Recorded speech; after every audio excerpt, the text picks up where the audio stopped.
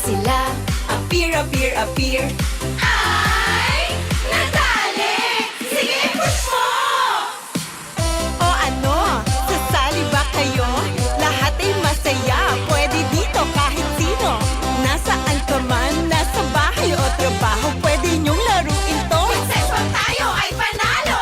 Appear, disappear, one hop, one fourth, one fourth, one hop, disappear, appear. Appear, disappear, one hop, one fourth, one fourth, one hop, disappear, appear. Appear, disappear, one hop, one fourth, one fourth, one hop, disappear, appear.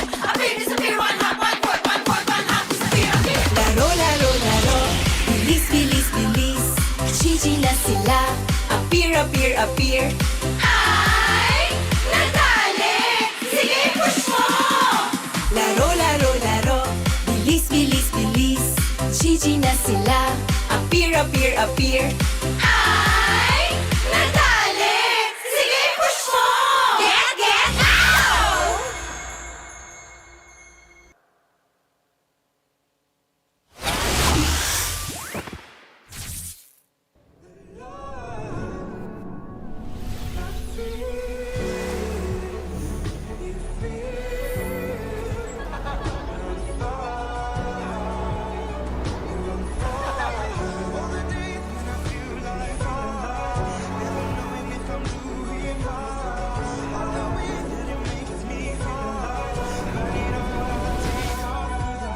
Realme 16 Series 5G.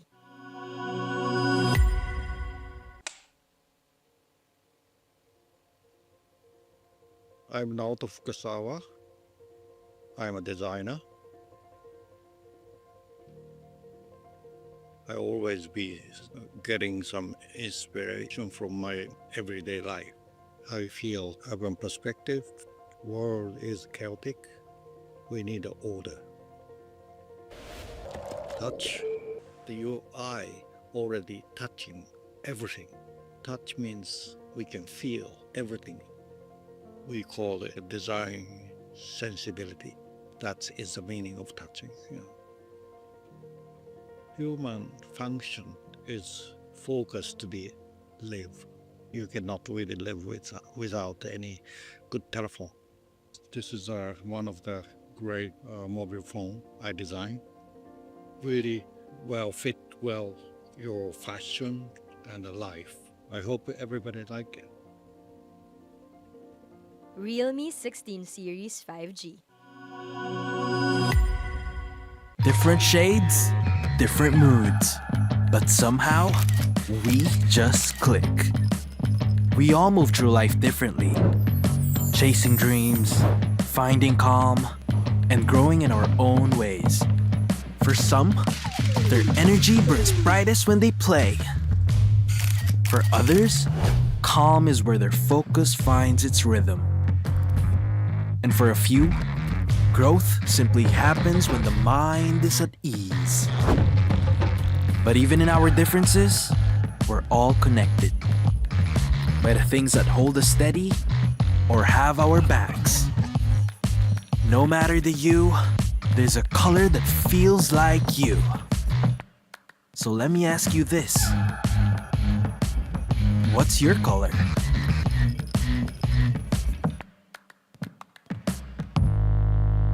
Hey, where's your safe place?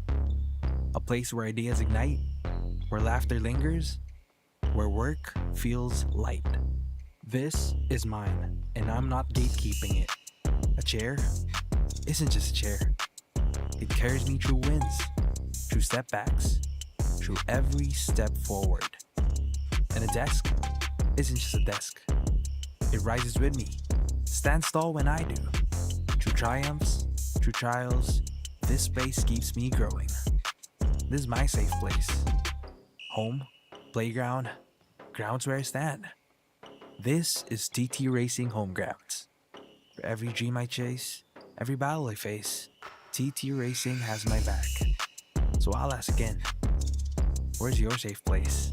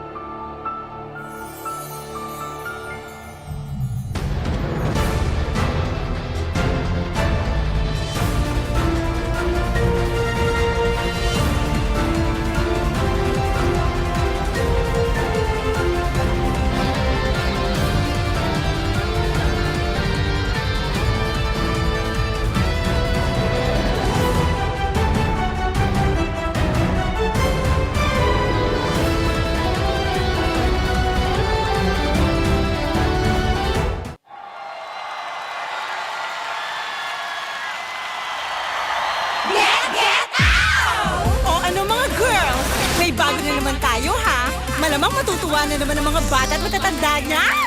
Get out! Maglaro tayo, di kami patatalo. Maski duo o trio, kahit 5 man pa kayo. Kahit pa sabay-sabay, ang kalaban sasablay. Kung mag-rank ang pambilis, Sure na wipe out! Get out! pili na ng lane. At mag-pick ka na ng hero!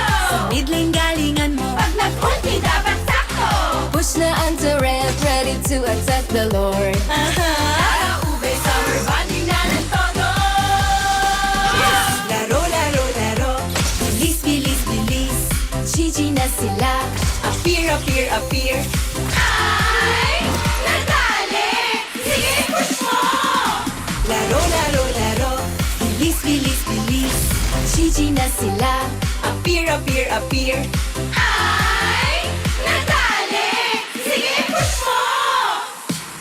O ano, sasali ba kayo? Lahat ay masaya, pwede dito kahit sino. Nasaan ka man, nasa bahay o trabaho, pwede niyong laruin to. Sex bomb tayo ay panalo! Abilis to be one half, one fourth, one fourth, one half, disappear, appear. Abilis to be one half, one fourth, one fourth, one half, disappear, appear. Abilis to be one half, one fourth, one fourth, one half, disappear, appear. Abilis to be one half, one fourth, one fourth, one half, disappear, appear. Laro, laro, laro. Bilis, bilis, bilis. GG na sila. Appear, appear, appear. Ay! Nadali! Sige, push mo! Laro, laro, laro. Bilis, bilis, bilis. GG na sila. Appear, appear, appear. Ay! Nadali! Sige, push mo! Get out!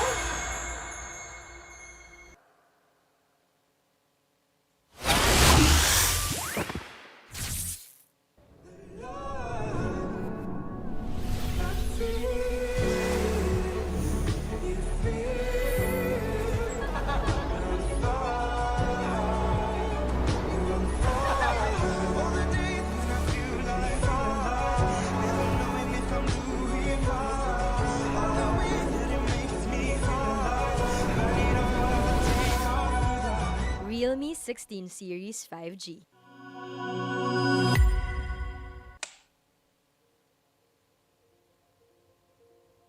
I'm out of Kasawa.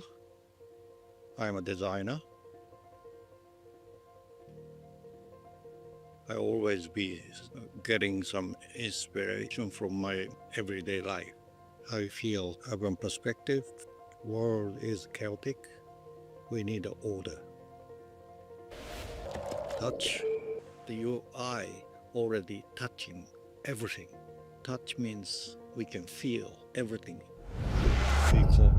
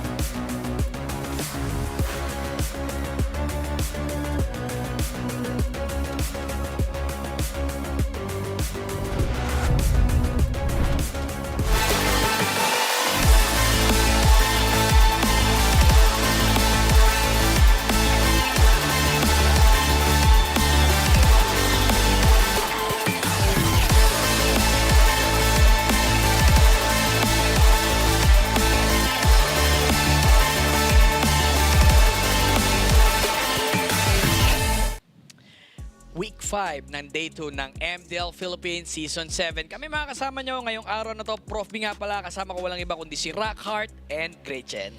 Yun. Kamusta okay. guys? Kamusta? Well, again, natulog ng maaga. Very important Yun. kahapon. Kasi alam ko pati yung mga viewers natin, puyat na puyat pa yan, 100%. And I'm very glad na, we're here again. And malapit na. Actually, ito na yung last na day natin ng 4 series eh. Oo, 4 series. Tama, No? tama. Kasi tomorrow, 2 series na lang Yeah. yata. Kayo. Okay, wala na ako. Sila. Sorry. Sila. Oo. Alam mo, inabot tayo, pero feeling ko hanggang dulo umabot din si Gretchen Oo. kahapon. Narinig ko nga shoutout mo eh. Mag-isa na lang pero nandito pa rin naman kayo. Maraming salamat sa pagpunta pa rin. So grabe talaga yung nangyari. Yesterday, nakita na natin yung masamang magbiro ang tadhana na umabot para sa ating lahat ng serye. Pero syempre, non-stop victories are made possible with Realme 16 Series 5G. Tama. Ang Realme 16 Series 5G is equipped for high-performance competitive gaming, of course, with fast charging and a long-lasting battery, all in the body that's easy to grip for long hours of grinding. And of course, yan din naman kasi naabangan natin just because it's playing smoother, react faster, and hit your opponents harder. So stay tuned because more game-changing surprises are about to drop. Dahil nga grabe ang mga laban, but one thing, stay consistent. Comfort that keeps you locked in. Power setups here in MDL Philippines is TT Racing Philippines, TT Racing. the trusted global workstation partner of gamers, creators, and champions. Pang mga game 3 na talaga yan. Oo, no? Yep, that's why kahapon I feel like it was fine. Okay naman upo ko eh. Oh, yun. Habang. So, Komportable naman tayo. Yan. At syempre nakita na natin yung mga teams na naglaban-laban kahapon. And usual pag naglalaban, nagkakaroon ng changes sa kanilang mga puntos or even the standings. Ito po ang ating updated na standings. Yes, nag-draw tayo kahapon and of course it was very much random. Pinatunayan natin yon with transparent glass fish bowls na inisa-isa naming i-draw at walang naiwan at wala kaming hawak sa aming mga kamay. Talagang patas. Ayan na, wala na kayong masasabi doon. Bahala kayo dyan. Oo. Pero ang nagsama-sama doon, of course, yung mga 1-0 natin. Onyx Uprising, Martial Mayhem, and of course, Ryrock and the Aurora Hunters. And of course, for round 2 naman, we have yung mga natalo yesterday which are currently at 0-1. And we have Dewa United, PH, TNCV, Code Unknown, and Twisted Minds Rough World Era na masasaksihan din natin yan lahat-lahat ngayong araw. And lahat yan guys sa best of 3. Kung kahapon, kinapos kayo sa 12 games, mas mahigpit yung laban ngayon kasi may mga teams or may mga rounds tayo, series itself, na magkakaroon tayo ng tinatawag natin na laglagan. Once na natalo ka, tanggal ka na dito. And may iba naman mga teams pag nanalo, mas mapapalapit sila, mas secure yung ating slot para sa Grand Finals. Looking dun sa mga series na nakahain sa atin ngayon, ano yung parang pinaka na-excite ka dito, Rockart?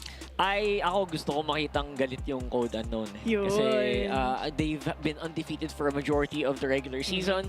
Ngayon lang sila nagkaroon ng talo, actually kahapon lang. And I wanted to see how they take it. Although it was still a very close series. So gusto ko makita ko ni maging resulta nun. Oo nga, and for me, pwede bang sabihin all of the above? Pwede! All of the above na lang kasi hindi naman tayo aabot sa 12 games na ganun ka-intense na super haba per game kung hindi sila nagprepare ng todo max. So I would say, I'm looking forward to all of the matches today. Ayan, so nakita nyo na yung ating reaction ng mga kasama dito sa ating desk. And may papakita kami sa inyo kung sino nga ba ang ating community fan MVP, which is si Zeno under sa plug ng TNCV. Binoto siya actually ng community dahil iba naman yung pinakita niyang performance. And isa na rin siya talaga sa rason kung bakit nanalo sila or pasok din talaga sila dun sa last chance qualifiers. Oo nga, tsaka ito din naman kasi yung reason kung bakit siya yung community fan,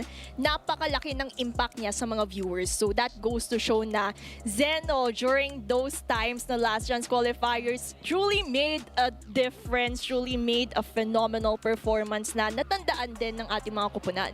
And we all know na talagang tumatakbo rin talaga ang meta and isa sa mga nagdadala ay yung mga mid lane heroes or yung mga mages. At not surprised actually, para sa kung kanina meron tayong community MVP. Ito yung weekly MVP, Zeno hitting. I believe this is the first time na magkaroon ng isang MVP na weekly and community MVP. So iba talaga yung jump with regards sa kanyang performance. Look at that game record with a 6-2, KDA 14.5, and specifically pinakagusto ko sa mga mages o yung mga mid players dito yung kanyang kill participation. That's huge one, 80.56. Not to mention, halos lahat ng hero na nandyan sa baba niya nasa meta or somehow pinag-aagawan ng mga mid players. Ano pa may mga surprising picks kahapon na bumabalik na sa tingin mo inadapt, Gretchen? For me, I would say yung most recent buff, Dairot. Kasi usually tinatapat to a Uranus. Kasi alam naman natin directly counter out yung one another, yung dalawang kupunan natin. So I would say we can yung direksyon na mapupunta tayo, makakakita tayo na mas madaming Dairot, mas madaming mga Uranus. Kasi alam naman natin, still the same, plus the Terizla pa na nawalan ng mana. I love actually the changes, and kahapon nagkaroon din tayo ng preview kung ano pa yung maaari nating salubungin ngayong araw na to. At ito naman yung sasalubungin ng ating mga viewers.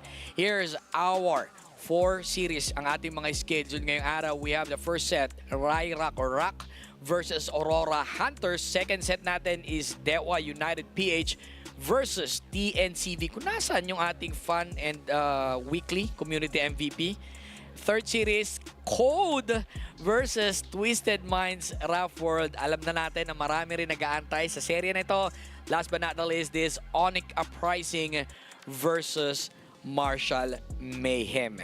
Yeah, so itong matchup natin today obviously is drawn out. Lahat ng naglaban-laban dito, just to repeat, is mga 0-1. 0-1 versus 0-1 and 1-0 versus 1-0. It's just so happen na itong Code makakalaban ulit yung Twisted Minds Rough World era, which is nagkataon lang na first entrada nila din sa season. And it's gonna be a very fun rematch for sure. And of course, that's gonna be for match number 3 pa naman. Madami tayong aabangan bago yun. At mind you guys, ang una pong bumunod sa fishbowl si QWERTY. So yung natitira lang, ayun lang po kay Prof B. Yun. So kung talaga si kay QWERTY ang bunot last night or I mean kahapon sa mga nangyayari dito. And alam mo, nakikita natin, naging fair naman din talaga. Hinalo namang maigi. Oo ganoon Ano ba tawag doon? Kinaukaw. Halo naman yun Ayan. Pero syempre, we have our first series, Rock versus Hunt. First in the semis. Ano palagay mo sa ating first series, Gretchen? Nako po, kasi katulad nga na na-witness natin yesterday, dalawa sa kanila, Rai Rock as well as Aurora Hunters, nanalo sa respective series natin.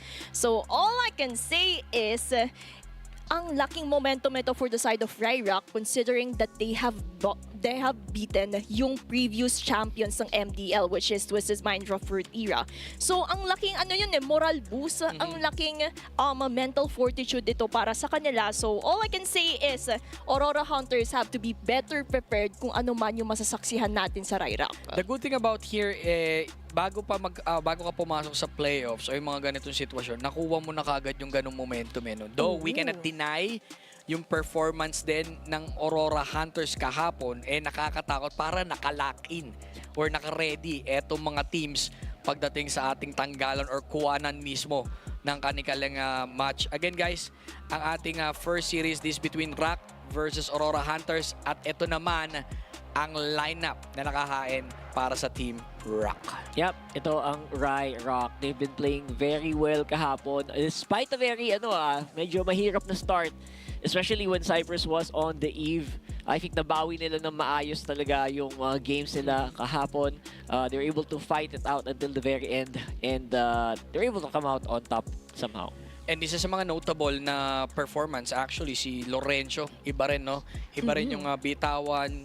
And even naramdaman na natin na parang kino-close out din si Arise yesterday. Pero still, nag-arise pa rin naman yung kanyang galawan. At ito, yung makakalaban nila ang lineup para sa side ng Aurora Hunters. And of course, for Aurora Hunters, still the same main five as we have witnessed. Vlad, Denjiro, Escapo, Zen, and Atams na nakita naman natin yung phenomenal performances nila, and it also reflects on their statistics here in MDL Season 7. And all I can say is Aurora Hunters, one of the prominent teams here right now, and kailangan natin na makita yung hunter instincts na meron sila kung gusto nila mag-succeed at kung gusto nila manalo sa seryeng ito. Yeah, I would say actually Aurora Hunters yesterday played extremely well. Again, isa sa mga players na medyo naiwanan din in the earlier parts of some of those games is Denjiro.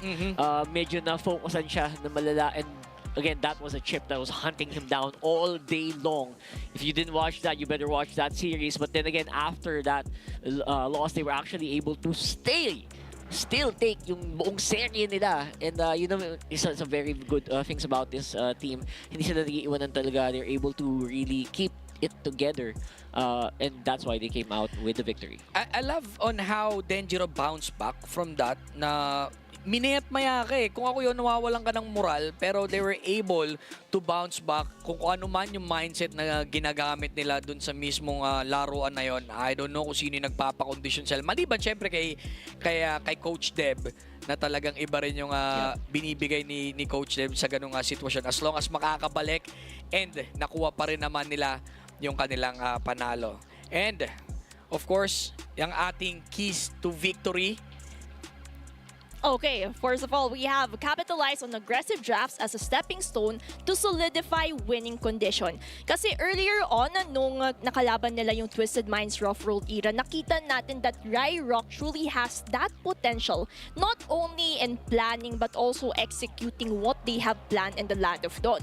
So all I can say is kung gusto nilang makatalo ulit ng isang napakalakas sa team, which is Aurora Hunters, they really have to focus on the drafts that work on their side para at least yun yung magiging bato nila para at least makaarangkada towards the next few rounds here in the play-ins. So that's Yeah, I think a very good day. Aggressive drafts are very much the biggest advantages na nakuha din ng Rock ng mga nakaraang mga serye nila.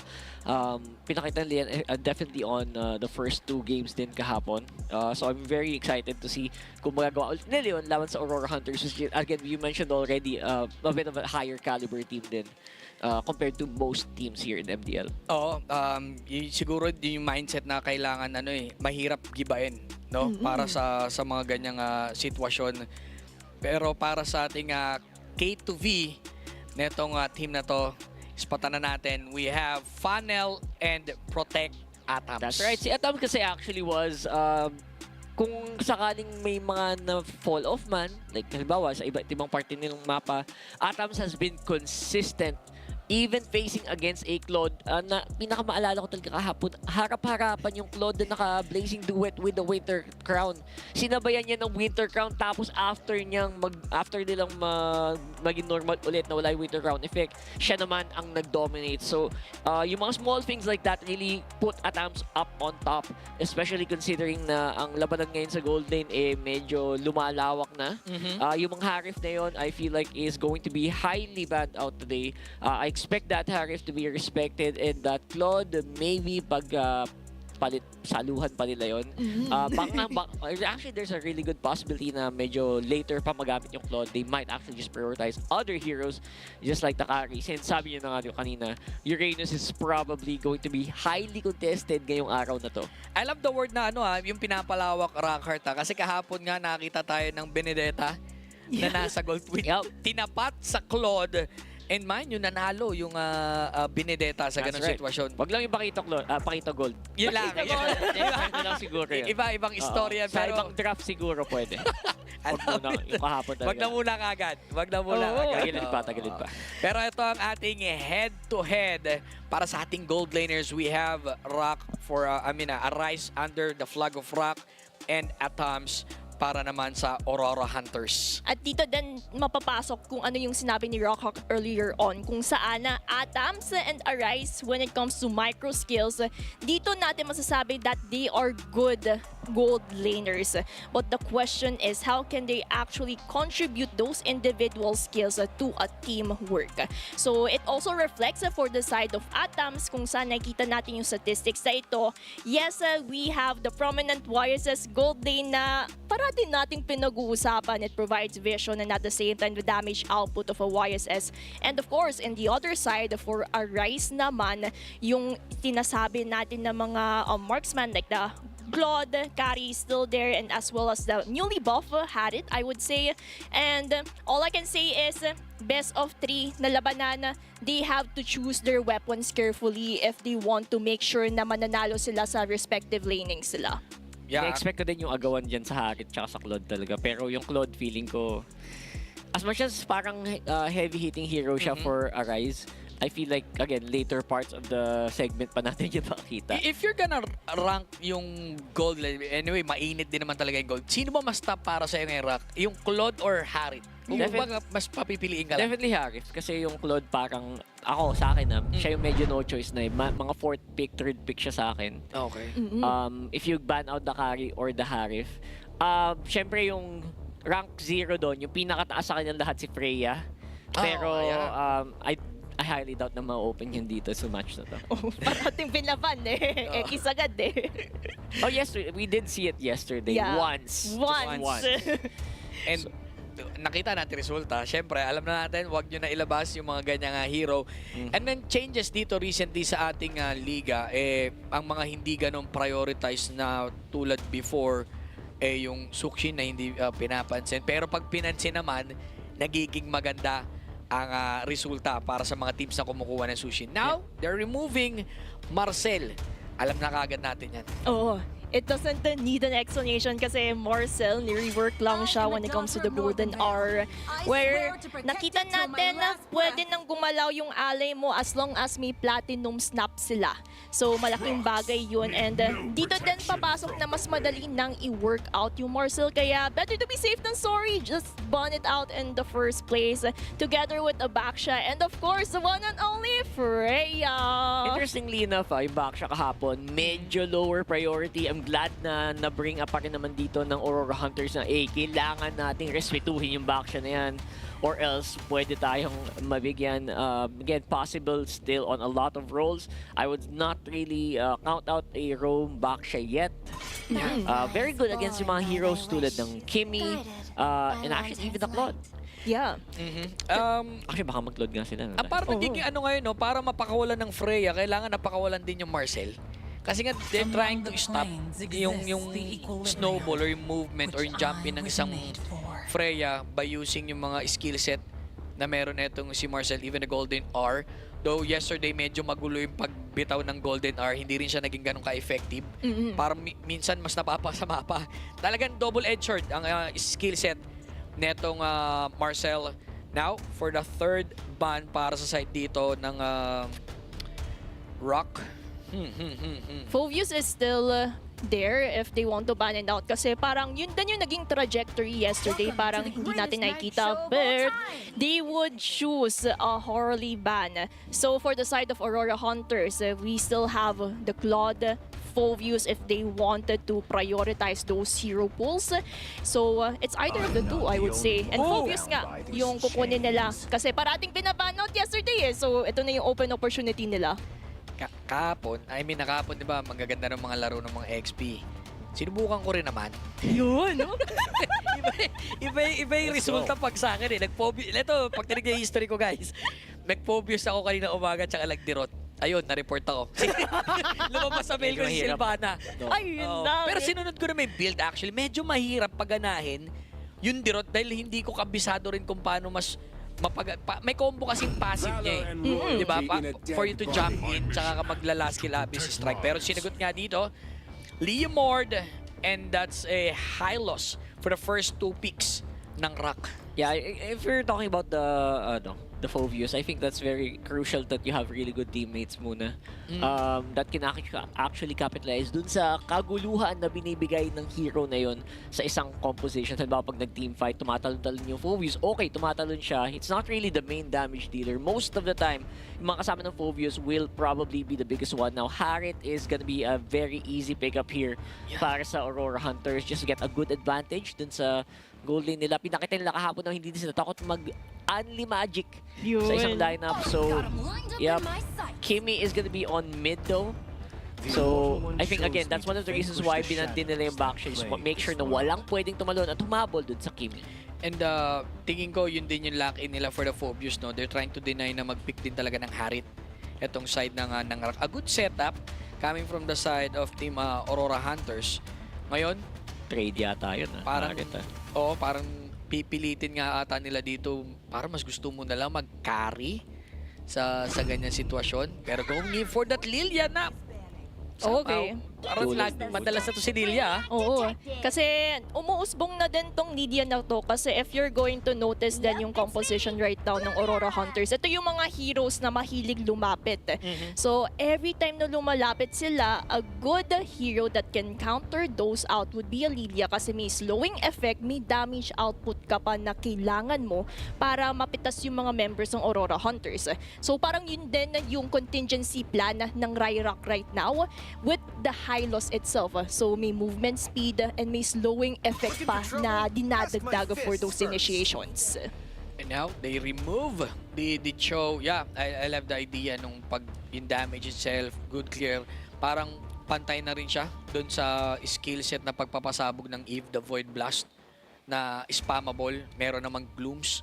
Etong Lilia. Now maaari nilang puruhan ang gold lane ng Rock sa ganyan sitwasyon. Wala pa namang gold lane. Etong Team Rock. So ano pa yun ang mga natitira dyan? Merong carry, merong Claude, but prayo nilang removing yung XP. Oo, kasi for the side naman, like Phobius versus Alice, medyo mahirapan lang yung Phobius in the early games kasi you all know Alice Throne of Ruins may setup siya. So yun yung mga iiwasan right now ng Aurora Hunters para at least nandyan din yung damage output coming in from Akimi. Hindi malilikuran, hindi mapapenetrate yung backline. Safe siya. So all I can say for Aurora Hunters, kailangan nila ng frontliners pa na kayang tumapat din sa mga meron na yon ang Ryrock. That's right. Yung frontliners na yan, super crucial. Especially, I think at this point, you will need a Claude in there somewhere since Harith is banned out. Yung gold lane trades natin are still going strong. Arlot, very, very good ban out here. I expect that to really do some crazy damage sana kasama yung Hylos tsaka Leeward. Pero again, hindi na yung pinayagan for now. Good deny actually from Coach Deb. Parang iniipit na lang muna nilang may tirisla pa naman na open. And yung pag-deny rin, tama yung sinabi rin dito ni ni Gretchen, denying that Alice kasi syempre bumababa din kasi yung di ba, yung Phobius sa Clash. So only only passive siya, only yung yung red niya or yung Crimson Blood. Para kay Alice. Now, may natitira dito, we have the Claude, we have the carry para sa side or even YSS sa ganyan sitwasyon. Pero pipiliin, wala sa sinabi ko. None of the above.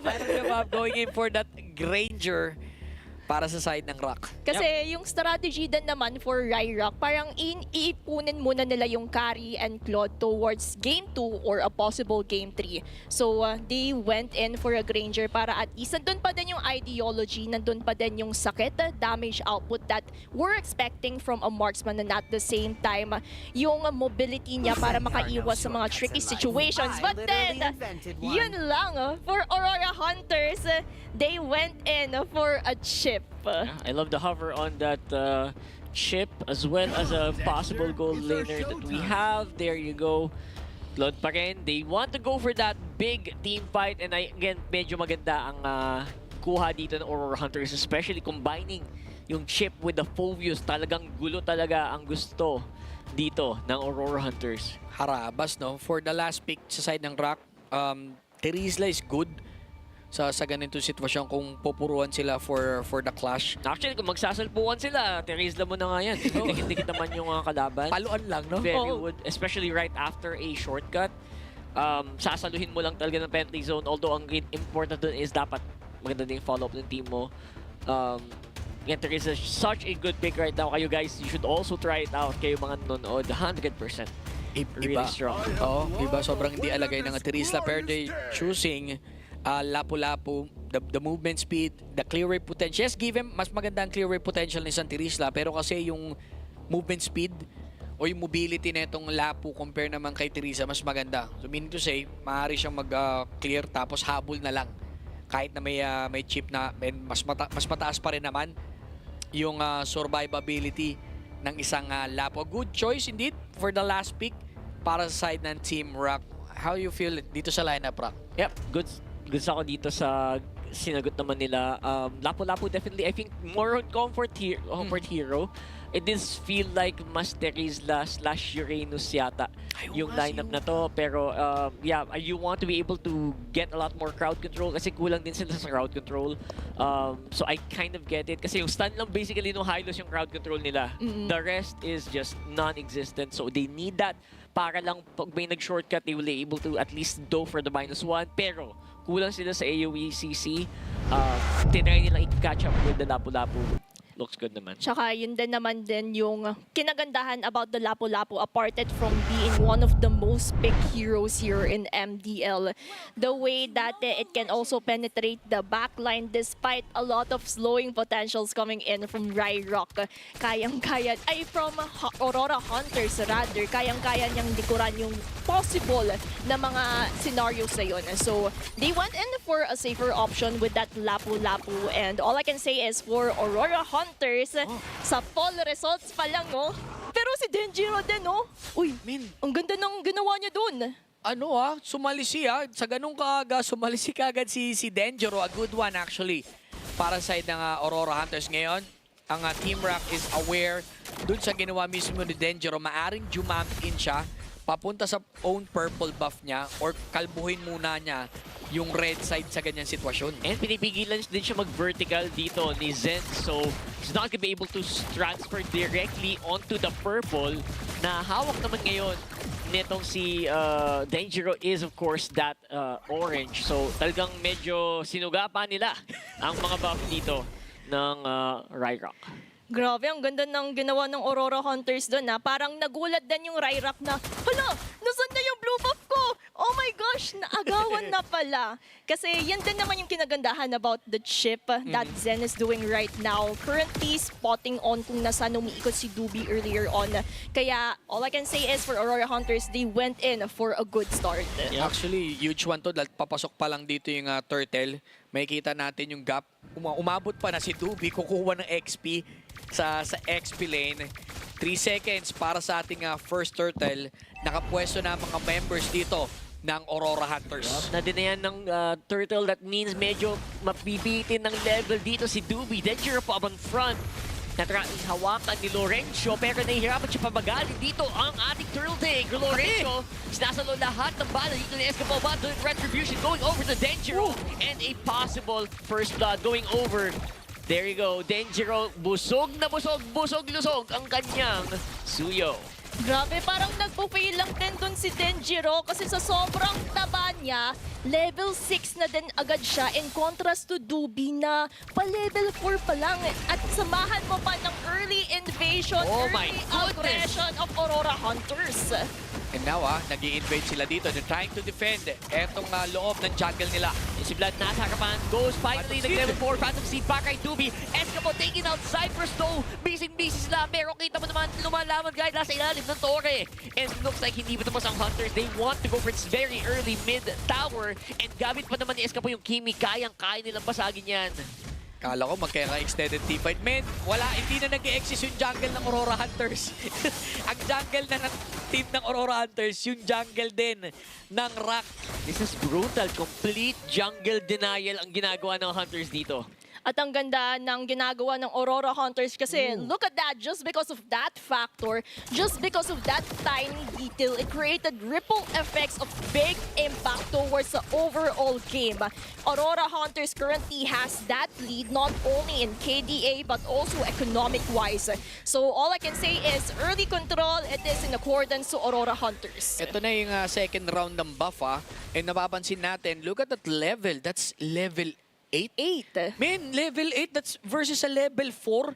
Hindi ko na parang kung kanina lagi ko sinasabi, wala kang karapatan lumaban ng sa turtle. Tingin ko ito na yung pinaka na makikita mo na siguro balik na lang ako sa sa Lord fight. Ito yung literal na hindi pinaglaro buong magdamag. Si Dubi literally scraping by, looking for something to take sa jungle. And yan din naman kasi yung kailangan gawin ng Ryrock to look for opportunities on where they can equalize what is being taken from them by Aurora Hunters. Because looking at it right now, turtle-wise, it feels like it will go for the side of Aurora Hunters just because of the factor that Denjiro pa-level 9 na. So meron siyang mas mataas na retribution power. Yup, laki ng retry. Different dito for sure. Glorious pathway para kay Lorenzo si Rank. Palayuin. I think successful pa rin ang pagkuha dito ni Dubi ng Turtle. Looking good, pero this time nilalaro nila ang short kasi Denjiro looking for the next target to take down Riley is gonna be it. But then again, lumalabas naman ang damage output. Kahit kulang sa crowd control itong Rock, they do have a lot of damage. I love kung paano ginawa dito ni Dubi. Hinintay niya ma-reset yung buff niya. Kasabay na rin nung pag-tank or somehow pagtansya ni Lorenzo. Ano masasabi mo sa ganung execution, Gretchen? And yun din naman kasi yung kailangan gawin ng Ryrock Kasi if hindi nila nagawa yun successfully, mas mag-widen yung gap nila between Aurora Hunters. So those little details that we can notice such as yung prioritization right now ng mga players are really important information that we can also discuss.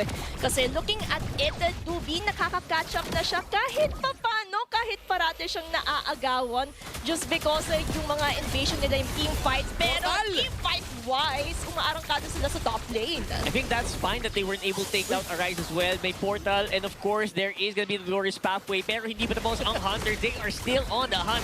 Looking for the next one. Lorenzo ang nasa harapan. Pwede namang kalain, pero makudat pa rin ang kanyang high loss. Again, while all of that is happening, of course, yung gold naman na pupunta doon kay Dubi, and of course, doon kay Riley. Tsaka yung gusto ko din ginawa ni Dubi doon is, alam niya kahit papano, hindi man nila matrade yung top lane, tinatrabaho niya yung bottom lane naman. Kasi alam niya, currently right now, malaki yung gap nila between Aurora Hunters, especially for both junglers. Kaya Dubi is doing his best talaga para ma-mitigate, para ma-equalize yun, and just get what he can at that moment. Ito na yung sinasabi ko somehow nakadikit-dikit or bumaba ang kalamangan sa side dito ng Aurora Hunters. Medyo questionable lang. I believe nakita ko twice na nagkamali ng Glorious Pathway. Etong si Lorenzo, hindi pantagos Talaga nakaharang din yung Glorious Pathway tapos may pader. Kaya nahihirapan din humabol si Lorenzo. Eto, mag-umpisa na ata turtle fight. Yup, we're starting up. Lorenzo again, pinangahanding lang yata niya yung glorious pathway niya kay Denjiro para hindi makapaglakad yung Suyo, pero lalakad pa rin and makakuha pa rin ng retribution. Nag-aabulan pa rin naman Dubi upon front, napabalik nga. Even with the last crowd control here, Aurora Hunters is just so sticky. Napakalagyan, hindi mo malayuan. Force pa yung Black Shoes dito, pero wala pa rin naman. Nakuha na ang dalawang members ng Rock, and Aurora Hunters are showing dominance on the map. While at the same time, the team fight initiation, Riley, nakafocus lang siya sa mid lane. Sabi niya, hindi ko na kayang humabol towards the top lane. So, why not trade it off towards the mid? So, that's a good little detail that Ryrock is doing. Pero when it comes to team fight initiation, hirap talaga gumalaw even with a simple dark wave. Talaga hindi makalayo itong si Riley, and nabibigyan pa ulit-ulit. It arises becoming collateral damage on the other side of the map. And nakikita natin kung hindi man kaya talaga i-clash, gusto ko yung diversion play na ginagawa ni Riley sa different perspective siya. Kumukuha dito! Of course, it will be just a beautiful Phantom Steed na nagamit, pero looks like hindi man lang niya mahahampas yung kanyang kabayo. Another multiple kills happening over on the jungle side of Ryrock. Complete control by Aurora Hunters. Pati ba naman yung buffs? Talagang ayaw bigyan. Denjiro mag-15 na yata dito habang si Dubi ay nandun pa rin sa base. And at the same time, bottom turrets are slowly but surely being taken down by Aurora Hunters. And what I like about Aurora Hunters initiations right now is Zen. Siya talaga yung gumagawa ng surprise element, dumilikod para ma-penetrate yung mga squishy heroes coming in from Ryrock. And just because of that mispositions, Ryrock, nagkakaroon sila ng moment of confusion na ginagawang opportunity ng Aurora Hunters para ma-strike down sila. Yesterday, ang nakaramdam ng ganitong sitwasyon actually si Denjiro. Ngayon, pinaparamdam ni Denjiro yung naramdaman niya against sa Rock. And ito yung sinasabi natin na binabangungod ka kahit gising. Now, Lord is already up for grabs. And like 2 minutes ago, lamang lang ng 2,000 or 1.7k ang Aurora. Now, look at that. That's like 2 core items na meron sila at nakalabas pang Lord dito. Oo nga, tsaka when you talk about core items, Denjiro highlighting meron na siyang BOD. So mas masakit na din yung damage potential na manggagaling dito sa Aurora Hunters. And at the same time, for the other side, tingnan mo si Dubi, isang item pa lang yung nabibuild niya, War Axe. So that would really mean a lot when it comes to this objective taking. Yep, that's right. Looks like Queen's Wings is next. He's trying to go for more resilience, di ba? More, mas kunat pa. And try lang yung tumagal para lang hindi man lang siya mabura sa mapa habang nakikipag-rating. Pero hindi na siya binigyan ng pagkakataon pang lumapit dito para sa Aurora Hunters. They're completely shoving out these lanes. Hindi man lang makalabas doon sa mapa natin. Lorenzo up on front na naman ay sobrang baba na ng HP. Looks like si Riley ang tinatarget nila dito. Napakababa ng HP. Konting poke pa lang ang tinanggap. Escapo is very deadly on the Kimi. Ngayon, mag-march sila on to the bottom, pero tuloy ata bakbakan. Tuloy yung bakbakan, a little bit more, and tinry lang nilang isave yung kanilang Holy Shield. Looks like it's gonna work out. May konting time pa sila na mababay doon sa baba. Kailangan nila yun para doon sa Lord Wave. Oo nga, tsaka yung buy time. Yan yung kailangan right now ng Ryrock. Kung meron lang yan sa shop, bilhin nyo na. Kasi kailangan nilang mag-recalibrate from what was lost during the earlier stages of the game just because Aurora Hunters is continuously dominating the objectives, the macro perspective, and a lot more. Shortcut activated dito para kay Zen, pero looks like it's a trap pa rin. Ginamit lang para mag-bait out ng mga turret takes, pero looks like NT pa rin talaga. Kasi yung ang laking bagay talaga ng pag-save nila dun sa Holy Shield nung Torre. Able to repel that Lord, and looks like masave naman nila ang lahat ng kanilang inhibitors. Parang actually kanina pa sila sumusubok. The fourth wave na sumusubok sila dito for that glorious pathway. Hindi siya tutuluyan dito. Nararamdaman ko yung mood ng Rock. Alam mo yung aamba ka lang, para tinatakot mo lang para umatras yung mga members. And kumakagat naman kahit papano yung Aurora. They're somehow taking movement na very safe. Wala muna mag-overextend. We have the lead like 8.5k. All we have to do is play safe. Ano yung parang comeback potential or comeback requirements na kailangan ma-meet ng Rock dito? For the side of Ryrock, they really have to capitalize on their slowing potential, highlighting Cyprus and Lorenzo in the process. But the problem right now for Ryrock is, yes, you have the slow, but when it comes to sustaining the team fight, you already have Denjiro who has snowballed na level 15. These itemizations, ito na lang yung kulang niya para maramdaman natin yung sakit ng suyo. So yes, they have the slowing potential, but what about the defenses in the front line? That's what Ryrock has to work on continuously to recalibrate, to get those itemizations para at least makapitalize talaga nila yung factor nila na to. Yeah, wala naman silang pure tank eh. Puro off tank lang yan. Si Riley technically tagastan lang yan. And hindi siya pwedeng bumabad kasi kita mo ang lambot. Ilang hits lang yun ni Atams and he was able to really just pull back. So you're right, yung front line talaga nila yung medyo problematic dito, and I guess they just have to really gamitin lang talaga nila yung ilang stun na meron sila in the right time. Oo, ano lang, skill ano lang talaga to. Yung proper execution. Madaling sabihin pero mahirap talaga. Hirap gawin sa ganyan sitwasyon. Lilikot eh. Aside sa execution kasi, syempre yung itemization na meron yung papalo, yung sundot nga, ang tawag natin yung sundot, di ba? Yung kay, kay Lorenzo ngayon, they're taking down the Lord.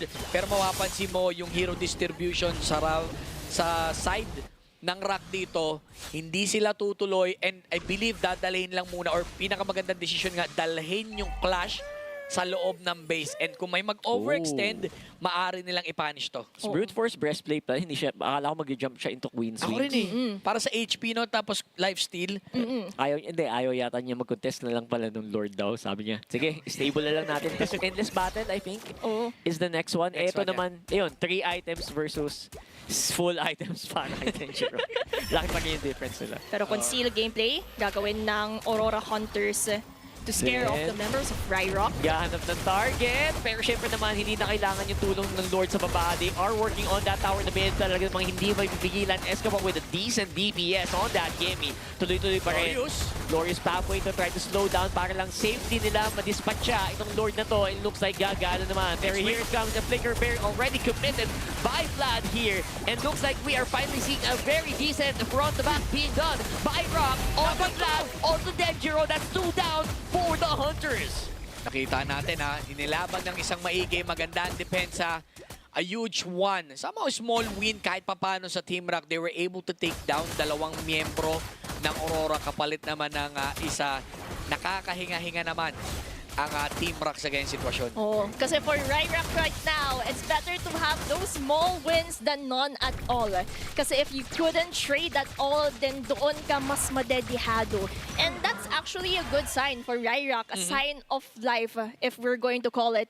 Kasi sa pagpitas nila kay Vlad, Denjiro, they can recalibrate, they can also take their time para at least hindi agad-agad mapush ng Aurora Hunters. At doon na mag-shine dito si Cyprus. Kasi kita mo naman earlier on, those glooms hindered Aurora Hunters from pushing, from going to their base kasi nakiklear out yung minions at hindi sila makalapit sa sobrang lagkit. Yeah, and considering naman na 10k gold din yung Hunters kanina nung nagsimula yung laban na yun, okay na din. Kasi medyo milagro na yun na nakadalawa pa sila. Ano yun no? Para meron silang room for errors sa ganyan sitwasyon. And ramdam ko na ang hinihintay lang or ginagawa dito ng Rock, they're really delaying things up.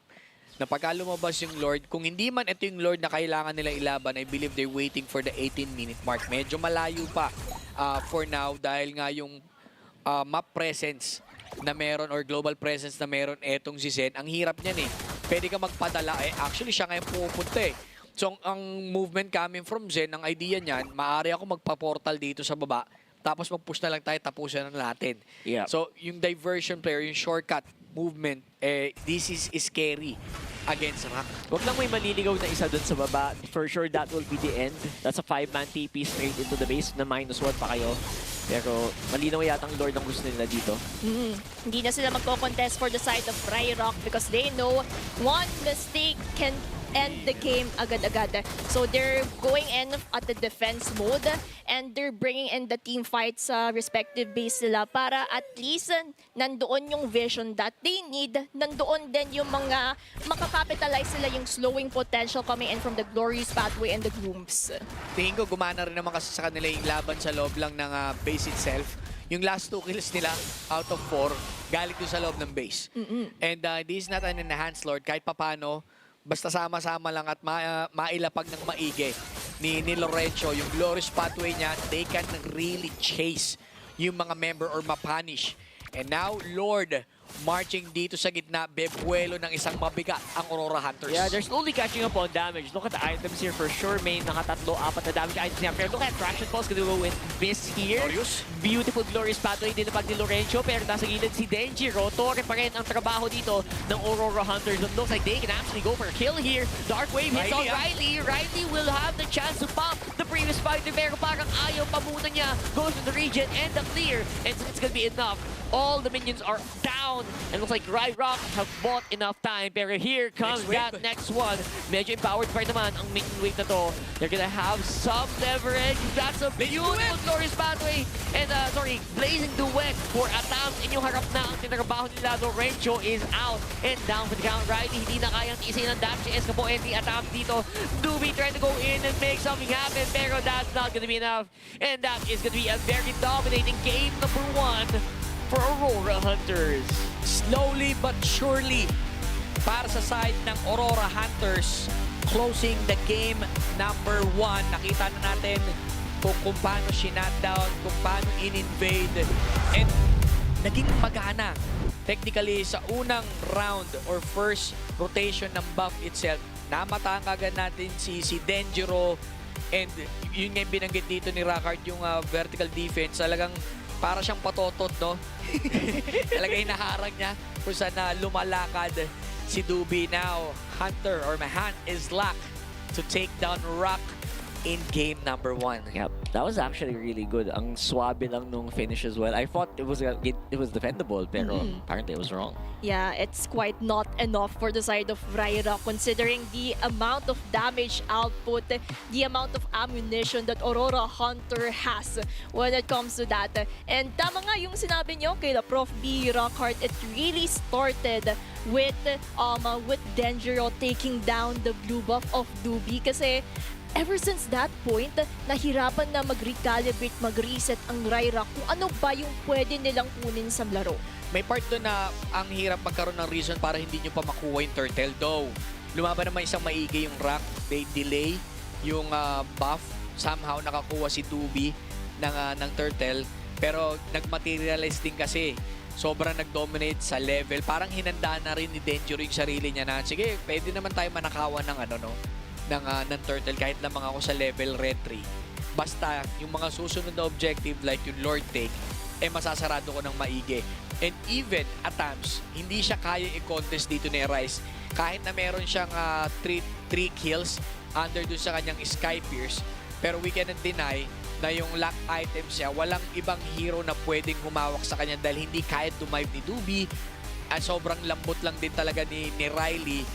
And si Lorenzo, he's like peeling a rice para hindi talaga pasukin on that blazing duet. Nakabantay lang etong si Lorenzo kung sakali man na may tatalon kay Arise. Pag mapapansin mo yung sa niya, Glorious Pathway, hindi naman siya umabante. Tumatayo lang siya doon, nakatabi lang din siya. Tapos kung may tatalon, ika-counter out lang niya yung Ring of Punishment o yung sinasabi nating sundot. Tsaka yung sundot na yun, parang hindi natin masyado naramdaman na si Lorenzo Riley in the process. Yes, they're doing their job descriptions, I would say. For example, for Riley doing and pushing the turrets, even though there is a teamfight initiation happen. But then, the damage output talaga of Aurora Hunters is so overwhelming, and it didn't give enough space for Ryrock to breathe, to also reset sa mga pangyayari na yun. Yeah, I think important na hindi mo mapahinga yung kalaban mo. This is what you're talking about kanina. I mean, literally nakalista sa keys to victory, very early get the advantage, and I think nung nakuha nila yung advantage na yun, literal na parang walang jungle si Dubi for the first 7 to 10 minutes of the game. Actually, halos buong game nga yata eh. He was really struggling to go for that level. I think dun pa lang talagang ang laking pagkadapa nun na nakuha yung halos lahat ng jungle mo. Literally 75% to 80% of that jungle was completely under Hunter control. And aside from that, yung ating MVP hitmap, yung ating Kimi, para kay Escapo, may kita mo, no? Hindi man natin siya ganun napapansin kanina kasi mas nakatutok tayo dun sa jungle rotation. Pero makikita mo na hindi nagalaw mismo etong si Kimi. You know, sabi ko sana in a form of Escapo, baliktad pala. Escapo in a form of that Kimi. Kasi wala eh, untouchable yung side, hindi ka makatawid, magandang kill participation with that 80% plus the itemization. Walang hero na kayang tumawid dahil syempre Glorious Pathway parang hinain mo na lang din yung sarili mo eh. Yep. Actually, this Kimi was completely untouchable for the reasons na sinabi ko before the game started. Wala talagang crowd control na pwedeng humawak sa kanya. Literally high-low stun lang. And that's not enough. Lilipatan ka lang agad ni Escapo. Feeling ko parang sobrang pre-hit din ni Escapo dun sa game na to. So, bale, this would be the ideal game of every Kimi user. No one can touch the hero.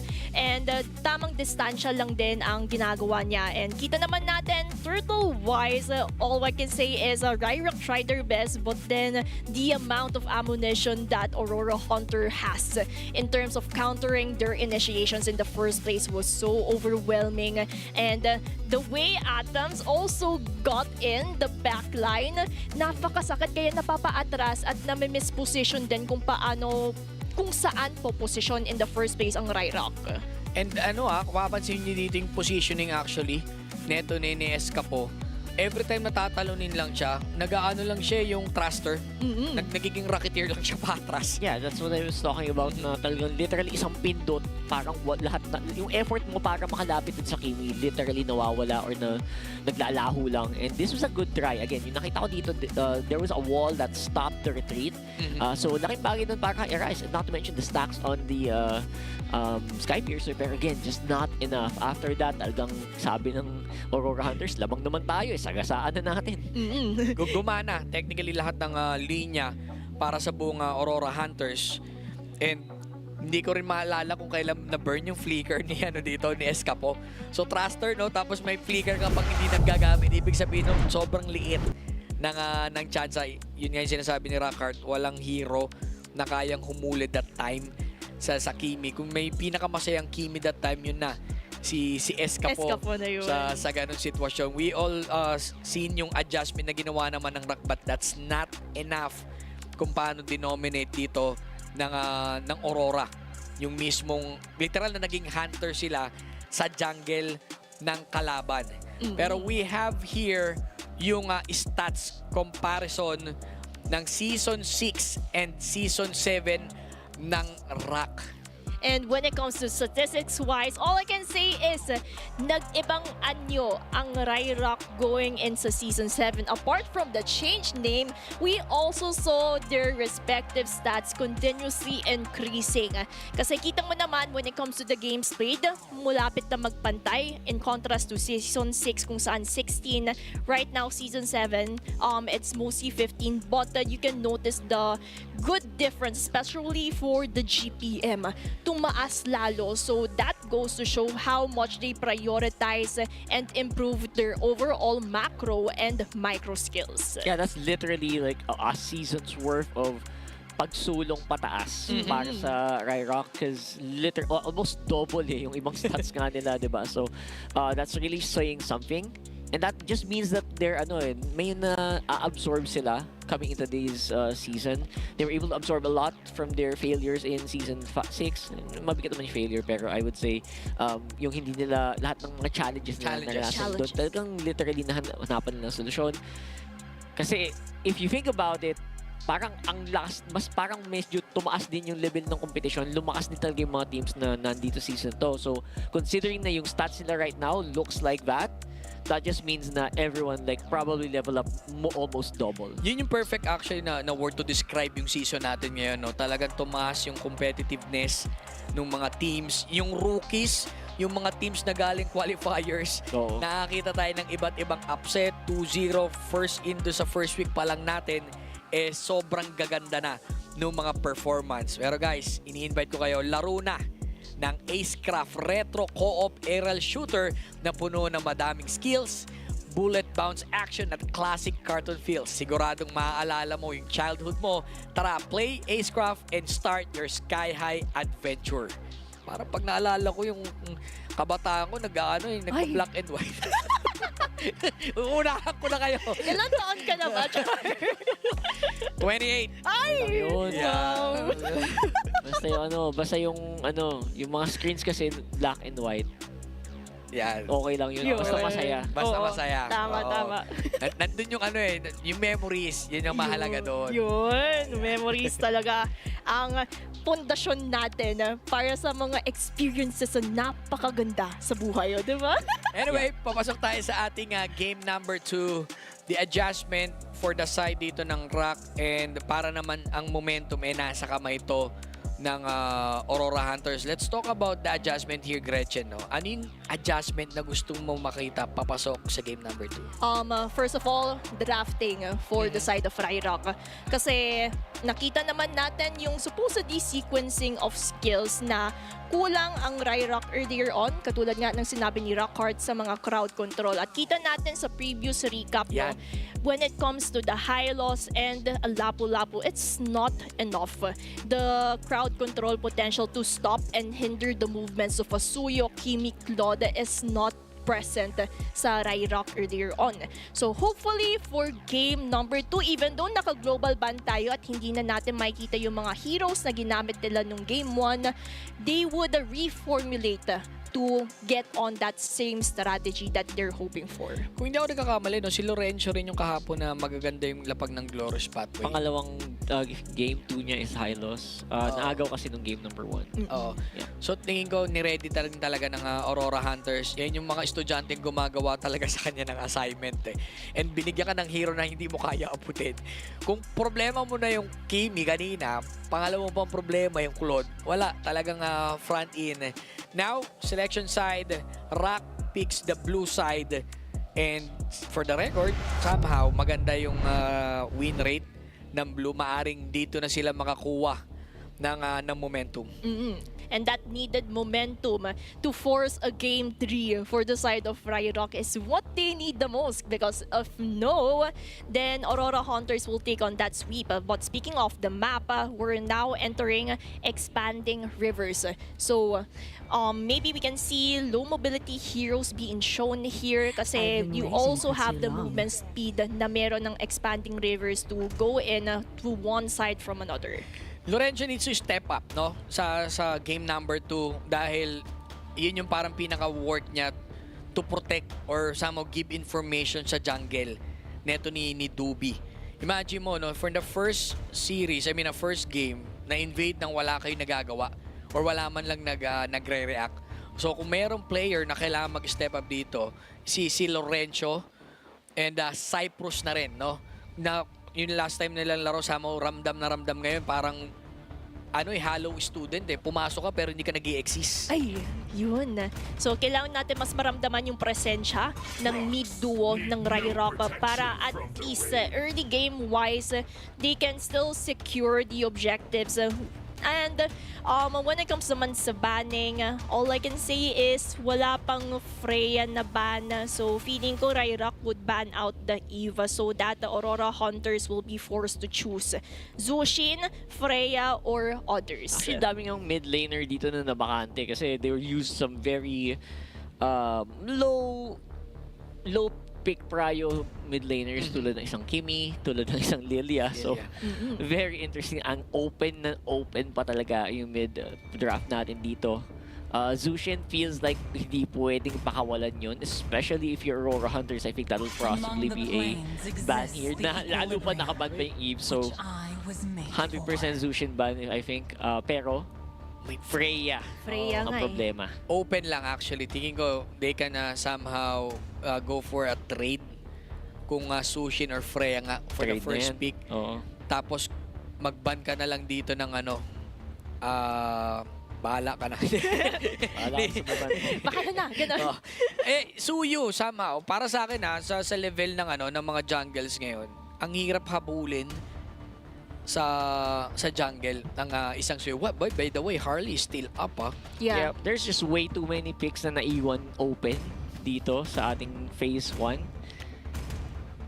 It's gonna have to be a trade between Zushin, Freya, and Phoveus. Yeah, the Phoveus. So, Freya will be the automatic answer for Rock, or will they prioritize Zushin? So that would be the question that we're waiting Freya to. for. Kasi, yes, Freya. Kasi kung hindi nila kunin Freya, sayang yung opportunity. And last time kasi parang hindi talaga pinaparayo ngayon ng Sushin eh. Pero ngayon, yun nga exchange na pinag-usapan natin. Tapos isang advanced pick na pwedeng ilapag. Ang Aurora Hunters, sila ngayon ang pwede mag-high loss. Pero hindi pa nila ipipick dahil nga nasa global ban tayo. Nakuha na ito kanina ng Rock. Alam mo namang ayaw mo pag Freya ka, mag-may high loss. Actually, yeah, you don't need to pick it right here kasi they can pick it later kasi wala naman choice, hindi mo pwede kunin ng Rock yun eh. So, you're right. It can be ibang roamer ang pinili nila, Khalid. Which actually is a very good deny pick as well kasi taking away the Khalid just slows down the Freya a lot din. For the side naman of Rock, if gusto nilang agawan ng hero pool dito, si Denjiro, it's mostly getting the Harley kasi naka-open pa. But when it comes to the mid duo, it would be Kimmy and Kalea naman sa side They're nila. denying the idea na kung kukuha ka ng Harley, naka-ready na kasi si si Kalea kaagad eh. So automatic, they deny the Harley potential pick. And alam naman natin na yung idea ng Joe and Harley halos isa yung isolation play or yung peak of potential sobrang laki. Now, Aurora Hunters, they can somehow get yung pwedeng fumrant or pumaligid. Ay, pinik pa rin ng Harley. Kahit na merong Kalea. Usually nga talagang it really discourages Harley picks yung Kalea, no? Kasi, sige, gumawa ka ng play. Baka hindi ka na makauwi, hindi ka na mabalik sa hat mo. Pero you're absolutely right. I feel like pwede nilang ulitin yung ginawa nila kanina. Just unleash pressure on whoever the jungler is gonna be. Khalid is so good at exerting very early game dominance, especially sa jungle invades. Lalo pat naka-expanding Reavers pa nga tayo. Dudulas talaga yung buhangin. Now, naramdaman nila possible malaking chances na lumigo talaga sa gold lane. Itong Freya na pumasok sila sa utility jungle. So I love the Fredrin reaction coming from Coach Deb. Itong team naman ng Rock, feeling ko medyo pala sila, more on reactive yung last 2 picks nila.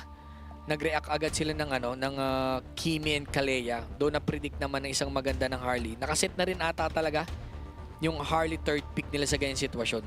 So parang yan na yung plano ng Rock na, okay, alam namin magka-Harley kayo, we're willing to give out the Harley because we have a Kalea, we have a Kimmy to set things off to do an ambush gameplay and provide the damage output para at least mapitas yung needed nila.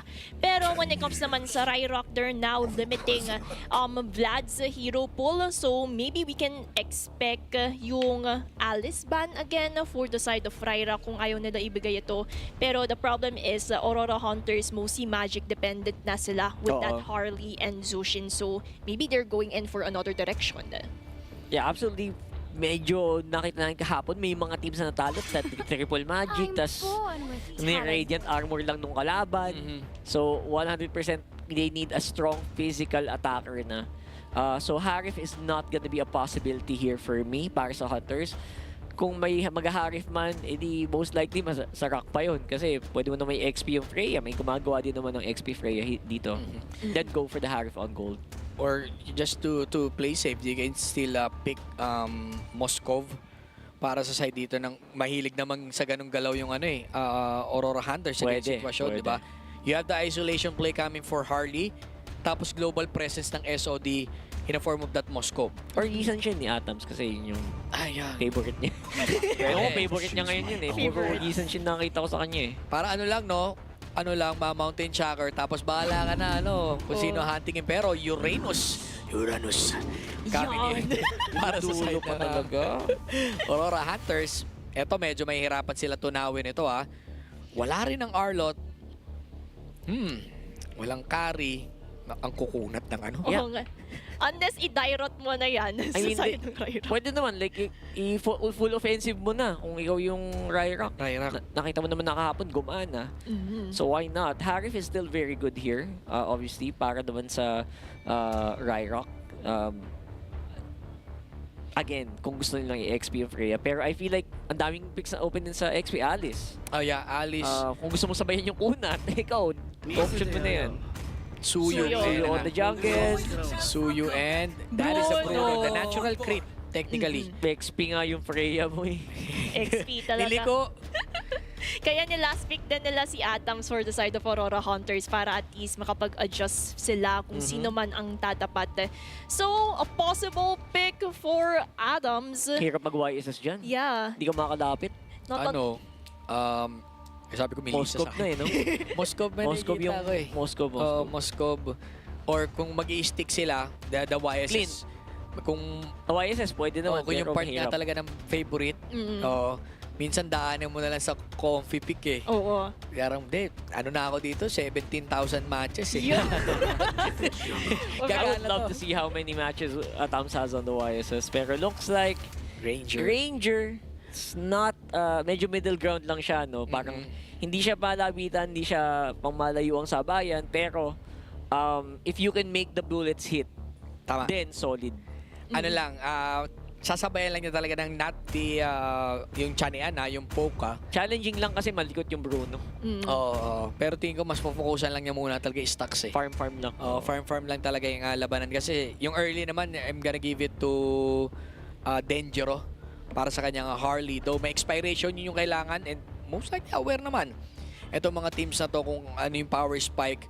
Very balanced. Parehas sa team composition. The early, they have the Harley. Para naman sa kabila, yung Suyu, isa sa mga pinakamabilis mag-jungle. Hindi ko pa napapanood ulit yung sinong pinakamabilis mag-level 4 sa jungle. Pero ang huli kong tingin last time kasi si Harley. Ngayon, baka si Suyu na. Nailiba na talaga yung kit niya ngayon. Depende sa dynamics. And kung ma-witness agad natin yung nangyari sa Game 1 kung saan naagawan agad ni Denjiro yung blue buff dito ni Dubi, then it would also be a factor kung paano mas bibilis yung level dito ni Denjiro. Not unless they go in for another direction. Kasi right now, Zen still doing his job just like Game 1 kung saan just spotting clear muna mid, then isa-spot on niya kung nasan si Dubi in the first place. Kate Uy, good pressure coming in from Escapo.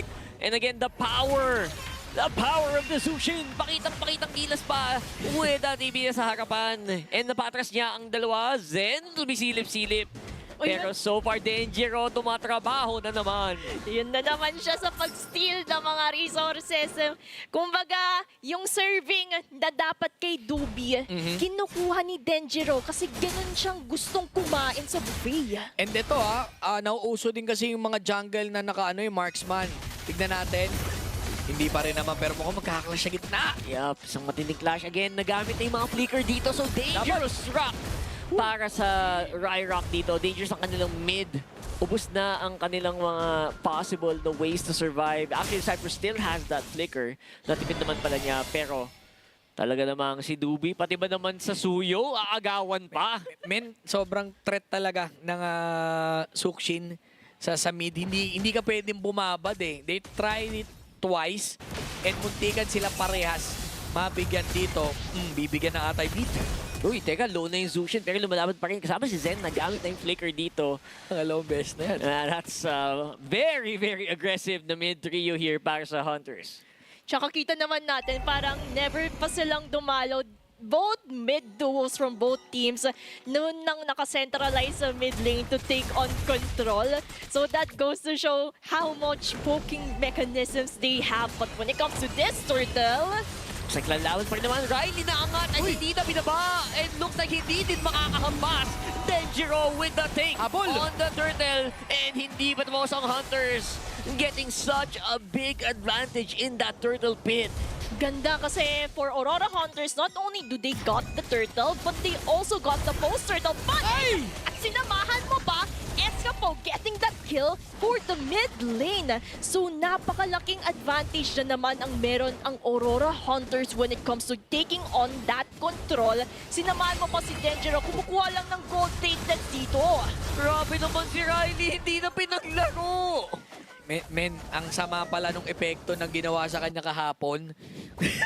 Yung trauma. Pinersonal niya eh. Oo. Sabi, grabe kayo, pinersonal nyo ako. Ngayon, tatrabahuhin ko kayo.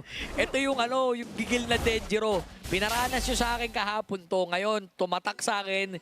And every time na makakita ko ng sobrang liit na window na pwede kong pasukin, gagawin ko ito against sa kahit anong mga kalabang ko. And makapansin natin, I love the reaction coming from Dubi. We cannot deny na sama pumapalag naman yung duo mid nila. And dumadalaw din etong si Dubi. It just so happen na hindi nila kayang i-end or somehow i-close at least a kill against yung mid sa Aurora Hunters. 40 seconds para sa ating turtle. Mapapansin natin as early as 4 minutes into the game, look at that gold lead. Yup. It's a massive gold lead. Zen, teka, may konting disconnect na nangyari doon. Pero okay lang, lamang naman sila. Nakuha pa rin naman yung kill. And looks like, slowly but surely, Hunters are really eking out the advantage. Ang pinaka-silver lining na dyan, at least di namamatay si Arise. Pero the rest of the map, kontrolado na! Here we go. Arise going down na bati ko yata. Pasensya na. Nabate, in the jinx. Pero if we're going to look at Aurora Hunters, not only did they got Nako the po. gold advantage, very confident din si Vlad na mangkat, pero ito na naman sila sa turtle. Ayan, papasok na naman si Zen. Nasa harapan. Denjiro hindi pa rin ma-out-rentry dito ni Dubi. And that's gonna be Riley going down again. Ilang hampas lang na aangat agad.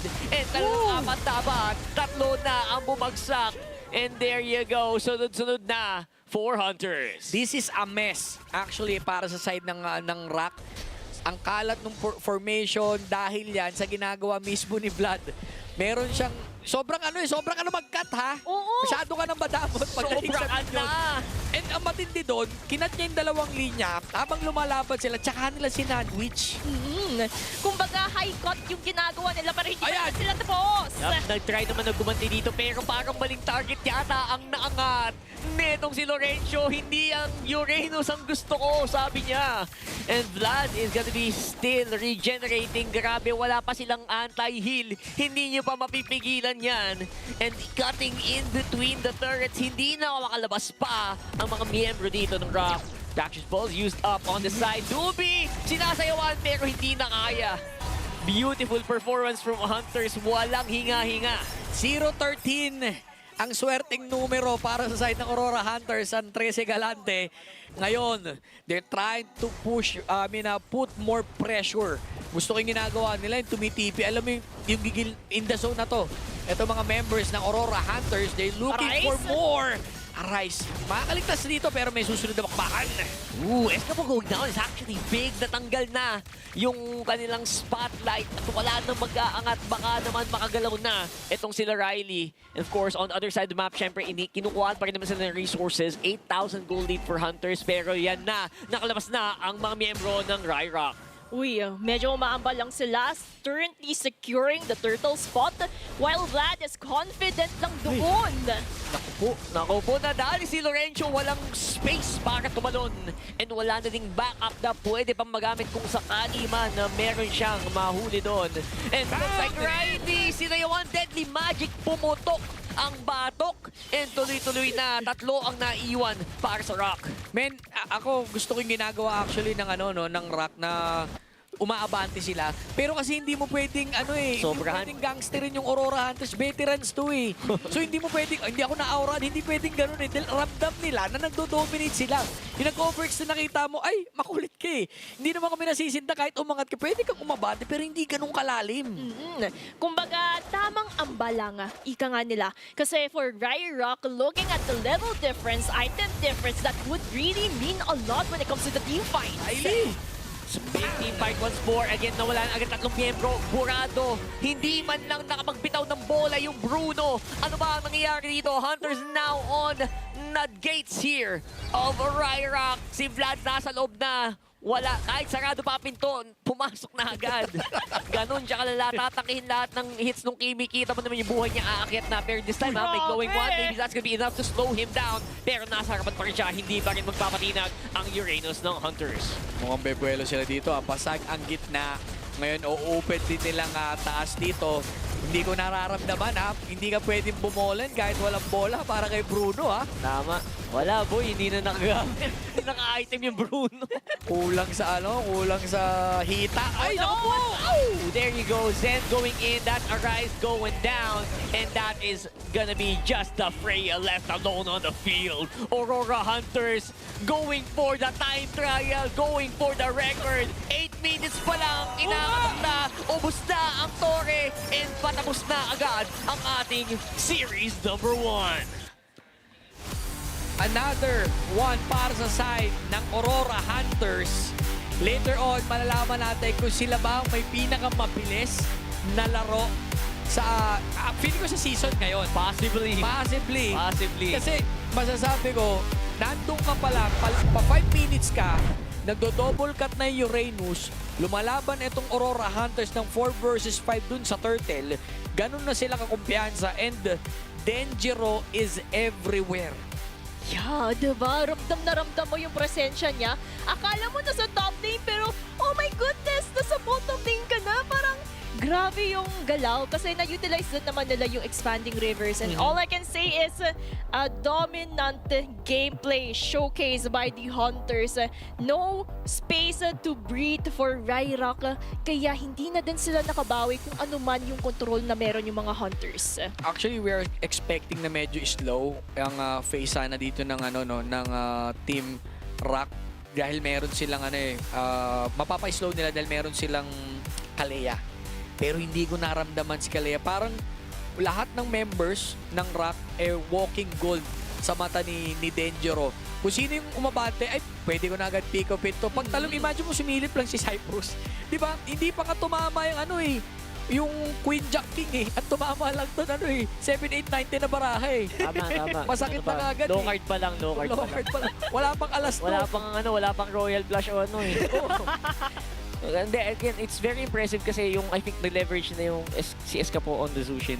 Yeah. I think na di-display lang ng Aurora Hunters kung bakit, boy, iban mo yung Zushin. Tama.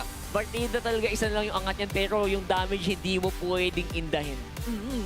Grabe yung damage output, and at the same time, if we're talking about damage, we should also talk about the defense. Of course, highlighting Vlad in the process na very confident yung Uranus na kahit hindi pa open yung mga doors, pumapasok siya sa base, tumatayo siya doon, at kahit i-free hit lang siya ni Cyprus, wala! Kasi ganun na kasakit at yung damage na meron dito si Vlad at yung defense, naramdaman na natin sa mga team fights. And dito nagmamaterialize din talaga na dahil nga yung kill participation actually. Ito kasi may sariling mundo ito si Vlad Oo naman. Bahala ka na dyan, Vlad, no? May sariling trabaho siya dyan. May sarili siyang trabaho, may sarili siyang pinagkagawa sa buhay. Pero the rest ng mga members dito ng Aurora Hunters, they are really hunting the prey. Specifically si Zendo, 0 kills. Pero yung 18 assist na yan, siya yung tumitingin, pwede mo talunin to, then siya. Close kami kaya then siya. May nickname. May nickname, Dangero. Pero nako-convert, and this is our Big 4 stats. Makikita mo yan, 944. I believe siya rin yung yung gold GPM kanina, 804 kung hindi ako nakakamali. So increasing the stats in the form of that Harley and damage taken para kay Vlad. That's the Uranus that you can even kill. May time pa na binanggit dito sa Rock, parang wala pa kayo anti-heal Wala yung glowing one, wala kayong dominance eyes. Kung merong happy-happy na Uranus, hawak-hawak talaga ni Vlad that time. Napapareact mo, and tingin ko na-punish ding maigi yung XP lane na Freya. But ito ang ating game MVP, Harley, with a perfect KDA 806. Can't touch this guy, man. Can't touch this. 944 gold per minute, paldo. Sinaluhan na nga ng Kalea. They literally drafted a Harley into the Kalea. Walang pake. Oo. Kinaya pa rin ni Dangero. Very confident sila na kaya nilang talunin ito sa skills, sa microhan. Kaya despite the risk that Ryrock presented during the drafting, they're pretty confident for Dangero to use a Harley. Just because if you're going to notice sa heat map, yung ikot niya, nag-i-invade, kinukuhanan agad na naman ng resources dito si Dubi. Kaya yun din na naman yung snowball na ginagawa ni Dangero. And just like what you guys witnessed earlier on nung day 1 natin, ito lang yung na-experience niya yesterday. Kaya ginagawa niya ito to further improve. And here we have it, the Aurora Hunters truly dominating the game. Sarap ng tulog siguro ni Dangero kagabi, no? Napanagiripan niya. Lahat ng ginawa sa kanyang pangwawalang ya, ginanti niya dito sa Ryrock. Inilista niya, ito 2 minutes and 30 seconds. Ginawa niyo sa akin to. Gagawin ko rin sa inyo to. Ang ganti ng api. Wherein makikita nyo, Dangero is all over the map. Mapapansin mo rin positioning niya. Perfect positioning. You have the idea. You have the power na pwede mong, the damage na pwede mong ilapag dito. Even yung habol factor meron si Dangero kaya hindi ka makakatakas yan. Kung huhulihin mo naman, parang pagka tsunami slam mo yan sombrero lang mahahawakan mo, tapos mawawala na naman siya Wag na wag ka magbibigay ng opening once na hawak mo talaga, hawak ni Dangero etong Harley na to. Yes, it was a complete oppression from minute number 1. Alam din kasi nila yung win condition na hindi din pwede matagalin yung game because aabot tayo sa point na tigo 1K na yung current ng Bruno. You do not want to face that. May Freya din na malakas sumampas. So, wow, sirang-sira yung for one random game, no? Sumabog bigla yung win rate ng Freya. Parang wasak yung stats. May part ako na hindi ko rin kasi maalala kung kailan huling nilapag ang isang Freya. Ang Freya sa isang XP. Tapos ang katapat mo pa ang Uranus. Ang hirap nun, more on Farming game. Yeah, farming game. Pero more on hero placement eh. Yep. No, yung naging ano eh, para sa hindi naman ako mapipitas na itong Freya eh. Di mamahin ko na lang. Diba? Ganun lang ginawa nung Uranus eh. Technically, parang hindi nga siya kasali sa laro pero yung impact niya, nararamdaman mo dahil yung minion wave, unang-una, lagi silang lamang, 2 o 1 minion, walang masasalubong yung minion nila. Ginangat-ngat na lang ng Ana yung Tore. Unli control din yung yung Uranus sa Unli Catch eh. Like, simula pa lang, di ba, like, bakit ka nasa loob ng base ng kalaban? Ano ba mo dyan? Grabe yung cut niya dun, so I get it. Parang, okay, wala namang threat sa akin, hindi ka nag-dry route o ano man. So, okay, papasok ako sa base nyo, cut ko lahat ng waves, hindi kayo makapush, hindi kayo makalabas, hindi kayo makafarm. Oo, kasi kinapitalize niya din yung moment na wala pang mga anti-heal. So sabi niya, okay, sige, sumugod ako, mag-high cut ako, bibisita ako sa bahay niyo, ha? Ganon ang ginawa ni Vlad and malaking impact talaga kasi kita naman natin yung macro perspective na ay, nawalan ng minions yung side ng Ryrock kasi tinabraho na pala ni Vlad in the process na hindi natin napansin. Kaya nakapag-push din yung Aurora Hunters kaya natapos din agad-agad yung game. Yung Aurora Hunters, nilaro nila para hindi lang para manalo para nang tatanggal ng moral doon sa part na yun. Actually, no, parang statement. Yeah. Statement game to, sobra para sa Hunters. Nakatakot. Oo. Iba yung gameplay nila. Sobrang gumana sila not doon sa first game pero yung 2 game kahit pagduktungin mo yun, kahit sumilip ka ng angulo, we cannot deny na wala akong nakitang gumana na linya para sa side ng Rock. Ibig sabihin na ito, Aurora Hunters are really prepared sa ganito sitwasyon. Not only the execution, the drafting, even yung mindset. Sobrang haba nung araw natin, baka pati nga sila sobrang aga rin natulog, magpahinga to get ready sa sitwasyon na to eh. Yeah, for sure, no? 100% pagkagising mo dyan, sabi ni Danjero, it's time for revenge. Galit eh. Pero ito, guys, dahil nanalo Aurora Hunters, kakausapin natin ng Aurora Hunters. Magbibigay tayo ng mga konting katanungan. Here's our Game 1 Series winners, Aurora Hunters. What's up, guys? Dinig nyo kami? Ayun, congratulations para sa Aurora Hunters. Sobrang swabe ng performance. Mainit ka mag-draft ngayon, Coach Dev, ha?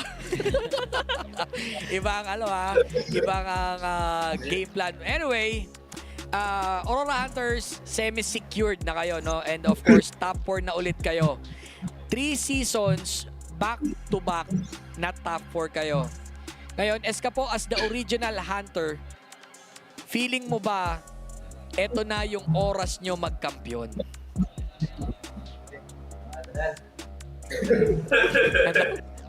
Kaya na yan? Kaya na. Short lang pero rekta. Yeah, that's right. Rekta lang. So sobrang curious ako, no? Ang ganda ng draft nyo, especially on game number 2. Intentional talaga yung Freya, no? Binibigay nyo talaga. Ang ganda ng ginawa nyo doon. Ano yung naging inspiration ni Denjiro para mag-perform ng ganun? Nanalo kasi kami, mas makapagpahinga kami tapos, semi-secured. Yun. Pahinga at semi-secured. Oo. Tama naman yun. Tama kasi kapag nagpahinga ng matagal, well-rested din and pwede ka rin makapag-relax. So, sa buong Aurora Hunters, now that you're here and the semi-secured na kayo for the playoffs, meron ba kayong specific team na gustong makatapat during the playoffs at bakit sila yung gusto nyo makatapat? Uy, mabigat. Dalawa yung gusto namin mga tapat yung Cold tsaka yung Twisted. Cold and Twisted. Kaso maglalaban isa lang sa kanila yung pwedeng manalo is makapasok ng playoff. So, bahala na sila kung sino sa kanila yung isang kalaban. Ganda nun. Okay. Sino ang lamang sa matchup na yon? Yan. Tingin nyo. Sa ano? Siguro, sa experience, Twisted. Pero kasi kung last on composition, yung cold tayo sumabay pa rin. Most likely, nanonood ang dalawang teams na to, Most guys. likely, nanonood yan. Meron na kayo idea kung ano yung edge nyo sa isa't isa. Anyway, guys, any shoutouts or may gusto ba kayong batiin? Mga friends, supporters, family? Ako na lang. Shoutout sa family ko na nanonood sa bahay namin and sa girlfriend ko and sa girlfriend ng family ko. Thank you sa nag-prepare ng breakfast namin kay Ate Laya and kay Yo. Shiro and kay Madam Glads. Si Madam Glads! Eh, kung Kasi sino mo naman nag-prepare sa ng atas, breakfast, eh. ang sarap nun. Alright, Thank you po. Ha? Ano? Sa ano po pala, Aurora Community. Kaya sa kay Prof B, tapos sa mga pinsan ni Prof B. Sa pinsan. Di ba? Maraming salamat, Aurora Hunters. Again, congratulations. That's our winner para sa ating first series. Aurora Hunters, again, securing ang kanilang first spot ng ating playoffs. Congratulations, Aurora Hunters. Congrats. Congrats po. Pahinga na. Pahinga na. Anyway guys, nakita nyo na talagang fully, sabihin na natin, ready etong teams na sumalubong sa mga kalaban nila and nagbigay na rin sila ng part. Gusto ko lang yung part din na hindi sila takot dun sa challenge. No? Binanggit agad nila directly Code and Twisted Minds Rough World era. Anyway guys, nakita na natin ang ating unang serye. Meron pa tayo mga susunod na serye. Yan sa pagbabalik ng MDL Philippines Season 7.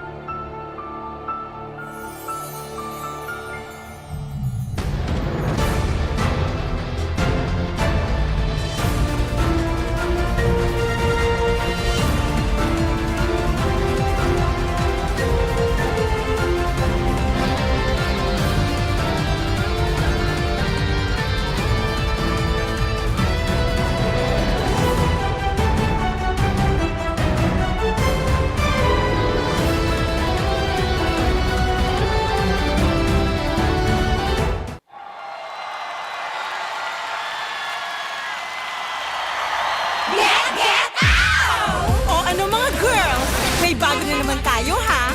Malamang matutuwa na naman ang mga bata at matatanda niyan. Maglaro tayo, di kami patatalo. Maski duo o trio, kahit 5 man pa kayo. Kahit pa sabay-sabay, ang kalaban sasablay. Kung mag-rank ang pambilis, Sure na wipe out, get out! pili na ng lane. At mag-pick ka na ng hero! Sa mid lane galingan mo. Pag nag-ulti dapat sakto! Push na ang turret, ready to attack the Lord. Para ube, summer bonding na ng todo!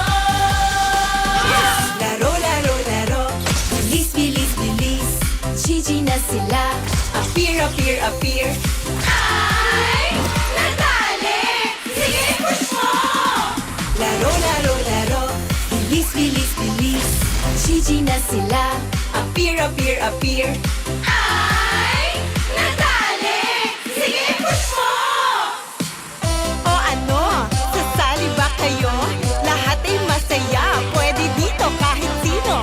Nasaan ka man, nasa bahay o trabaho, pwede niyong laruin to. Success pag tayo ay panalo! Ang bilis sabi, 1 up,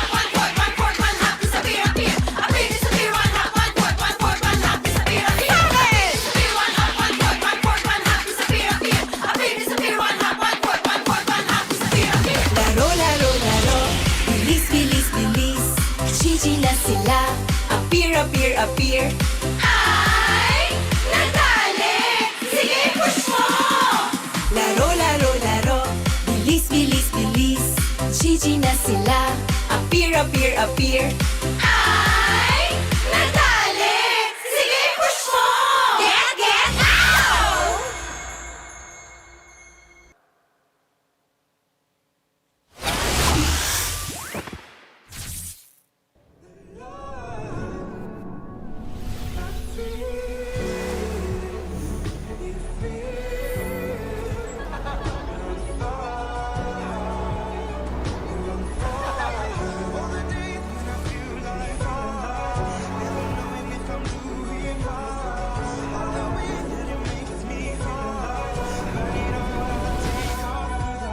Realme 16 Series 5G.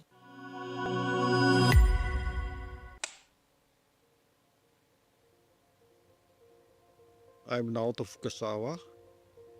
I'm a designer. I always be getting some inspiration from my everyday life. I feel urban perspective, world is chaotic. We need order. Touch, the UI already touching everything. Touch means we can feel everything. We call it design sensibility. That is the meaning of touching. Human function is focused to be live.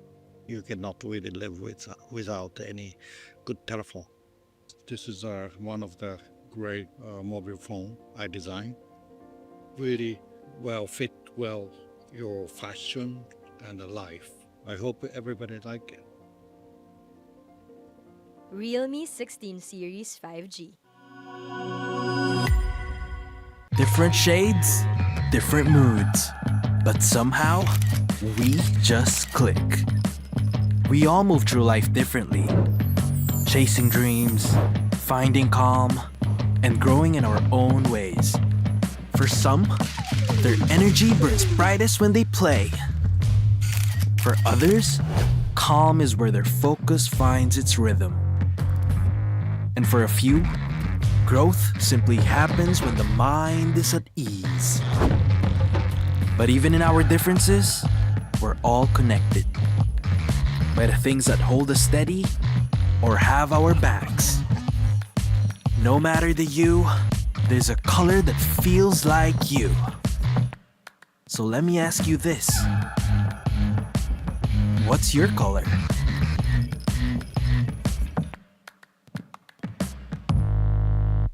Hey, where's your safe place? A place where ideas ignite, where laughter lingers, where work feels light. This is mine, and I'm not gatekeeping it. A chair isn't just a chair. It carries me through wins, through setbacks, through every step forward. And a desk isn't just a desk. It rises with me, stands tall when I do. Through triumphs, through trials, this space keeps me growing. This is my safe place. Home, playground, grounds where I stand. This is TT Racing Home Grounds. For every dream I chase, every battle I face, TT Racing has my back. So I'll ask again, where's your safe place?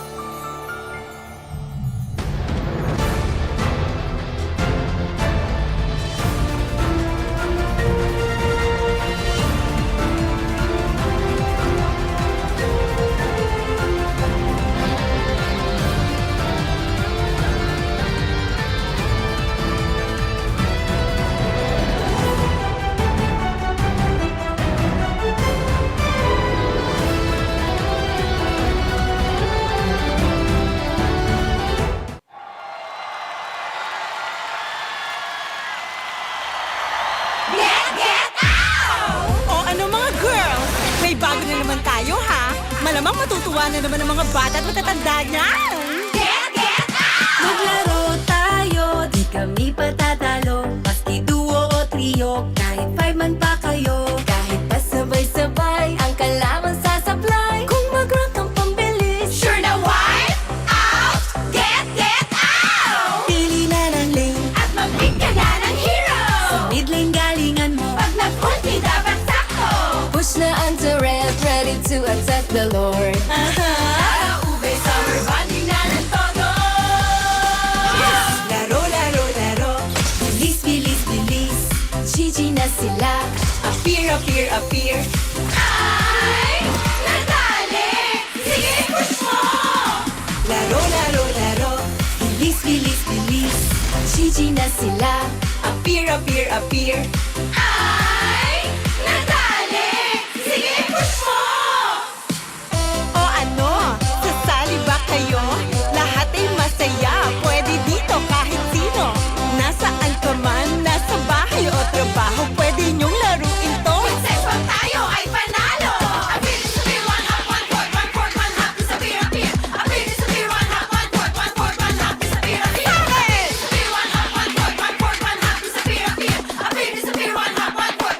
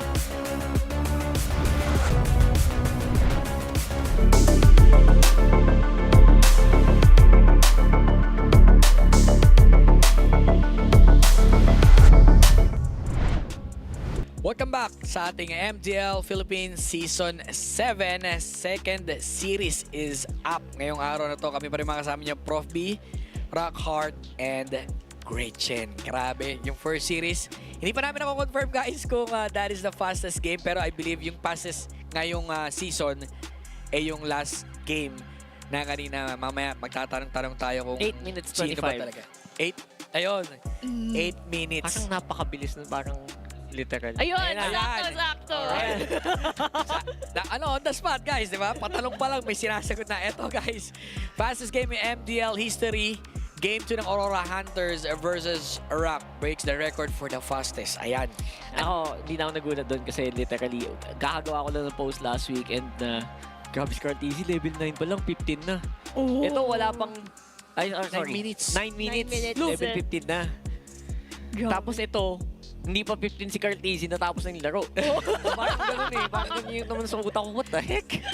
The future is bright, no? Parang palawas pa lang yung Lord eh.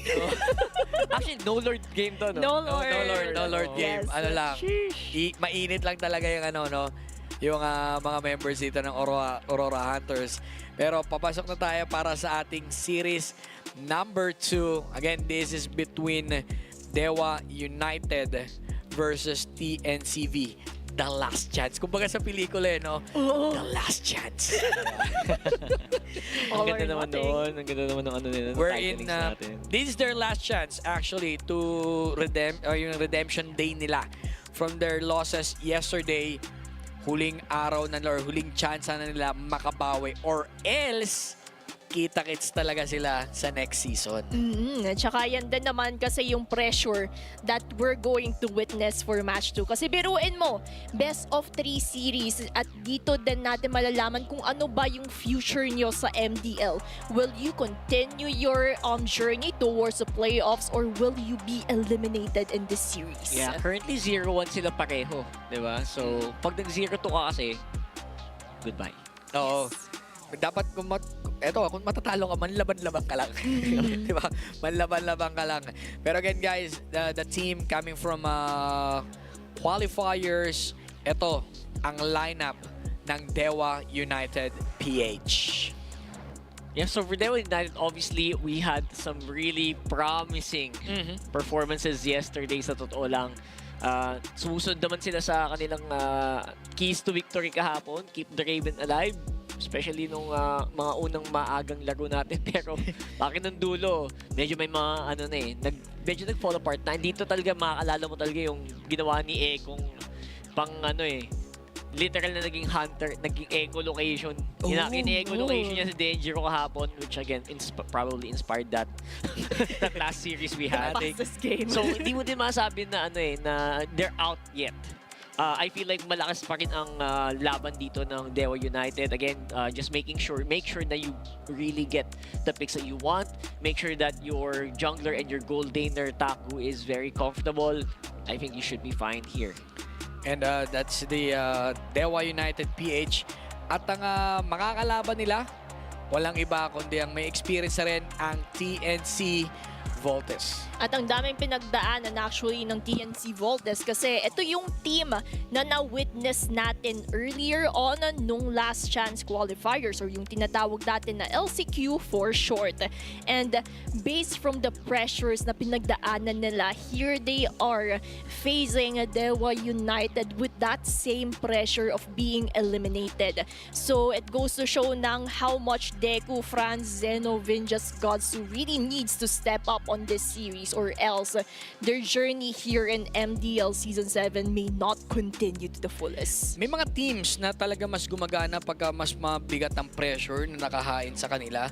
Kung kailangan, kumbaga, etong TNC Voltes, galing to sa LCQ or the last chance qualifiers. Ngayon nandito na naman sila sa tanggalan. Hindi na bago sa kanila. Yung ganitong environment, yung ganitong pressure. Yes. So, Dewa United PH should be ready kung ano yung pwede pang i-hide. Minsan pag nandun ka na sa dulo ng buhay ng tournament life mo, lahat ng natututunan mo na ilalabas mo talaga eh. Yeah, man, that's true. Yung pressure na yan, sinasabi mo, totoo yan for them kasi 5 games din yung LCQ nila. Yeah. So sagad na sagad, sinagad din nila yun. So, alam mo yun, like, yung sanay sila dito. They know what to do. This is a team that definitely has undergone a lot of criticism nung regular season. Ngayon naman, nagmumukha silang mas maganda. Even on their loss, it looked very close. No? Tama. Kahapon.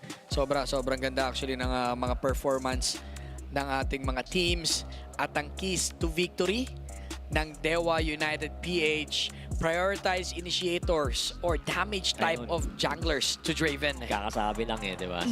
Again, Draven, wag mo sasayangin yung micro mechanics niya. I feel like he's such a skilled jungler. And again, magiging matchup dito is si Franz, which actually did encounter some pressure din kahapon. So maybe that's gonna be an opening for Dewa United. Baka naman mataas yung pressure ngayon kay Franz on that jungler for the other side, that they might be able to actually get an advantage, especially doon. Wag nyo lang pag-Frederinin naman si Draven. Yun lang yung pinaka feeling kong baka malugi kayo pag ginawa nyo yun. Oo, kumbaga ilagay nyo na yung mga tingin yung mas gagana talaga, damage type. And of course, yung mismong galaw ng ikot ng Dewa, Echo. Yes. Yan na nga, baka nga walang lumabas na na tawag to? Cheap?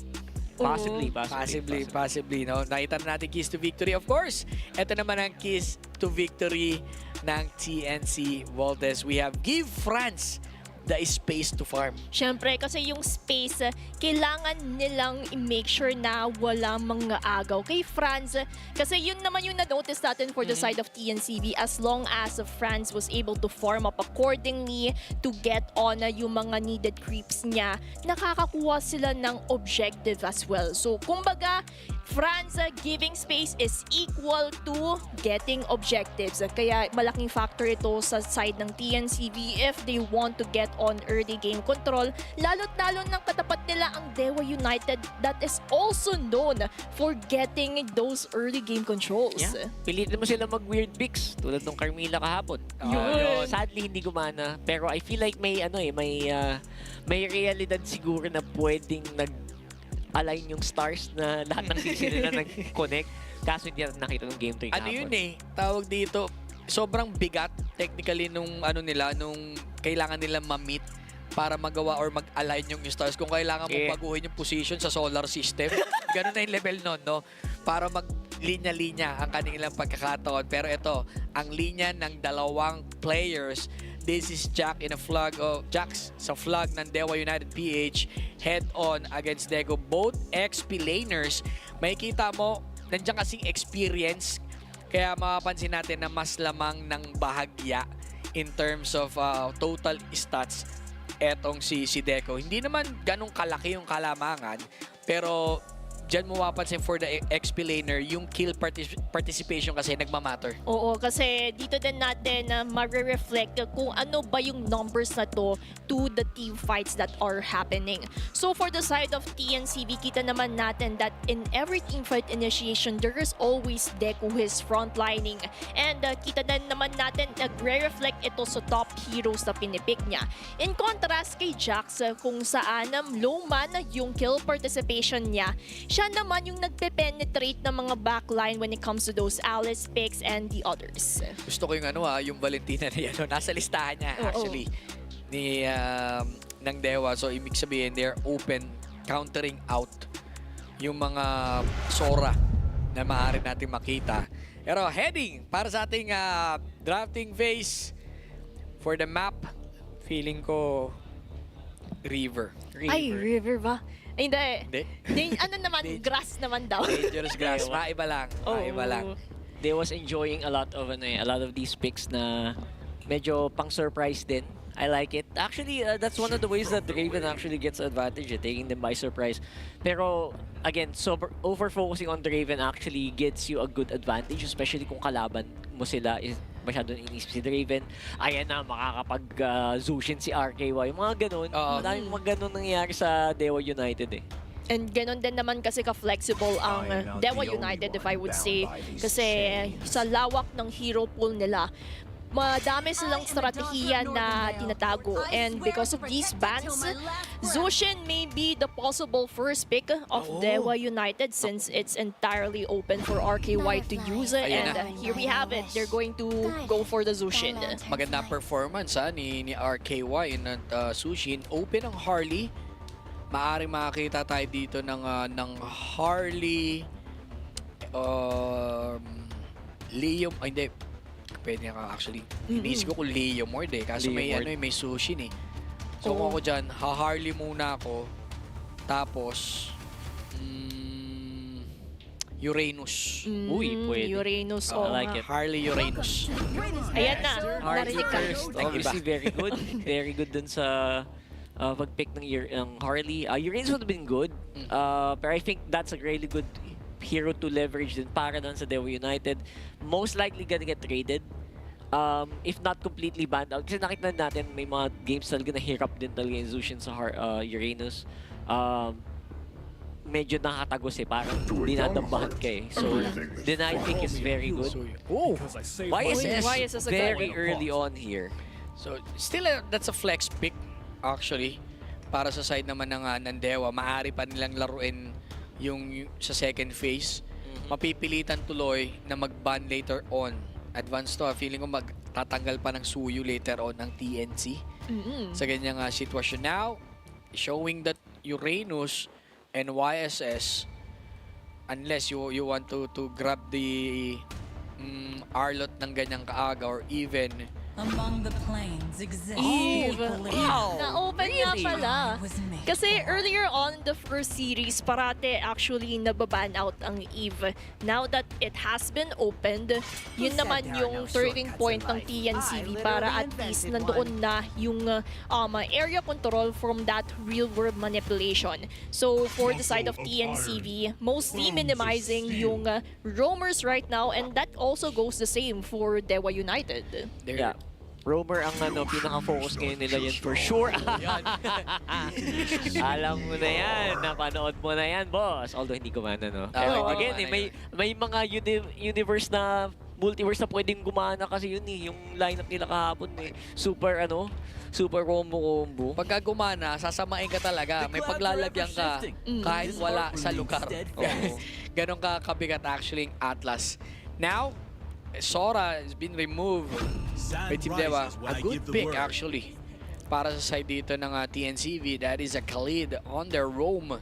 Ngayon dito natin malalaman kung naka-flex pa rin ba o hindi. Oy, Frederick and Kanita. Wow! Fast pick Napakabilis na sagot. Ito din actually yung gusto kong i-note yung mga ganitong picks ni Echo. Kasi parati kong maaalala yung Hellcurt ni Echo. Napakaganda ng mga initiation na yon. And somehow similar ideology for that Kadita pick. Kaya Dangerous Grass din na yung kanilang pinili. But the challenge here is napakakulit nila Harley, nila Claude. So yung pwedeng targetin parate ng isang Kadita would be Eve. Actually, the requirements are met. Bago mo kasi makuha din talaga yung mga damage roam, like Kadita and Hellcurt, kailangan yung dalawa yung XP and jungle, sobrang bigat or tanky type, utility. So sa mga nag-Hellcurt dyan, guys, wag naman tayo pure damage lahat ha. Nag-RG tayo Nadali nyo na ako mga nakalima na tayo Yun lang. Grabe fast drop yun wala pa yatang 3 minutes yung drop na. Kinukuha nila yung record sa fastest draft. Mamadali ba kayo? Ano meron? Kung may fastest game, may fastest drop. Fastest drop. Mamaya, tanong ulit natin. Baka may hinahabol silang record. Check natin. Okay. Pero when it comes naman sa overall team composition ng bawat koponan, they really have to be careful sa mga invasions that may happen kasi we all know for the side of a Khalid, pwede niyang agad i-spot on kung saan may ikot yung kabilang jungler, and at the same time for a Hardy, pwede agad-agad siyang mang-agaw. Pero sa side naman ng Dewa United, they really have to capitalize on the Echo here being the Kadita. Yung rough waves niya would be the game changer in every initiation. Actually, magandang Harley pick din talaga dito. Marami siyang pwedeng bigyan. Like for example, Echo, si Kadita, RKY, and even Takbu. So tatlo kagad na mababa yung survivability na pwede niyang bigyan once na nag-level 4. The next ano lang dito, pipiliin mo naman pag may big objective na when to jump in dahil naka-ready si Draven to catch you. Yeah, yung salon ni Draven dito definitely will be very much high demand. Again, sabi ko, wag mo Freddy rin, pero Freddy rin, okay lang, sige. Pero I feel like yung salon niya is gonna be crucial. Yung control niya sa objective is gonna be high, pero I would say na in terms of damage output, magic talaga. They're gonna have to rely so much on the magic damage. I'm not sure if I like that. So yun naman yung challenging for the side of Dewa United, and I like what Vinges is doing, spotting on kung saan umiikot si Draven. Kasi alam naman natin, for TNCV side, they have to get on and capitalize on that Harley as early as possible kung gusto nila maikutan kung anong strategiya ang iniipon dito ng Dewa United. Now, we have the turtle spawning in just 10 seconds. Both of the teams are currently going in for this positioning. And all I can say is TNCV has to capitalize on that Raging Sandstorm, pero wala pa dahil level 3 pa lang dito si Vinjas. And labanan na lang siguro ng Retribution ang mangyayari. There, mas maganda ang position right now. The team Voltage, there's gonna be the knockup coming in from Echo. Not really maximized, though RWM gonna be locking in that turtle para sa Dewa United. Right now, it's gonna be a bit harder to get control. Dego nasa harapan. Zeno hindi na nakatulong doon sa team fight na yon. And now, it's gonna be Franz running. And that is a turtle. Kontrolado ng Dewa. Grabe, going for the kills agad kahit na nawala ng maaga doon. Si Echo. Oo nga, kasi si Echo, maganda yung initiation niya. Although siya yung naging sacrificial lamb, it serves its purpose for that Kadita kasi na-proc ang real-world manipulation ni Zeno. Kaya si Jax, yung trabaho niya, every time there's a real-world manipulation, parati niya lalapitan si Zeno to either cancel it out or survive that initiation. Kaya it all worked well for the side of Dewa United kung ano man yung nangyari sa team fight. Akala ko nga may hawak na talaga nung TNCV nung aga nila. Magandang tanggal agad si Echo. Bigla kaso nawala bigla si Echo that time. Though yun yung strength ng utility jungler na kaya niyang laruin yung buhay niya, push and pull. Pag nagkaroon ng extended team fight, mas makapal ang buhay na meron etong Fredrin compared dito kay Franz in a form of that Harley. Props din sa pagja-jump in specifically neto ni Jax. Umaano yung pinag-iikutan niya ng mga ayaw-ayaw edge sa mukha eh. Again, very proactive din kasi Echo. I feel like kahit hindi siya nakakuha ng malaking damage dun sa game na yon or sa team fight na yon, nakuha naman yung aggression. Yung mga skills sinalo niya, basically. So after that, yung mga tropa niya, madali na yung buhay. Ayan o. There you go. Jax though, absorbing that deadly magic, I think that is absolutely fine. Yan yung talaga yung trabaho niya for now. And again, kayang-kaya niyang gawin yan dahil nga wala pang anti-heal ang Dewa United. Uy, ang lalim ni Echo dito He's expecting na yun sa ganyan situation. Pero ito isa sa mga pinakamaganda. Sobrang ingat. Dito, Ay! Nakita niya, nawala yung mata. Yung mata. Nawala yung mata. Echo pa rin naman! Oh, gonna be able to survive though. Kunti ka na yun. Sabi yung teka, parang delay yung... parang yung mata ba napansin niya? Ano ba yung mata? Dinouble check pa yata niya eh. Parang tumayo siya doon. Ha? Nag-isip ka siya tumayo siya. Ha? Balik kaya ako.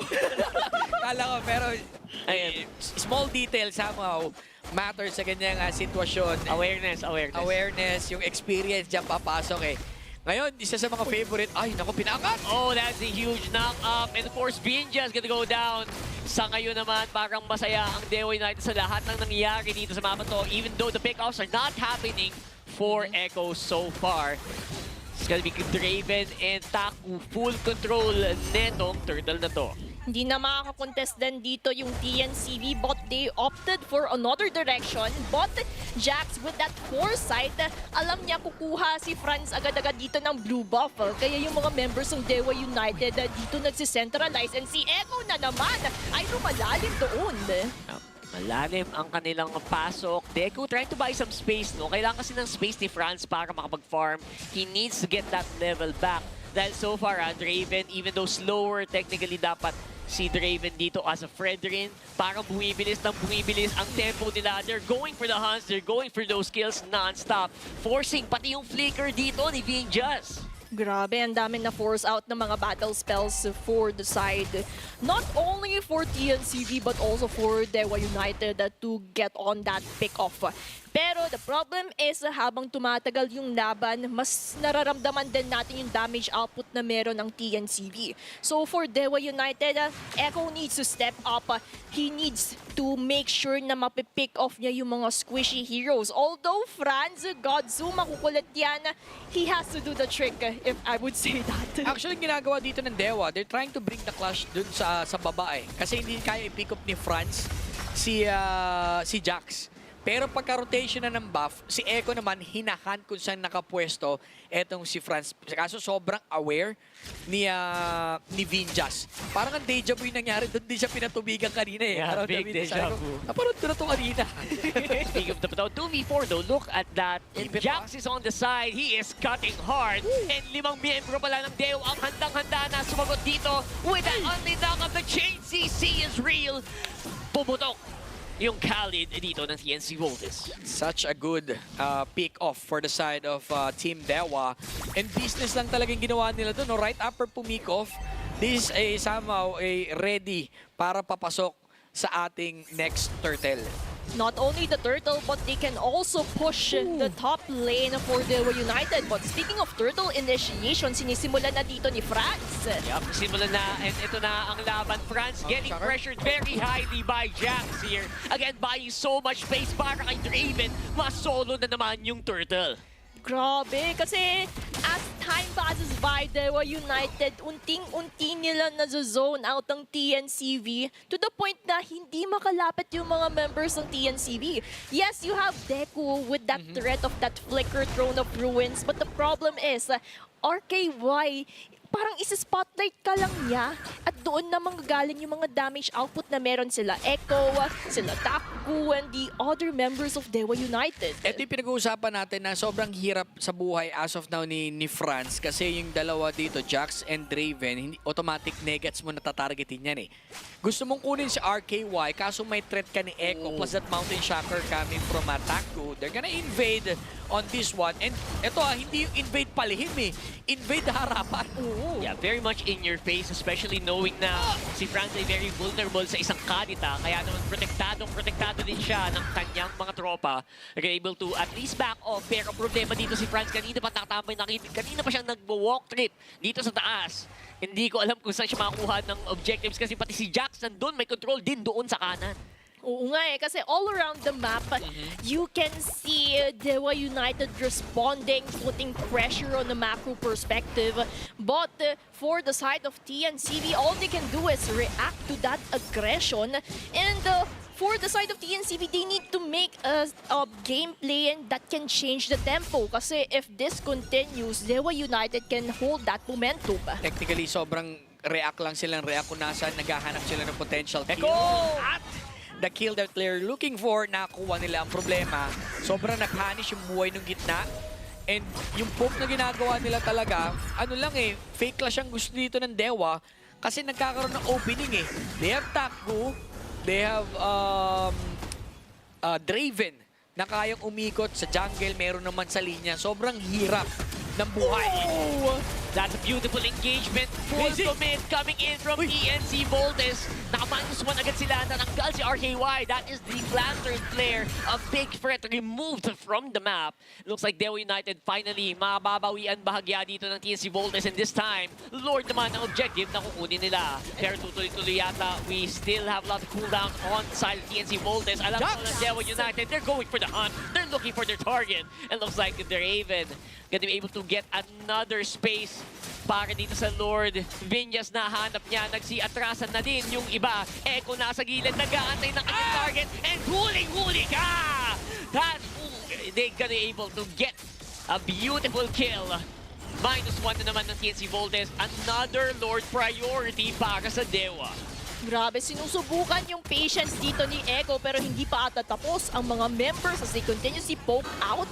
But then, Dewa United can secure the Lord without any contestation for the side of TNCV because they know they don't have ninjas. Wala silang pang Raging Sandstorm, pang setup gameplay, at nagamit na din kasi yung Flicker Throne of Ruin si Deku. So all they can do on that moment was to watch and focus on what they can control. Actually, napaganda nga yung kaninang biniglang clash ng TNCV. Yung nag-all-in sila sa gitna. Sinama bigla yung Dewa. Now, na-expose yung weakness. Ang ginawa naman dito ng Dewa, they went for that peak off. Napansin nila pag paisa-isa, dahil nga kailangan mo at least 3 or 4 na hero to take down, Draven or even Jax. Yun yung strength nila eh. Ginagamit ng Dewa ngayon, biglain na lang muna natin, paisa-isa, para wala kayong pwedeng galawin and hindi mo rin alam kung saan manggagaling.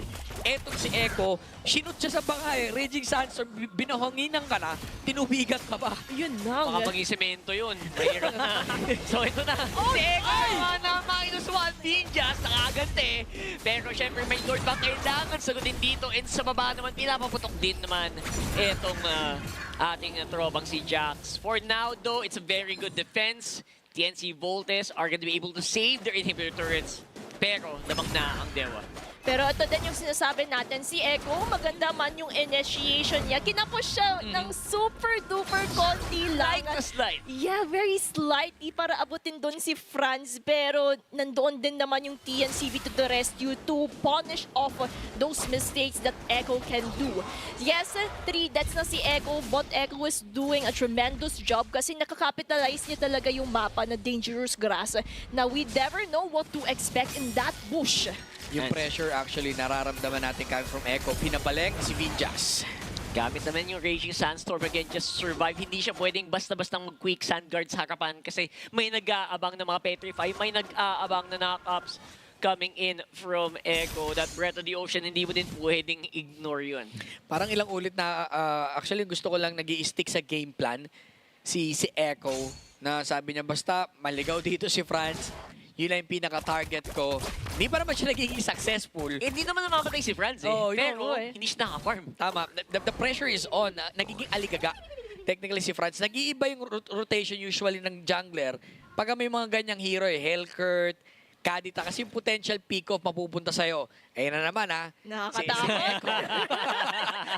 What you doing? Pag tahimik ang ocean, asahan mo na. Delikado yan. Oo. Parang calm before the storm. At Tama. yung storm na dala dito ng Kadita, ang hindi dapat i-ignore ng TNCV kung ayaw nila mapitas. Lalo't lalo na may paparating tayo na Lord. Only bush check yan. Only bush check. Bawat bush kailangang i-check. And again, you're gonna need to check a lot of bushes, especially kung gusto mag-camping kayo dito sa Lord Pit na ngayon naman ay full control ang Dewa United. Don't forget din, hindi ka pwedeng malingat. May Uranus na nagbabadya din doon sa taas. Ayun na, kalahati ang buhay ng Lord dito. They're trying to start the Lord right now. They have the vision.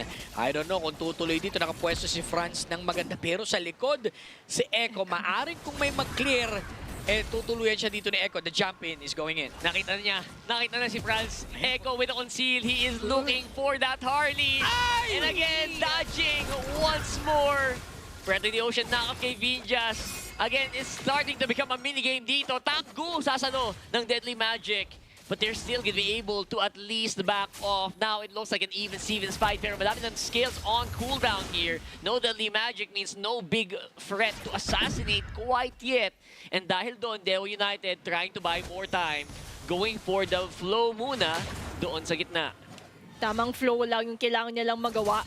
Kasi ito naman yung kagandahan about the Lord Dance. You can actually capitalize the long lane to put pressure para at least one member will respond to it accordingly. But the Lanterns of RKY are there!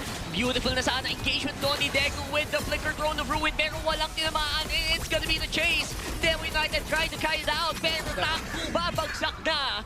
And this time around, lumamang bigla ang TNC Voltes. They are low. They are bruised, pero they are still alive. Going in for that reset. Nakita na kagad natin, umuwi ang mga members dito ng TNCV. Mabilisan ang pagbalik kasi they really need this Lord para sa side nila. Pero alam din ni Jax yung requirement na hindi pwede ring ibigay dahil ito yung magiging parang susi nila for upper hand, map control, or even mas mapaganda yung minion wave control nila. Si Echo nasa kabilang banda ng mapa. They are taking their time with this one. Knockups are happening. Echo galing sa likod na naman. It's another reset. Yan! Pabalik na si Taku, and there goes that rough wave. Gonna be missing their mark this time. France is gonna be the one who takes that Lord. And ngayon, it's gonna be that TVP. Looks like it's gonna be the dispersion. 1-for-1 lang ba? And where is gonna be the big Lord walking? Oh, no. Jaxi the hunting pa. Di ko alam anong ginagawa. Ini-intercept niya yung Lord, and 4 na, 3 na ang humahunting. Pero buhay pa rin. The anti-heals are in effect. And looks like it will be enough to dispose of the Uranus. At last, nagtagumpay din sila. I-pick off si Jax, though. That's somehow a buy time para sa side dito ng ng Dewa. Kaya pa naman na depensa nito. This is the level second Lord. Second Lord sa ating laro. Maganda pagbina for the side of TNC. Babalik ko sila sa bandang baba. Mountain Shocker, are they going in for the chase? Si RKY masyado kang malalim, par. Oh no, hindi na nila ko continue because they also know na isang pagkakamali lang pwede ulit makuha ng Dewa United yung momentum. And ito na din yung sinasabi natin, just like Echo being successful when it comes to that pick off. But the graph says otherwise. The TNCV is now taking in control sa laban. Men, tumama din sa wakas. Better late than never. Yes! Nagawa ko rin. Diba? Sabi sa inyo tira lang ng tira, tatama din yan. Tinamaan ng maigi entog si France. Now, somehow magandang buwelo for the side of Dewa United PH. Yung threat, wala for the next like 20 to 30 seconds. Hindi naman yung naging sagot para makabalik agad ang Dewa United, pero nakikitaan pa rin natin ng maliit na swing. Look at that gold diving kanina for the side ng Team Dewa, pero ngayon yung momentum somehow pabalik na. Yun, tsaka yung momentum na yun, somehow naging equalizer lang yung mga nangyari from the previous team fight initiations as well as objective taking. Very crucial din yung pagkuha ni France ng Lord, kaya nakakuha ng momentum ang TNCV. Pero when it comes naman sa waiting game for the 50 seconds Lord coming up, all I can say is Dewa United has to make sure that Echo can do a gameplay. While at the same time, for TNCV, they have to utilize Vinjas for checking out the bushes. Kasi siya lang so far yung kayang humarap kay Echo as well as Deku. And this time, meron na emo so okay na. Oo, pwede na. Feels good na yan si Vinjas. Pwede na lalo nga sumalo, pero nag-switch si Vinjas ng ng boots. They're going in for the concealed play.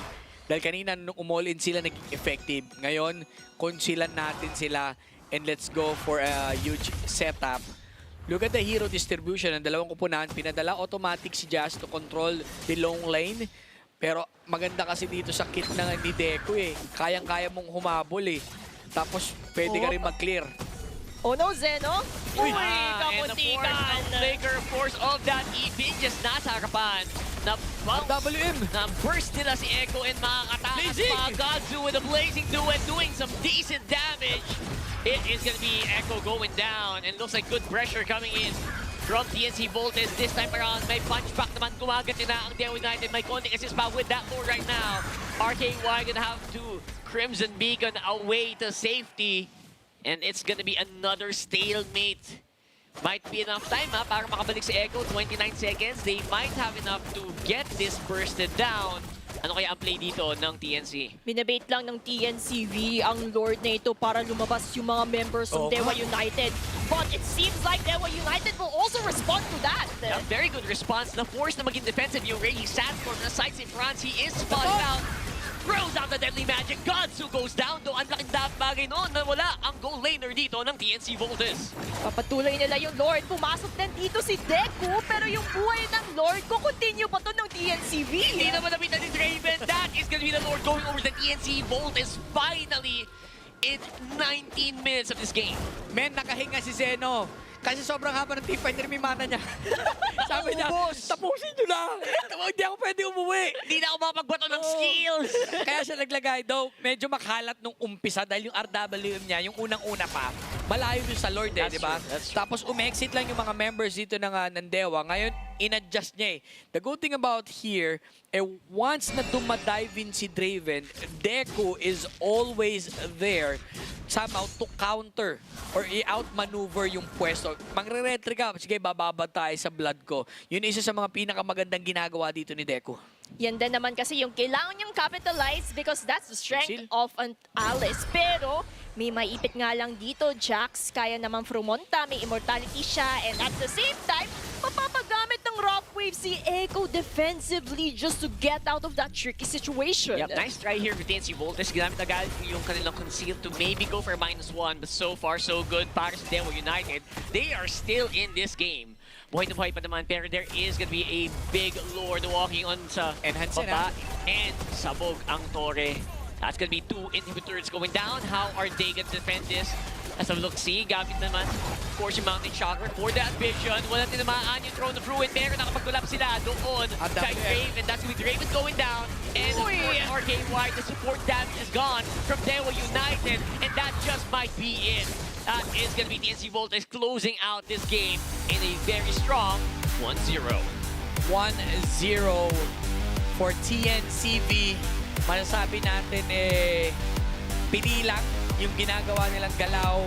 Sobrang smooth nung peak off, map rotation. Yung Dewa, sinapurin naman sila. Maganda rin yung execute just so happen. May mga angles na mas tumatama or pumapabor sa side dito ng TNCV. The Lord fight, yun ang specifically napansin natin na may veteran moves kasi sila eh. Veteran Oo. Man, yun yung pinag-uusapan natin kanina, yung binanggit dito ni Rockhart eh. Na hindi na bago yung TNCV. Nanggaling na sila dito and they really familiar sa pakiramdam, sa pressure itself. Oo nga. Tsaka, if we're also going to look at the composition of Dewa United, kita naman natin they heavily rely on the Echo. Pero, the problem is, what if yung Rock Waves the Echo along with that Petrify wouldn't work in the first place? Walang crowd control na manggagaling na sa ibang members apart from Uranus being the front line, kaya niya naman isustain. Pero crowd control talaga yung kailangan nila para maarangkada din yung laro.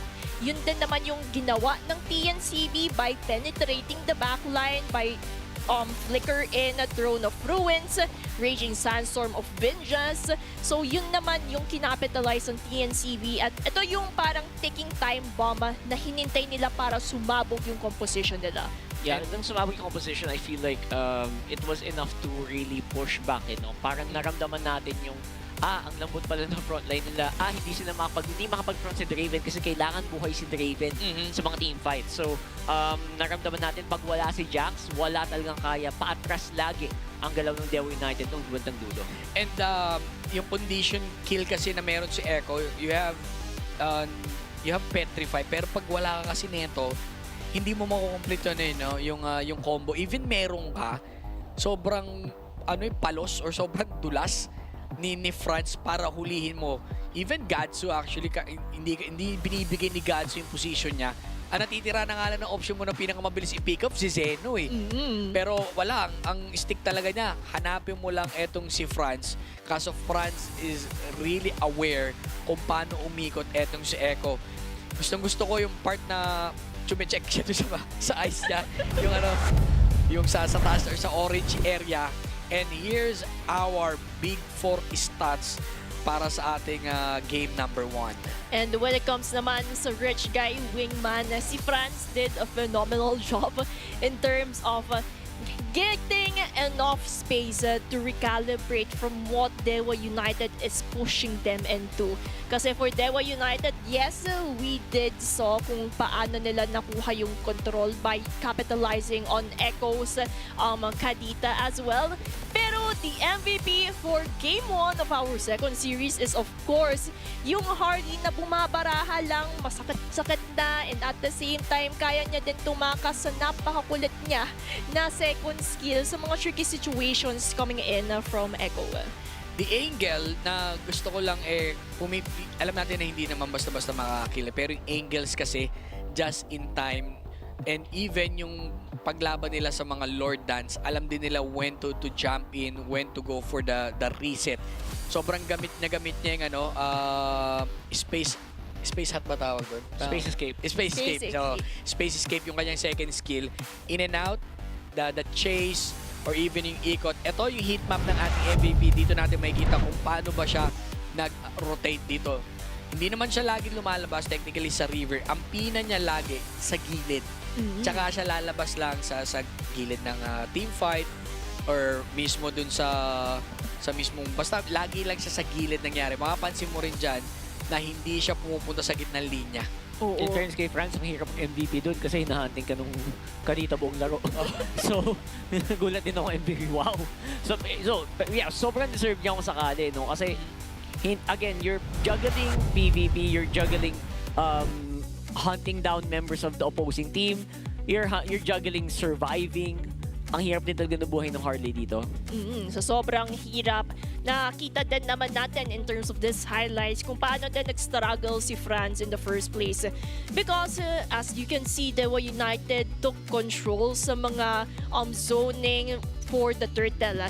And even though TNCV is really trying their best to contest to it, maganda yung ginagawa nila kay Deku for that flicker throne of ruins, pero na-outposition din sila ng Dewa United just because of the Echo being the Kadita in the first place. Pero yung pagbawi nila dito, all I can say is ito yung turning point na hinihintay ng TNCV para maramdaman nila yung investment na ginawa nila sa lineup. The juggle, the angles, or even the firepower, iba yung pinakita dito ng mga members ng TNCV. Yan yung sinasabi natin, yung experience na meron sila. Nung nilabas, yung Kadita, wala naman sila naging problem dito. And nasabi ko rin naman, that's only at 2 kills actually. Eh masasabi ko na bakit hindi siya umangat ng sobra, hindi naman siya nag-snowball technically, pero ang ginawa nila, sa ibang paraan sila. They went on a Lord fight, tapos in-extend din nila yung team fight. As long as buhay si Deku, kayang-kaya nilang i-maneuver yung situation, which is yun yung nangyayari at pumapabor sa kanila. As long as kumunik si Vinjas dun sa kanyang Raging Sandstorm, tapos Throne of Ruins, mahihirapan pumwesto ang Fredrin. Lalo, meron siyang ginawa, nasa loob mismo ng Lord Pit. Oo. Sabi ko, ay, dumayb ang ganda. Pagpasok din ng Throne of Ruin, wala na. Nakaano ka lang, nakatunganga ka lang. Yung isa sa mga pinakamagandang execution or counter play na meron dito ang TNCV. At ito nga pala, yung kanigan nilang mga common heroes na sabihin na natin may pinuruhan lagi lately. Even kahapon, hindi ako nakakita basta-basta ng Atlas. Third game na lumabas. Though hindi namang naging ganun magandang resulta. Pero alam mo sa ganyan sitwasyon, hindi na ako magugulat kung walang lalabas na Atlas. Oo. You are not high. Ito, matic ban to feeling ko. Oo, parang ban yan. Oo, automatic. And hindi lang ata nasama sa Dewa United, pero yung Hellcrit talaga ni Echo, believe na believe ako doon. Napakaganda ng gameplay na ginawa nila. And I'm pretty sure Dewa United still has that trump cards left na sinesave up nila. Especially, one win lang for the side of TNCV. They will be eliminated. So, a lot is at stake here for Game 2 and they may need to give it their all to force a Game 3. Yep.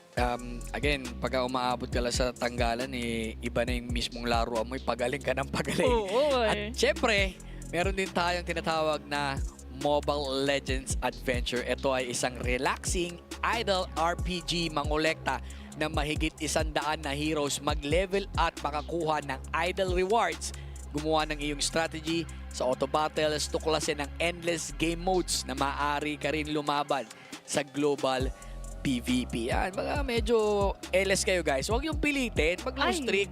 Tama. Ano muna kayo, Mobile Legends Adventure muna. Oo, chill muna kasi kapag pinilit mo, ikaw lang yung masasaktan sa dulo. Yun lang. That's right. Yun lang. Pag nasa tilt ka na, Solid yun. nagtitilt ka na. Like ako, speaking of pinilit, sayang talaga alam ko magaling mag-Fredrin si Draven, pero kung ibang hero sana yun talaga. Yun ang iniisip ko. Actually, binanggit nyo yun eh, di ba? Na wag, Sa simula. sa simula, wag pahawakin ng Frederick. Bigyan mo na sa asin, doon siya magaling eh. Doon siya limaw eh. And- So, parang wala lang. Sa akin nasayang lang din yung potential dun sa game na yun. Kasi sabi mo nga, di ba, yung Alice, tina-throne of ruin lang siya, hindi siya pinapagalaw. Yun yung, parang yun naging project dito ng ano eh, ng TNC Voltes, wag lang pagalawin si Draven and gumana. I mean, obviously, nung simula, nakalamang sila kasi si Echo only zone. Oo. Pero nung nawala na yung threat ni Echo, nung ano na siya, na-check na siya, kumbaga. Oo, nakuha na. Ang hirap pala mag-teamfight, no? Kumbaga na-checkmate sila sa mga ganun na initiations. Lalo't-lalo na naramdaman na natin yung presensya nila sa late game. Let's see. Hoping na ibigay nga talaga yung assassin. Though open yung suyo kanina eh. Oo. Diba? Nung game 1. Pero siguro, dun din sila sa part na feeling ko may yung lason strat nila to eh. Kasi para magkaroon ka agad ng kalita yung game 1, lason strategy na to. Ngayon, they're going back dun sa drawing board. Tingin ko mag-i-stay sila sa usual.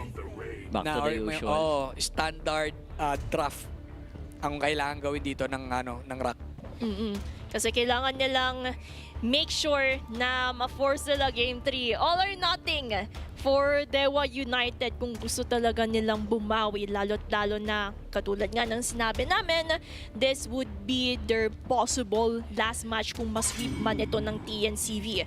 Pero when it comes naman sa banning, we have the Uranus will not be given sa side ng TNCV.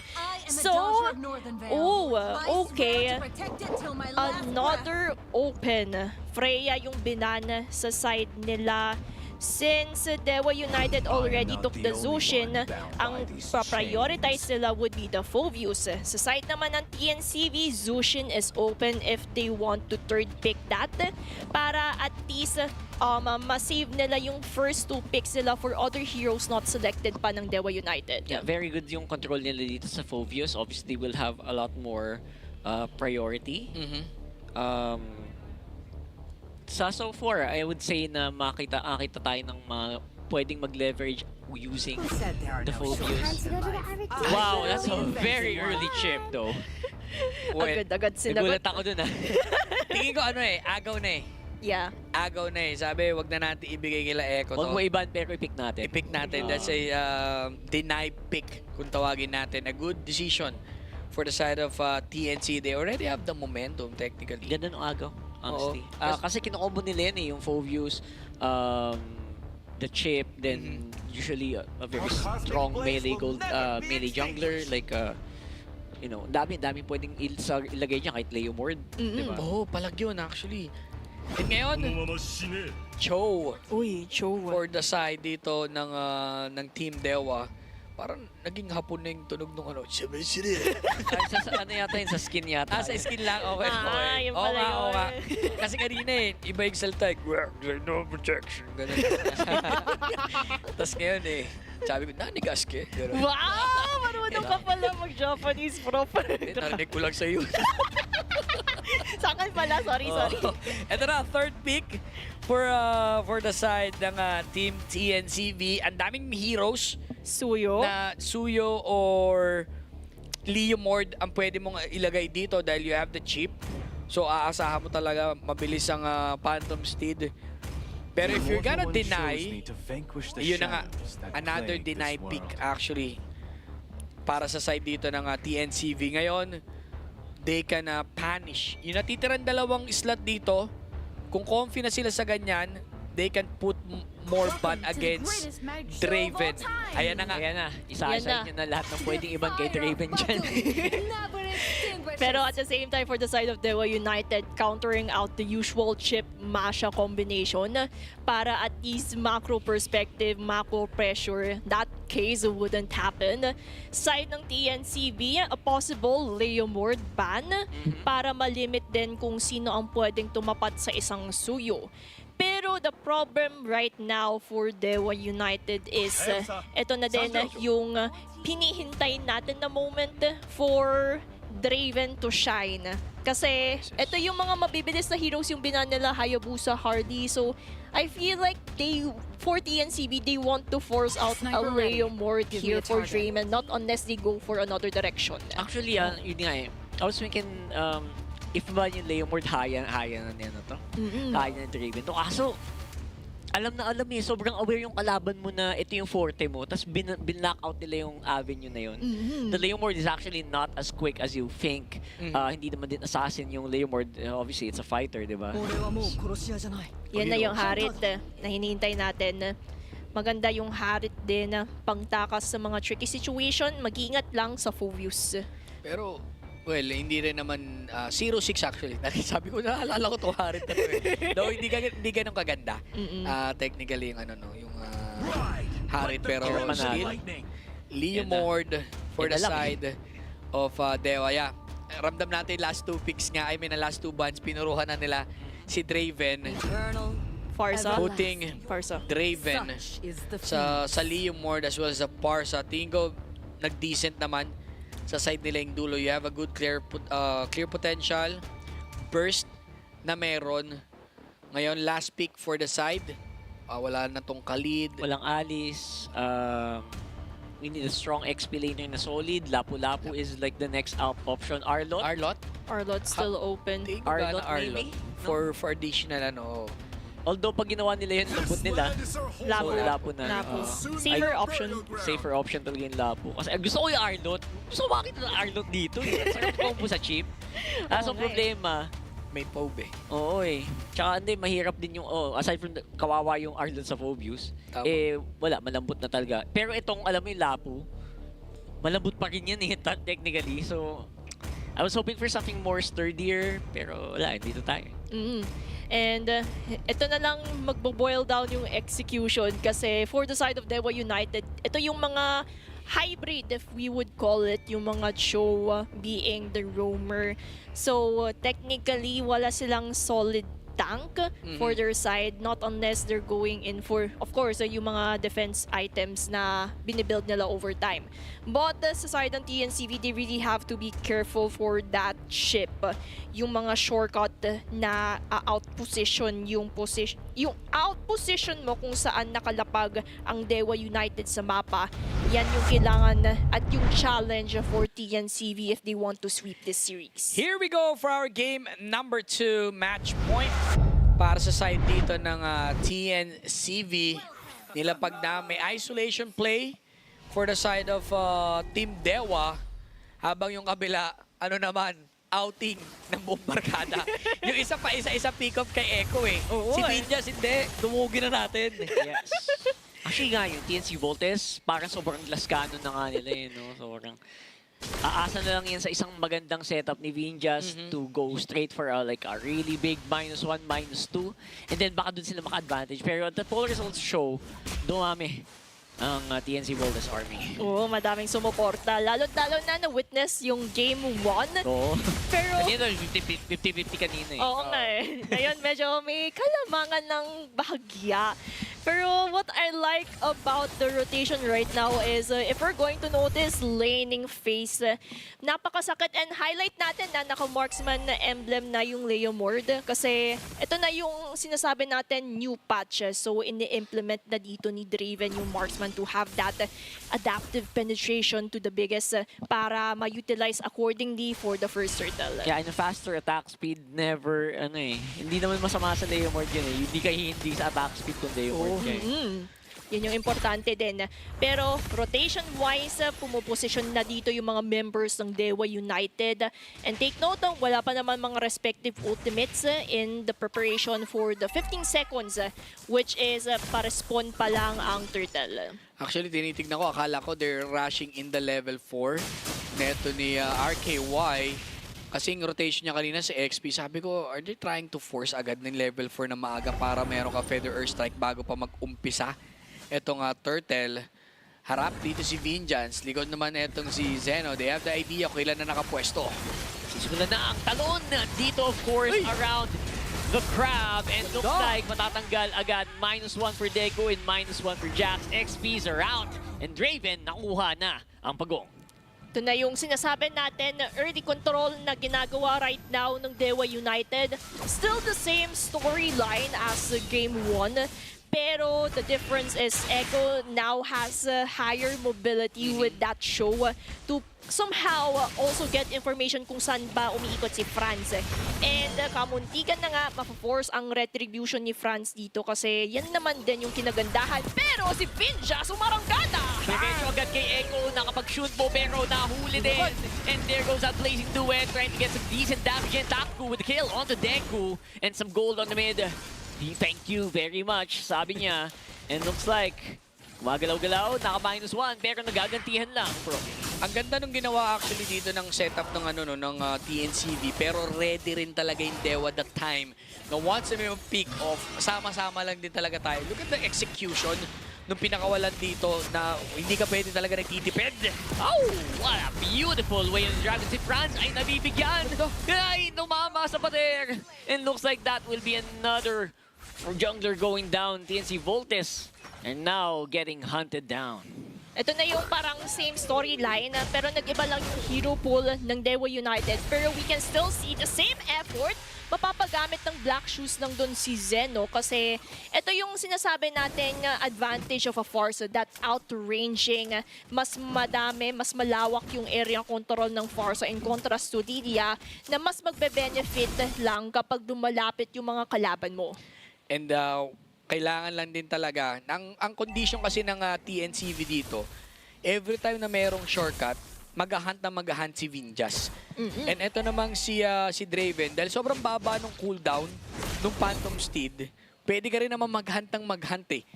Kahit hindi sabay yung ikot ng skill nyo ni Echo, as long as makakuha ka, makapag-poke ka, still a small win na yan. Ito nakapwesto si Echo, they're trying to block yung maaring daanan dito ng mga members ng TNCV. Yung rotation dito ni Franz, hindi. Mag-safe play muna tayo. Dahil nung huli akong sumilip sa turtle, nasipa ako sa panga. Oo, hindi na nakagalaw pa. Yun yung problema dito eh. For now though, Echo is very proactive. Yung show niya, talaga namang gigil na maghanap ng mga target sa mapa. And kung papansinin din natin si Vinjas, earlier nung turtle fight, nandun siya sa red buff. So they're putting more pressure sa bottom lane para at least kapag napitas nila together ni Deku yung Torre sa baba, pwede na sila gumawa ng gameplay na pinaplano nila earlier on pa. So it's very tricky kasi Dewa United, look at Echo being aggressive in terms of penetrating yung control na meron yung TNCV. Kaya all I can say is for Dewa United to keep on pushing back TNCV to get that control. Sobrang comfy technically ni Echo ngayon, no? Kasi kung kanina, doon ka lang sa mismong naghahantay ka lang na pwede ba pick off? Yun nga, pick off ay nangyari na si Jax wala. Kahit tumalon-talon ka dyan, wala kang ibang pupuntahan. Magkakadikit lang kami. And of course, Draven trying to go for the fight. Vinja's gonna go down. Oh my goodness, and now it is gonna be another 1-for-1. Nakalipad na din at nakabalik na si Takgu. And looks like Dewa United always slowly finding small advantage on the map. Tama ba yung nakita ko yung BMI ni Takbu na sa baba pero bigla siyang pumunta sa top lane? Grabe Yeah, the global BMI. Ginamit niya yung portal ni Chip. Portal pabalik. Parang nagiging kakampi din nila si Vinjas in that process and yun naman yung kailangan ingatan every time Vinjas will go on for that shortcut kasi not only his respective allies can use it but Dewa United can capitalize on that factor. And ngayon gusto ko yung pina ng Dewa United PH. Sobrang ganda nung position lagi ni Echo. Maganda rin naman yung counterplay ni Vinjas kaso hindi sila nakakuha ng advantage. Sipa! Deku ang unang bibiktima dito and hindi man lang nakapagbitaw ng kanyang bravest fighter. Dahil dyan, Draven nakalabang na naman nakuha ang pag-oong sunod-sunod ng isa-isang napipitas. Ang TNC Voltes, Dewa United, alam niya at alam nila na lamang sila and pinupush nila yung advantage. Ito yung sinasabi ko kanina na napakaganda ng pwestuhan tsaka nung kondisyon ngayon ni Echo. Wala siyang takot eh. Imagine that's Deku. Yung lapu-lapu pa binigyan niya ng sipa. Totoo yung sinasabi dito ni Rackard na malambot pa rin naman yung Lapu. As long as may dalawang hero na malapit kay Echo, ang call na naman yan, partingin ha. Tingin dito ha. O, tingin lang ha. Sipa ako sa'yo ha. Saluhin mo lang maigi. Tapos kayo na bahala dito. Hindi kasi nila hinahayaan makapwesto si Vinjas eh. Yun na may win condition ni Vinjas dito. Kailangan kong pumwesto. Habang kay Echo, kailangan ko lang makita si Vinjas at maunahan siya sa pwesto. Oo, kasi yung problema right now for Vinjas, kumbaga sa larong hide and seek, parati siyang nasisik ng mga members ng Dewa United. So hindi siya makapagtago to the point na hindi sila makakagawa ng mga surprise plays. Kasi look at it, Echo, alam na sa bandang itaas dito si Vinjas. So they already have that information that they can capitalize upon. And that's a problem for TNCV. Uy, ang lalim nito ha. Lalim. Malalim ka dyan. Maaari kang puruhan dito. Nakapwesto na naman si Echo. Ayan na. Sinasalubong. Flicker burned. Though, conceal naman kapalit. Ay! What? What? Wait a second. Bumalik si Vinjas. Nag-trigger pala yung at siya ngayon nahuli ng Dark Wave. And the wave grand combo dito looks very, very smooth para sa Dewa United. Oh no! Nag-ghost touch, men. Nag-ghost touch. Portal 2 yung pinindot ko. Bakit sa 3 ako? Nagkamali at yan din naman yung pinonish agad-agad ng Dewa United, and just because of that factor, Dewa United can really get the Lord without any contestation for TNCV because right now the movement is pushing the bottom lane. Ika nga ni Looney, pasensya na. Tao lang. Tao lang. Nagkakamali. Kaya may pampurang lapis eh. Ay! Cancel ang TP ha. Pwedeng habulin to. Though, Cancel. meron siyang flicker wave the dragon. Get arcade! Aray! Aray ko. Aray na lang ang masasabi mo doon. Wala ka ng ibang masasabi. Kung hindi tanggapin ang katotohanan, ikay nasaktan. 3 hits, 3 salvos from the feathered airstrike. And Gatsu goes down. Putol talaga yung paa eh. Tinamaan ka sa Achilles tendon eh. Nakita ko, hindi ka talaga makakadash doon, par. Oo nga eh. Pader na yung katikit mo eh. Wala ka. Alam mo yung sinisiksik mo yung sarili mo para wag kang tamaan. Wala, ganun lang yung mapa eh.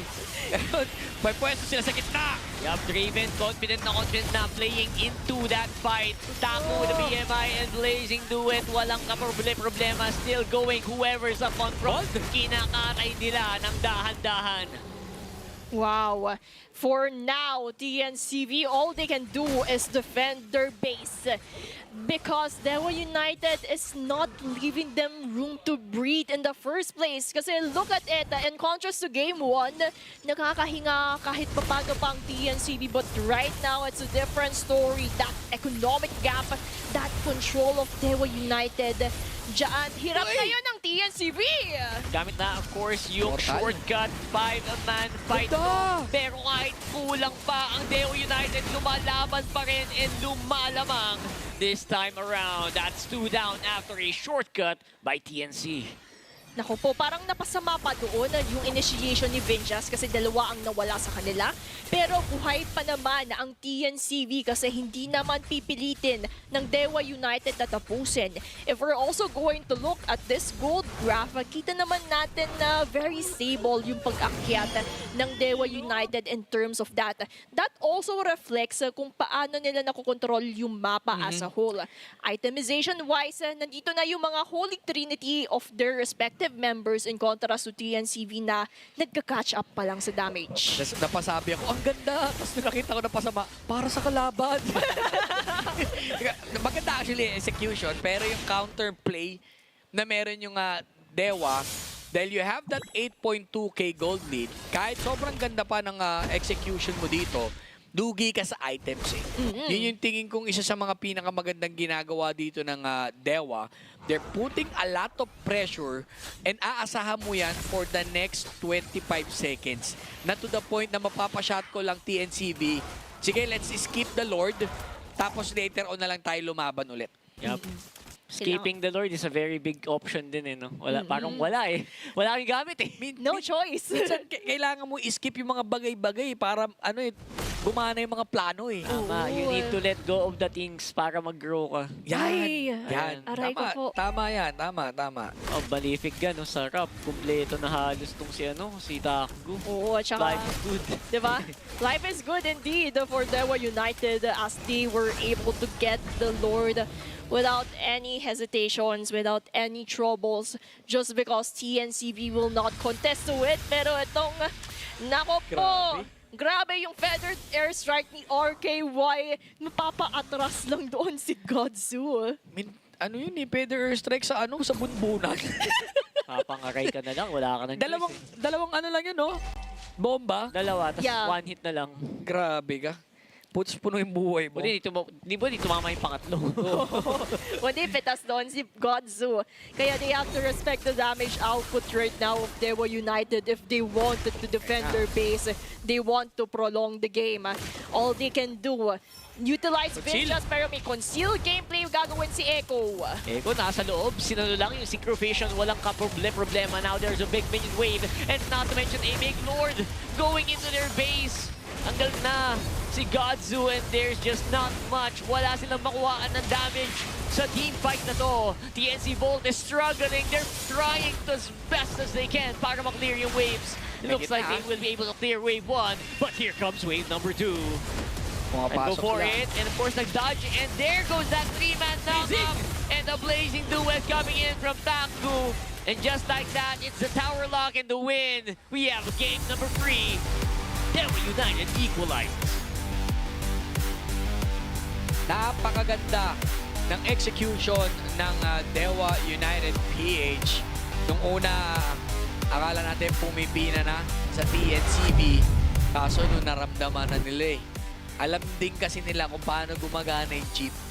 Sabi, dating ako si Sir Chip eh. Ngayon, alam na namin kung paano i-counter yan. Pick off Ales. Dinaan din nila sa skill cooldown eh. Mas mabilis ang Way of the Dragon talaga compare dun sa sa portal or sa shortcut. Kaya ang problema dyan eh, hindi nakakasabay yung mga huge skills na meron ng TNCV. Not to mention, hindi ko naramdaman tol si Harit. Yeah, parang nasayang yung pick ng Harit for Game 2 where they can actually utilize that for the upcoming Game 3. But because global ban tayo, hindi na pwedeng umulit. Ito na yon yung tricky situation for TNCV.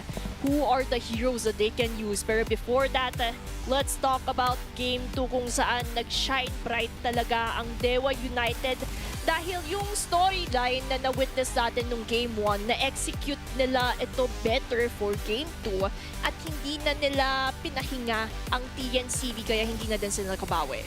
Minamayat maya technically ng Bulilyaso Dewa plano, United. no? Kung chip. Chow lang pala talaga kailangan. Hindi ko kasi laki din ng ng survivability ng Cho. Alam natin na syempre yung mga dash out lang yan, pag-uunat ka lang. And you're gonna burn a lot of resources just to take down a Cho. Eh kung mag-fail ka, yung habang tinitake down mo, on the way na yung mga yan eh. Si Draven, si RKY, and si RKY technically, tanaw ka naman lagi niyan eh. Yung isa sa mga pinakamaganda, meron silang burst na hindi nyo nakikita na nasa front line. Nasa pinakalikod lang. Yan gusto ko din sa Dewa United. Usually yung magulat ka, Farsa. Parang first Farsa to in the last few weeks. Tapos bilang, hindi nila in-overthink. Oo nga pala, ang lakas pala ng Farsa. Lalo pag yung mga katapat mo na gold laner, short range yung abot. Tulad ng carry, tulad ng Harit. Yung, siyempre, kailangan nila lumapit para gumante. Eh yan, walang kaganti-ganti, di ba? Oh, look at that graph. Actually, parang dumikit lang pala yung laban. Wala pa sa huli 2 minutes. Yun lang yung huling puli.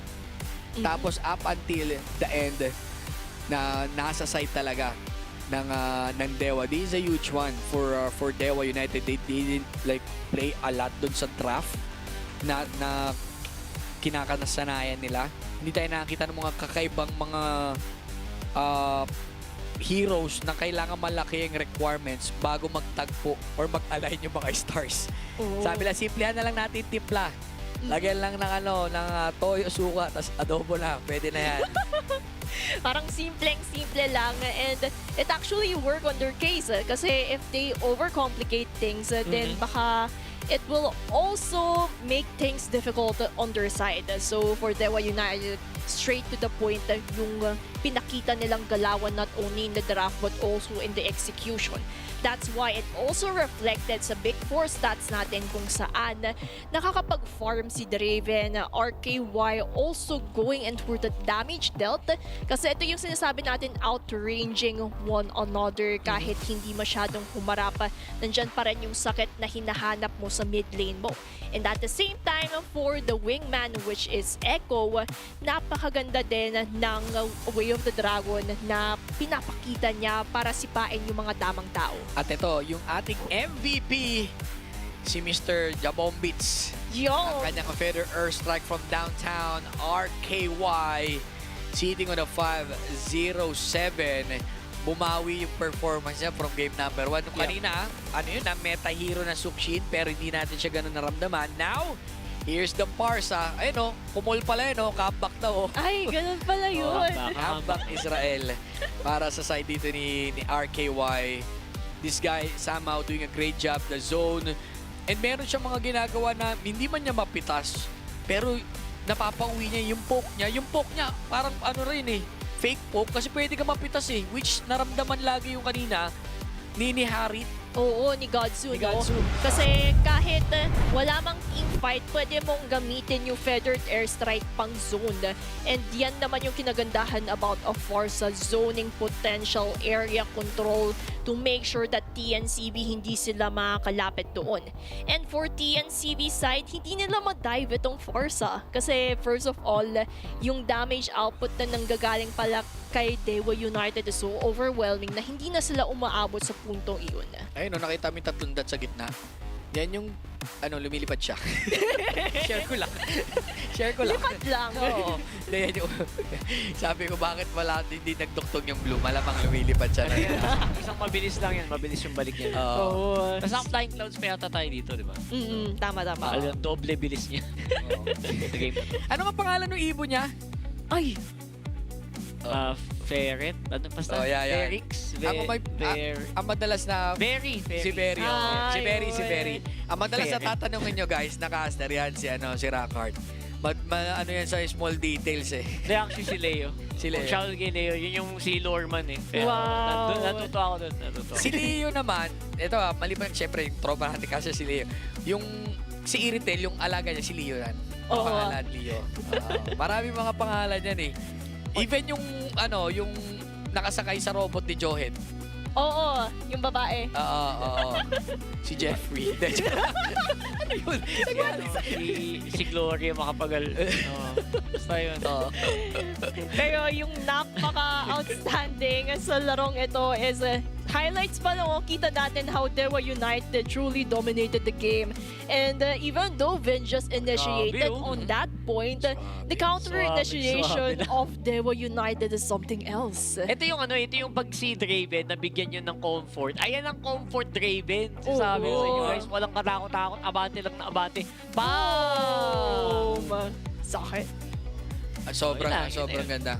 And I'm expecting sa papasok sa game number 3, re-remind ko lang si Dewa, guys, yung game number 3 nyo kahapon.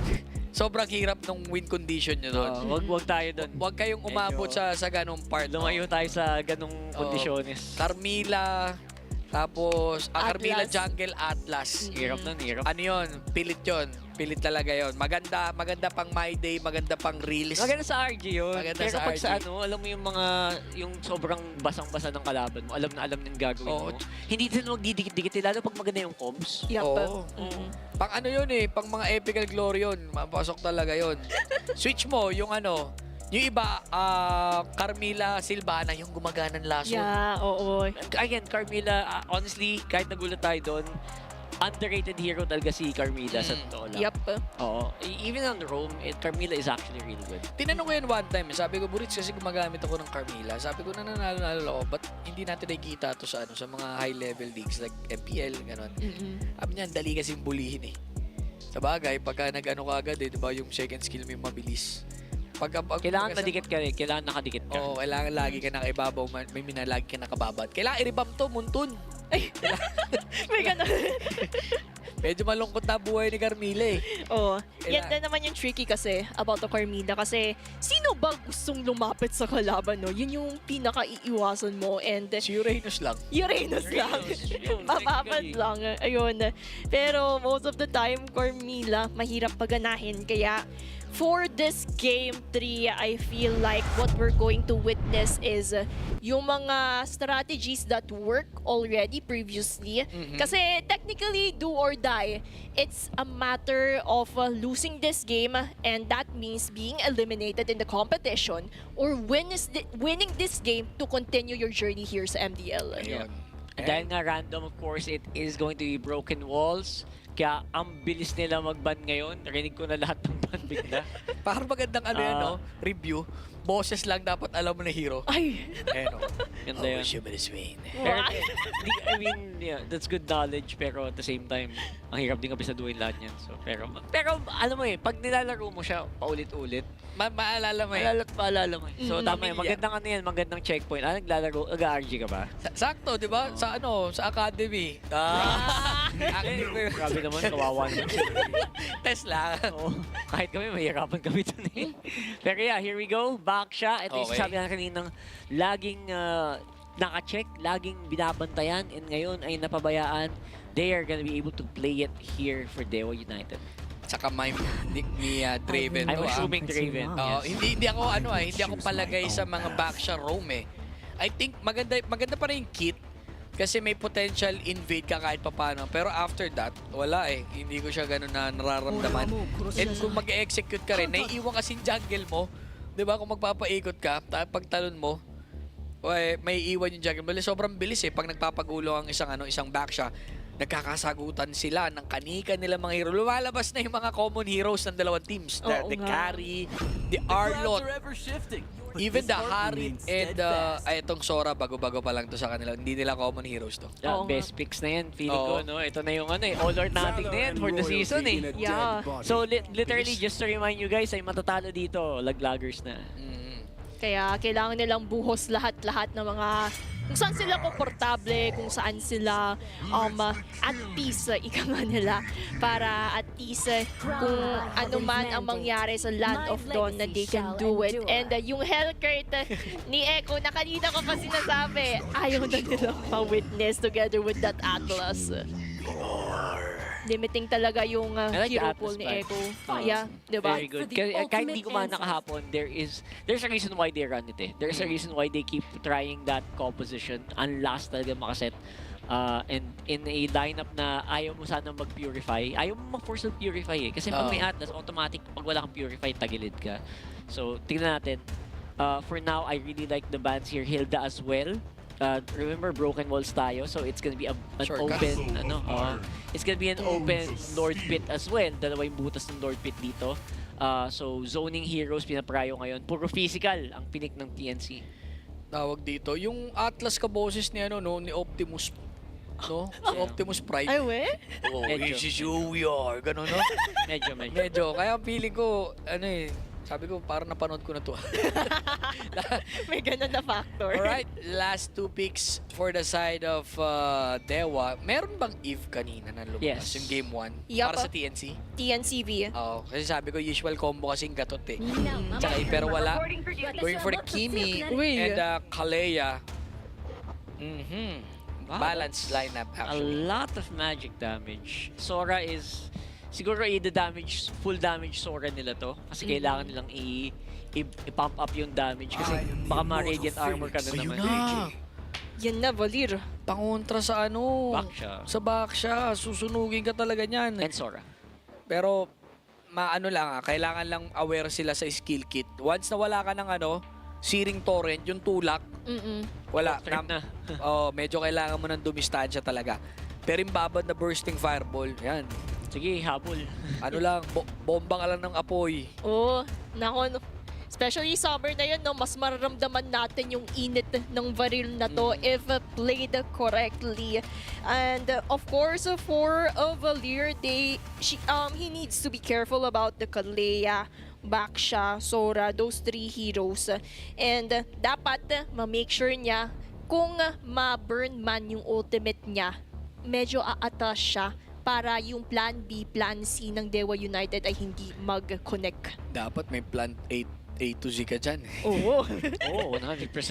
Knowing that this is a match point sa dalawang team. Again, remind ko lang guys sa mga bagong manonood natin kung sino yung matatalo dito, bye-bye na para sa ating season.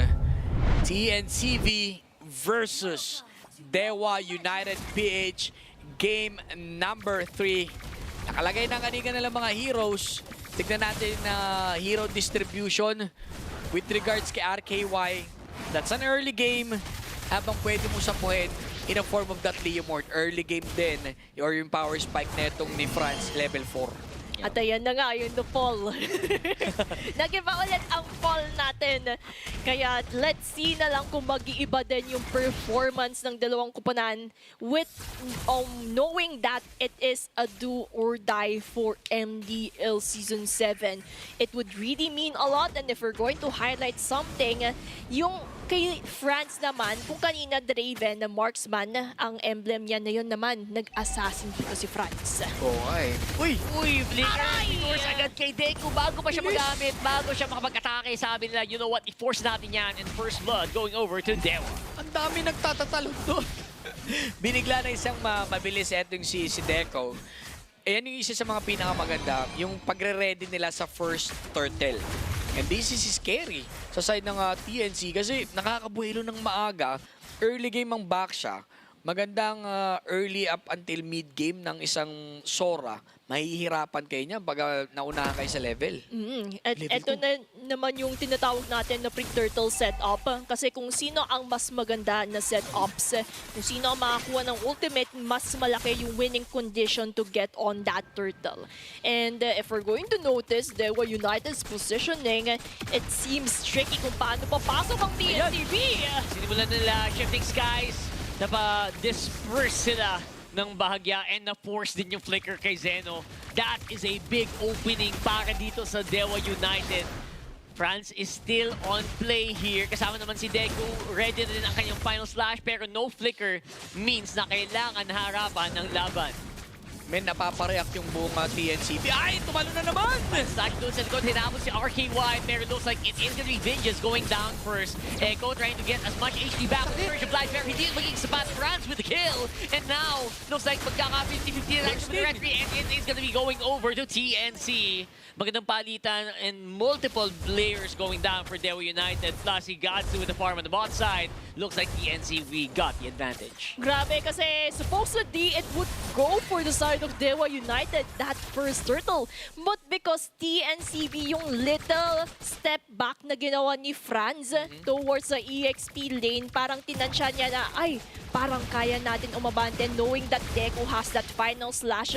So TNCV continued their pursuit and it really paid off because they now have that advantage point. And sinasabi ko na talagang yung power spike ni France is level 4 plus. Sobrang ganda ng position ni Zeno. Yung bursting fireball niya, dito na mayayamot. Etong si Draven, pauulanan ka ng pauulanan ng bursting fireball niyan up until it's either mapoke ka, ma-out position ka, or aatras ka na lang talaga. Kasi yan din naman yung masasagot mo. And gold craft-wise, napakasakit katulad ni Godzu doon na nanganganib sa bandang baba. Yep, it's gonna be Godzu getting a lot of pressure dun kay Echo, and Taku, hindi niya masyadong na-clean yung dulo. Well, literally one hit na lang and nakabawi pa. Godzu getting back in with the assist as well means that we will be on another stalemate. Actually, medyo patay din tayo on the economy. Ano yun na-burn ng ng resources etong si Echo na wala yung flicker niya, hindi pa niya na tsunami slam. Dito magiging maganda para naman sa side ng TNCV. Hindi na magiging threat na ganong kabigat si Echo dahil wala siyang flicker, mas madaling pumosisyon sa Lord Take. So, ang adjustment na pwedeng gawin dito ng Dewa, mamaya na tayo mag-turtle, pwede tayong pumikop ng hero, -1 muna, tsaka Flash! Yan ang tsunami slam that is maximized here by Dewa United. Deku nakatakas pa rin naman. Pero again, so many resources burned once more na opening pa para dito sa ating susunod na pagong. Uumpisa na nila yung pagong dito. Kalahati ang buhay Bumibuelo ang mga members dito. TNCV fronting in. 5 man na yan. Kasama yung Zaman Force dito ni Takbo. Tumalun sa likod. Vinjas has to go down. Pero it's a steal. France gets the turtle. Beka yun na yata ang kailangan nila para makuha pa ng isang kill. Pero hindi na ipupush. Turtle is gonna be enough for TNC. Everything started off with that mid lane initiation. Ang ganda sana ng final slash ni Deku, pero yun naman yung timing point ni Echo para umarangada with that tsunami slam. And towards getting on that second turtle, we can see that Dewa United, they hold that position. But the way TNCV out-positioned them in the first place, doon na overwhelmed, doon nakuha ni France yung turtle, pero meron na naman nangyayari dito sa bandang ibaba. Bumuelo lang. Buelo lang. Yeah, for the meantime, I feel like ang lakas talaga ng ano. Ang ganda sana nung setup dito nila Echo. Alam mo si Echo, sarap ng buhay niya technically kasi wala namang purify yung mga nasa kabila eh. Oo nga. Although si Valier may built-in purify yan, mag-ulti pa yun. So, technically dapat ang daming kills dito ng DO9. I don't know why, pero they're slowing down a lot. Oo, medyo na ano sila dito, naiipit. Siguro handa rin sumapo eh. Ayun, papapansin mo, nagtetren-trenan sa baba. Oh. Aapatin na nila dito and they're trying to force a clash sa bottom. Maaari nilang bitawan yung top or magre-reset. Tatatluhin na. Kailangan ng bigyan tong Torres sa baba. Masyado nang tumatagal to. Oo, masyado na matagal. Si Vinjas, by the way, naka Radiant Armor. So, hindi na masyadong takot sa mga hits ni RKY and Takdu. So, let's see. I think this might be enough to push them back. Vinjas, humaharap na. And the initiation coming in from the duo of Vinjas and Franz is gonna be enough para matulak palayo ang mga defenders ng Torre na to. Pero at the same time, towards the top lane, yan din naman yung ni-mirror ng Dewa United para at least equal pa rin ang kung kukuha kayo ng Torre, kami rin naman ang kukuha. Palitan ng kung palitan. And also, for the third turtle, nakakatakot yung positioning dito ni Jax pero mga spot on naman dito siya ni Vinjas. Yup, tatalon na and looks like Shifting Skies way too late para ma-deny yung red 3. It is still France with the kill and another one going down. Double kill para sa Leo Mord. Grabe yun. TNCV got the turtle. They were also able to do the post-turtle punish by taking down Jax and Draven in the process. Now, everything seems going in plan for TNCV. Now that they have the lead, now that they have the advantage, kukuha pa din sila ng turret sa bandang itaas to somehow going in for that gap. Tama nga, no? Parang medyo matagal na yung huling kill na nanggaling sa Tsunami Slam. Hindi ko nararamdaman yung peak of potential ng isang Kalea. Sila pa ngayon yung napapunish dito. And isa sa mga pinakamagandang ginagawa ng TNCV, alam nila kasi yung time frame when to strike. Look at that. Gold grab. It's all about TNC right now with a 3K gold lead. Yung rotation, yung map control. Eh napapansin ko, bago talaga mag-umpisa, yung like for example, yung post-turtle fight, ang pinaka-aim nila, burn lang yung flicker na meron eto si Echo. Maaring gawin ulit nila yan bago lumabas yung Lord dito. Oo, kasi every resources, regardless if it's a battle spell, item, would matter in objective taking. That's why maproc mo lang ang flicker, purify, that would really mean a lot.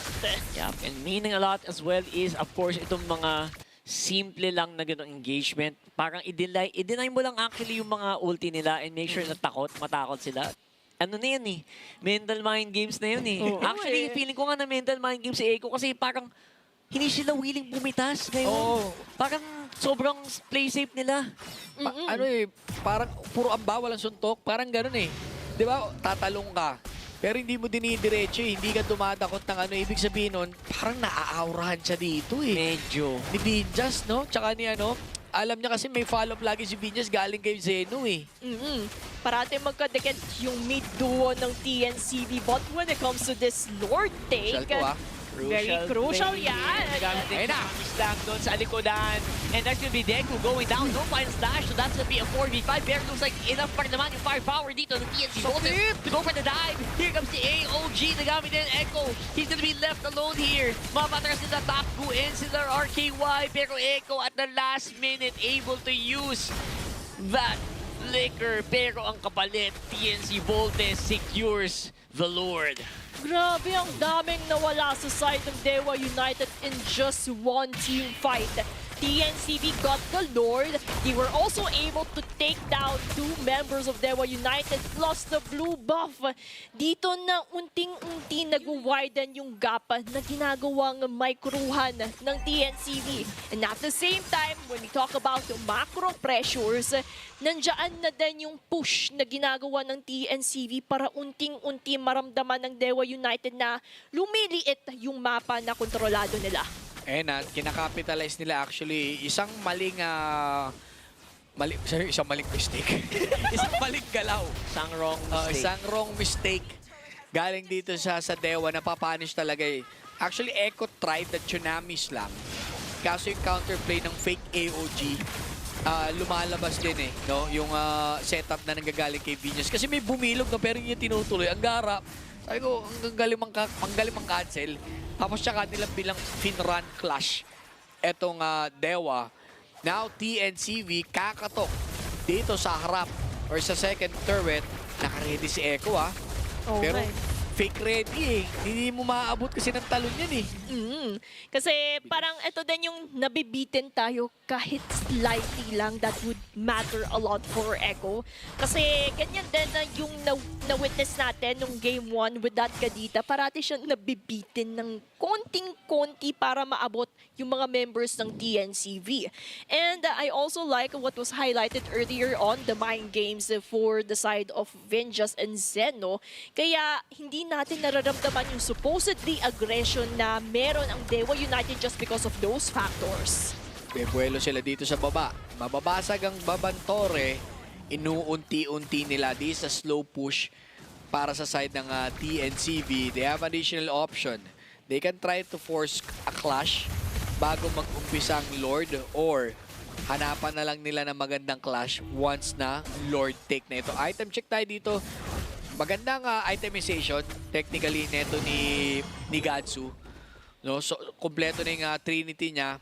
Kailangan na lang niya ng mas magandang position at gumagana at gumagana. Ang hirap kumawala dyan eh. Corrosion site. Tapos mag-i-stack yung bursting fireball sa'yo. Yung may mini sinok, may mini stun. Wala ka na talagang galaw dyan eh. Nandun na yung slow, nandun pa yung damage. So, paano ba makakatakas ang Dewa United sa situation na yun?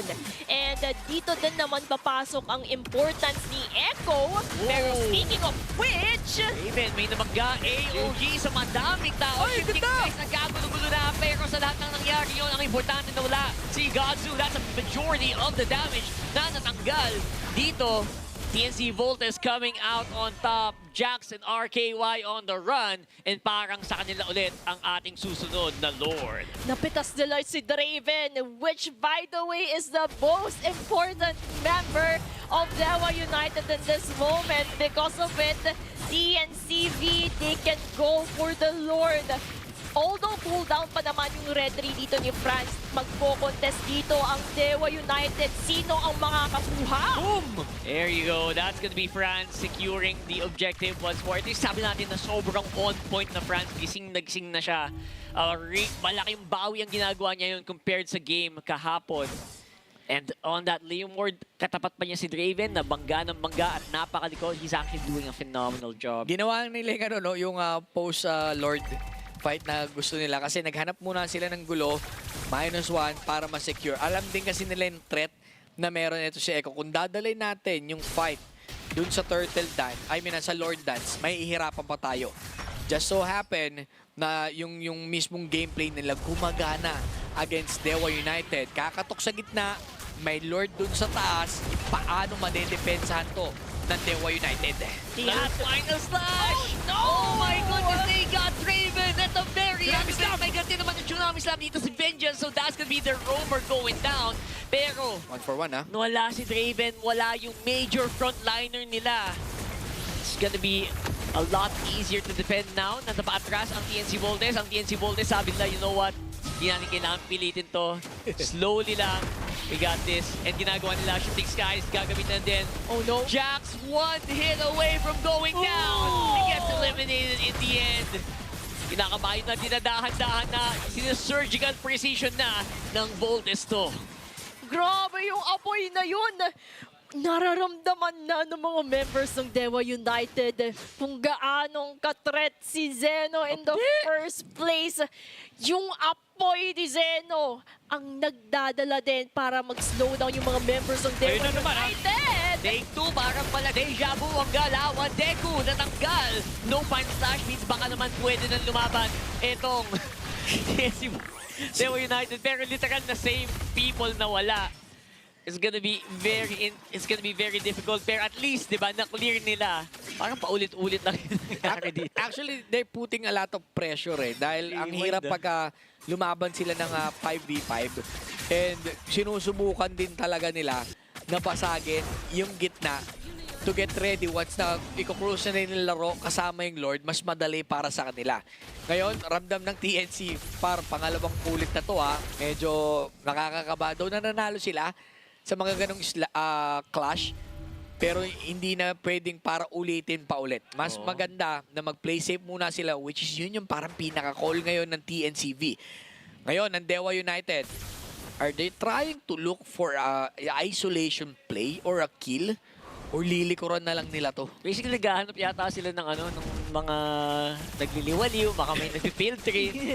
Namamasyal dyan.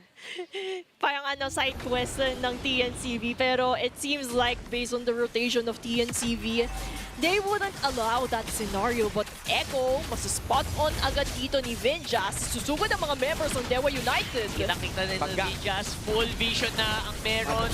Echo looking for someone to get, pero looks like it's gonna be another Lord going over TNC Voldes, and parang mas masaya ang teamfight nila ngayon this time around. Buhay na buhay si Jack. Shift guys niya ng tama ang kanyang tamang targets.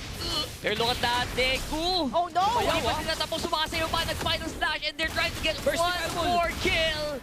And that's gonna be the Valdir effect na naman dito sa game na to. Sa kanila ang Lord, and looks like si Franz pwede na ding tapusin to. Taku trying his very best to survive. And yung nga naman talaga. Pero looks like sa dami ng minions dito nang wala nang pwede mag-clear. It's TNT Voltes coming out on top.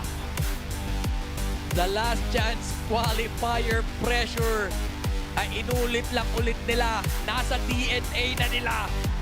Nagtatatalon. Piniga ang mesa. Piniga ang mesa. Yun ang pag-alis ng gigil. Kasi we cannot deny the pressure, yung execution nila just in time para sa side ng TNCV. Hindi rin naman ganun kalinis agad yung mga execution nila. Pero nung naramdaman na nila, nag-connect na talaga no? The stars aligned Oo, stars aligned talaga para sa kanila. Normal links dito ni Gatsu. And sabihin ko, yung pinakamagandang moment, hindi nila napapansin yung bursting fireball ni Zeno. Oo, diba? Yung apoy na akala mo makakaligtas si Jax, pero sa sobrang sakit ng apoy, unting-unti nagliliyaba at doon din parati nadadali si Jax. Ilang beses nangyari yun, parang kiliti na lang. Oo, diba? Grabe, nakatakas na pero kinain ng apoy. Pinatakbo pero hindi pinuhay. Pinatakas ka, gusto mong pabuhay ka. Di ba? Kalilingon. Tawa ko na. And look at those items. Kaya pala nakapasma pasma build. Yung Ice Queen tsaka Glowing Wand. Oo. Kasi doon din naman nararamdaman yung damage at na-amplify kung ano ba ang meron sa isang Valir in the first place. You have the damage, you have that slowing capabilities para mapa-atrasa ang Dewa United. Samahan mo pa ng corrosion site dito ni Godzua kasi kung mapansin nyo sa teamfight initiations, habang nagbe-basic attack lang sila, nasa-slow down yung mga members ng Dewa United kaya napipitas din sila. Hindi rin tumatagos kasi yung damage ni RKW. Kung mapapansin mo yung gamit ni Vinjas, naka-Radiant Armor, naka-Athena Shield. Insta lang back good luck. Tapos si Deku, naka-Rose Gold Meteor, tapos naka-Oracle. Ang ganda ng balancing nila ng kanilang mga ng mga itemization. Kaya kahit maganda yung items ng Kimi, sabi ko ba't hindi nagpo-proc yung niya? yung Sky Pierce, nakaka-free hit naman siya. Pero nung nakita ko yung item, kaya, hindi talaga tatagos yan. Hindi gaano ramdam, no? Yung Kimi dito, na, it's a sad way to go na you basically played so well in game 1, game 2, tas eto. Hindi ka naramdaman actually. And, well, that's item, counter out a hero. In all in, before hindi kino-combine masyado ang Radiant tsaka Athena. Ngayon, lahat ng magic. Lagay mo lang. Ito gagawin mo, saluhin mo lang lahat ng bala galing sa Kimi. Tapos kami na bahala. May revitalize pa yan. So, gaano kakapal yung buhay na kailangan bago ka tumagos. At ito, yung ating MVP from that match point. Si Franz in the form of that Leomord. Pero iba ang build niya, guys. That is an assassin base emblem. Gumagana pa rin naman. 5-0-10. At itong lalaking to, itong si Franz na to, nakikita ko siya kanina, talagang labas lang siya ng labas ng Phantom Steed. Even yung, alam mo, pagpapunta lang siya sa kabilang side ng jungle niya, pina-Phantom Steed na niya. Movement speed is maximizing yung kanyang capability to farm. Hindi siya naghihinaing sa cooldown kasi ang cooldown natin lang neto sa mga 20 to 25 seconds eh. So pwede ka magmayat-maya mag-Phantom Steed. Oo, kasi yan din naman yung kinagandahan about Franz. Hindi siya nagtitipid kasi alam niya every skill would matter. Kaya na-witness natin in this point of this game na early game pa lang nakokontrol na, and kita mo naman yung ikot, napakabilis based on this heat map. Kasi katulad nga ng sinabi ni Prof. B, unlimited yung paggamit niya regardless if there's a teamfight initiation or not, as long as he knows his goal. He is clear with his goal, which is to farm up as much as possible. Kasi it also reflected sa keys to victory natin na basta bigyan nyo lang ng space, ng espasyo dito si Franz, gagawin niya na ang kailangan niyang gawin. And it's really evident when it comes to this highlights na nakakakuha siya ng turtle at hindi makatagos ang Dewa United sa mga gusto nila mangyari. Ayun, look at the position of Zeno na pagka nagkaroon din ng konting forward, tinatawag agad ni Franz yung kanyang Phantom Seed, kinakas na agad niya yung Phantom Seed. And si Zeno, with the chase, kumukonek lang yung bursting fireball niya. Lagi lang siya nasa likod, technically ni Deku.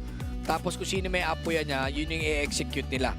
Even Gatsu, na sa umpisa kala ko sa akin, nakaka-free hit naman na maganda, pero di tumatagos. Pero pagka tumatalo na siya, or may napumapasok na siya sa clash, yun na yung moment na halos wala na rin talagang mga skills ang mga members dito ng Dewa United. It's all about the proper execution, tapos naka-focus hero. Ang focus talaga ni Zeno dyan, pansin mo lahat ng bursting fireball, dun lang ang bato eh. Kay Draven nakababad lang yung apoy niya. Kasabay niya si Deku. Kung aabante si Deku, asahan mo na may kasamang apoy sa likod na nagpa-follow up.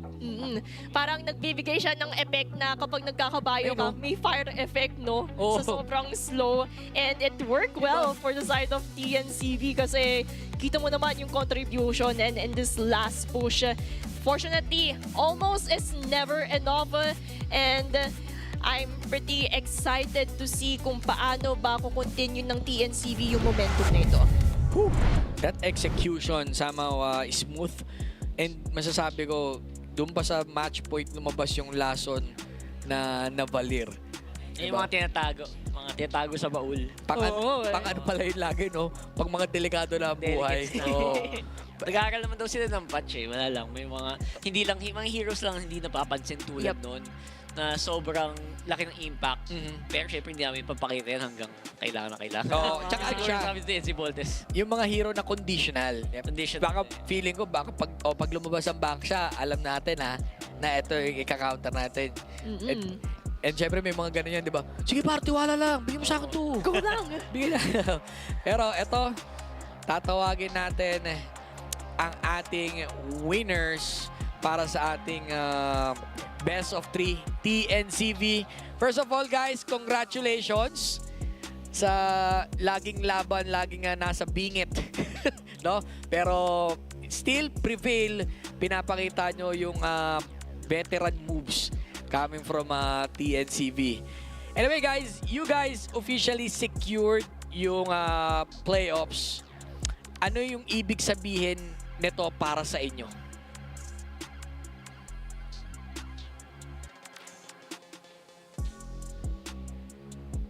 speechless. Wait lang, naka-on ba yung audio? Hello, dinig nyo kami guys? Oo, naka-off. Hello? Naka-off. Oo. Kaway nga kayo kung Kaway dinig nyo nga. kami. Dinig naman yata tayo. Oo. Hindi. Hindi naman Ay. naka-mute, no? Nakamute sila. Ay, nakamute tayo sa kanila. Mm. Wait lang guys. Wait lang. Oo, ayan. Kaway nga kayo guys kung okay na. Oh, yun! Alright. So first of all guys, again congratulations for winning. Ito question ko sa inyo, no? You have officially have a playoff secure sa TNCV. What does this mean for all of you na elimination match at nakabawi kayo from yesterday's loss?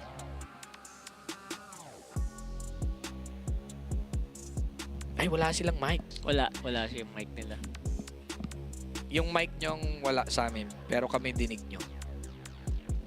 Para sa amin, masaya kami. Ayos naman natin.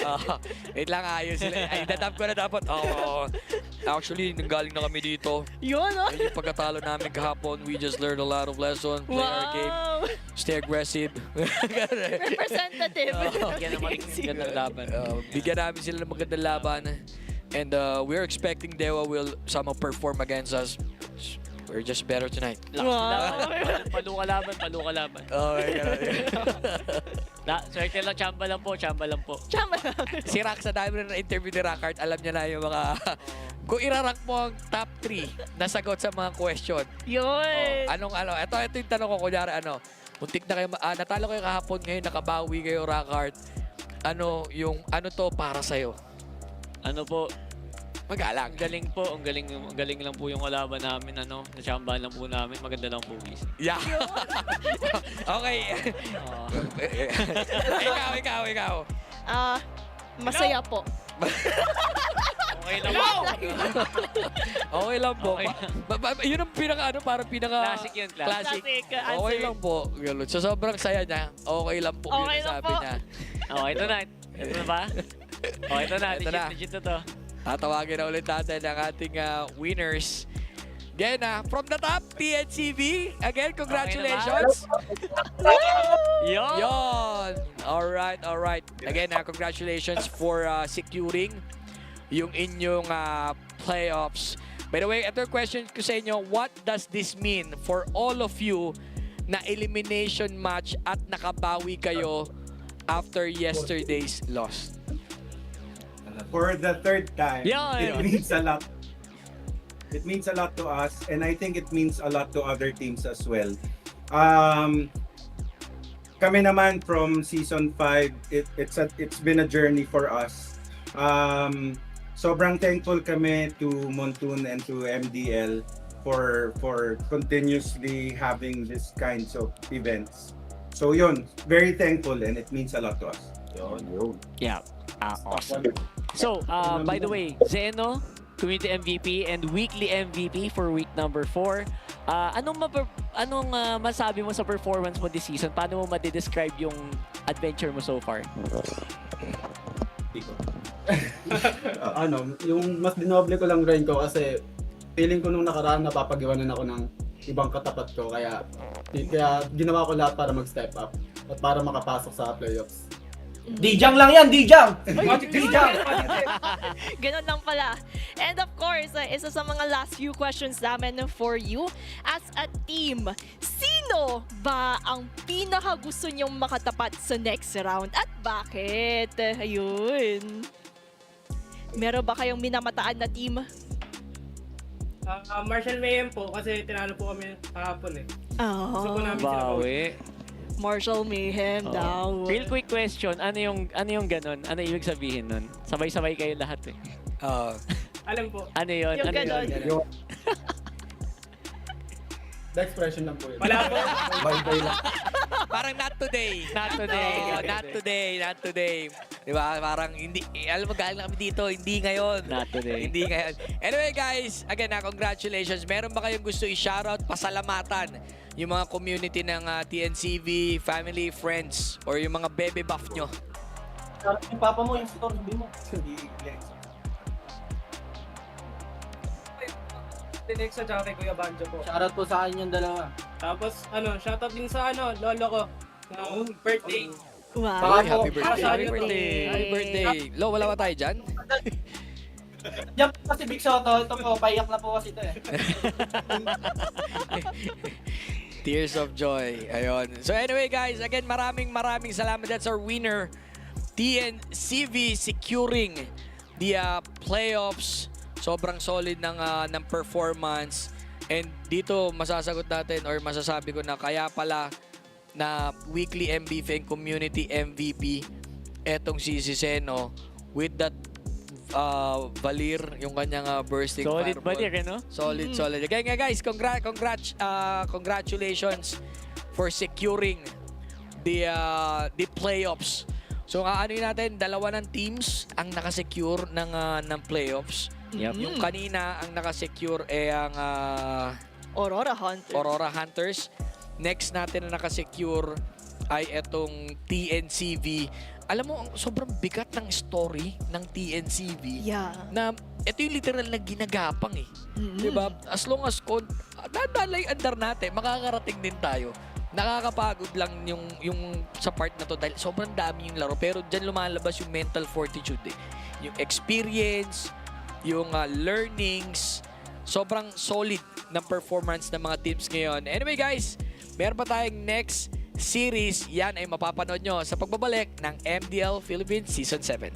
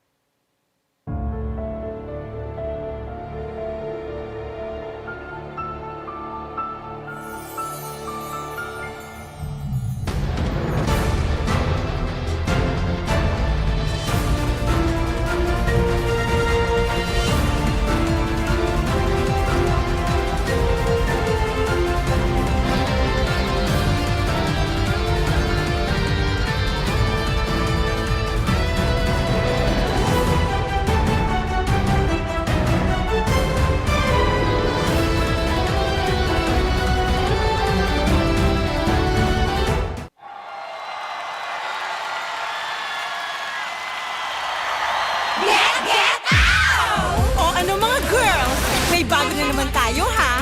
Malamang matutuwa na naman ang mga bata at matatanda niyan! Maglaro tayo, di kami patatalo. Maski duo o trio, kahit 5 man pa kayo. Kahit pa sabay-sabay, ang kalaman sasablay. Kung mag-rank ang pambilis, Sure na wipe out, get out! pili na ng lane. At mag-pick ka na ng hero! Sa mid lane galingan mo. Pag nag-ulti dapat sakto! Push na ang turret, ready to attack the Lord. Nakaube, summer bonding na ng todo! Laro, laro, laro. Bilis, bilis, bilis. GG na sila. Appear, appear, appear. Ay, nadali! Sige, push mo! Laro, laro, laro. Bilis, bilis, bilis. GG na sila. Appear, appear, appear. Ay, nadali! Sige, push mo! O ano? Sasali ba kayo? Lahat ay masaya. Pwede dito kahit sino. Nasaan ka man, nasa bahay o trabaho, pwede niyong laruin to. Success pag tayo ay panalo! Abilis sa beer, one hop, one quart, one quart, one hop, isa beer, a beer. Abilis sa beer, one hop, one quart, one quart, one hop, isa beer, a beer. Abilis sa beer, one hop, one quart, one quart, one hop, isa beer, a beer. Abilis sa beer,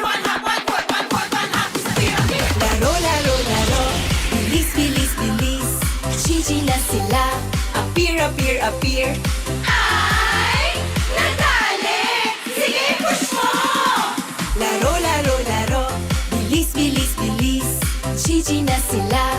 Appear, appear, appear. Ay, nadali! Sige, push mo! Get out!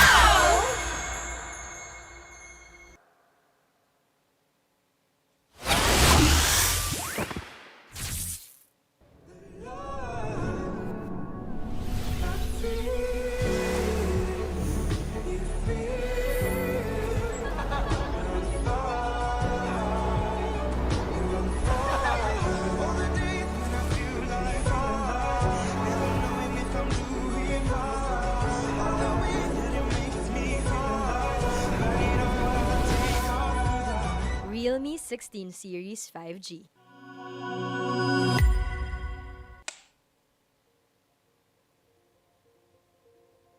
I'm Naoto Fukasawa. I'm a designer. I always be getting some inspiration from my everyday life. I feel urban perspective, world is chaotic. We need order. Touch, the UI already touching everything. Touch means we can feel everything. We call it design sensibility. That is the meaning of touching. Human function is focused to be live. You cannot really live without any good telephone. This is one of the great mobile phone I designed. Really fit your fashion and life. I hope everybody like it. Realme 16 Series 5G. Different shades, different moods, but somehow we just click. We all move through life differently, chasing dreams, finding calm, and growing in our own ways. For some, their energy burns brightest when they play. For others, calm is where their focus finds its rhythm. And for a few, growth simply happens when the mind is at ease. But even in our differences, we're all connected by the things that hold us steady or have our backs. No matter the hue, there's a color that feels like you. So let me ask you this. What's your color?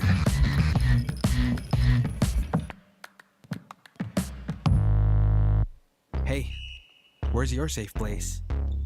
A place where ideas ignite, where laughter lingers, where work feels light. This is mine, and I'm not gatekeeping it. A chair isn't just a chair. It carries me through wins, through setbacks, through every step forward. And a desk isn't just a desk. It rises with me, stands tall when I do. Through triumphs, through trials, this space keeps me growing. This is my safe place. Home, playground, grounds where I stand. This is TT Racing Home Grounds. For every dream I chase, every battle I face, TT Racing has my back. So I'll ask again, where's your safe place?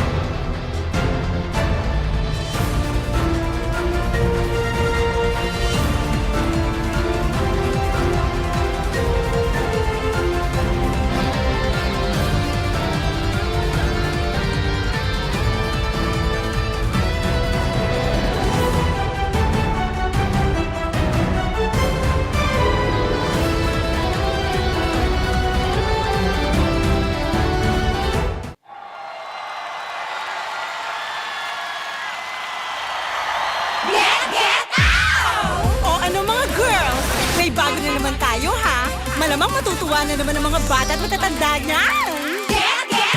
Maglaro tayo, di kami patatalo. Maski duo o trio, kahit 5 man pa kayo. Kahit pa sabay-sabay, ang kalaman sasablay. Kung mag-rank ang pambilis, Sure na wipe out, get out! pili na ng lane. At mag-pick ka na ng hero! Sa mid lane galingan mo. Pag nag-ulti dapat sakto!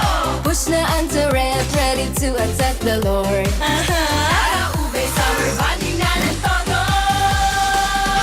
Laro, laro, laro. Bilis, bilis, bilis. GG na sila. Appear, appear, appear. Ay, nadali! Sige, push mo! Laro, laro, laro. Bilis, bilis, bilis. GG na sila. Appear, appear, appear. Ay, nadali! Sige, push mo! O ano, sasali ba kayo? Lahat ay masaya, pwede dito kahit sino. Nasaan ka man, nasa bahay o trabaho, pwede niyong laruin to. Sex bomb tayo ay panalo! Ability sa beer, one hop, one quart, one hop, sa beer, a beer. Ability sa beer, one hop, one quart, one hop, sa beer, a beer. Ability sa beer, one hop, one quart, one hop, sa beer, a beer. Ability sa beer,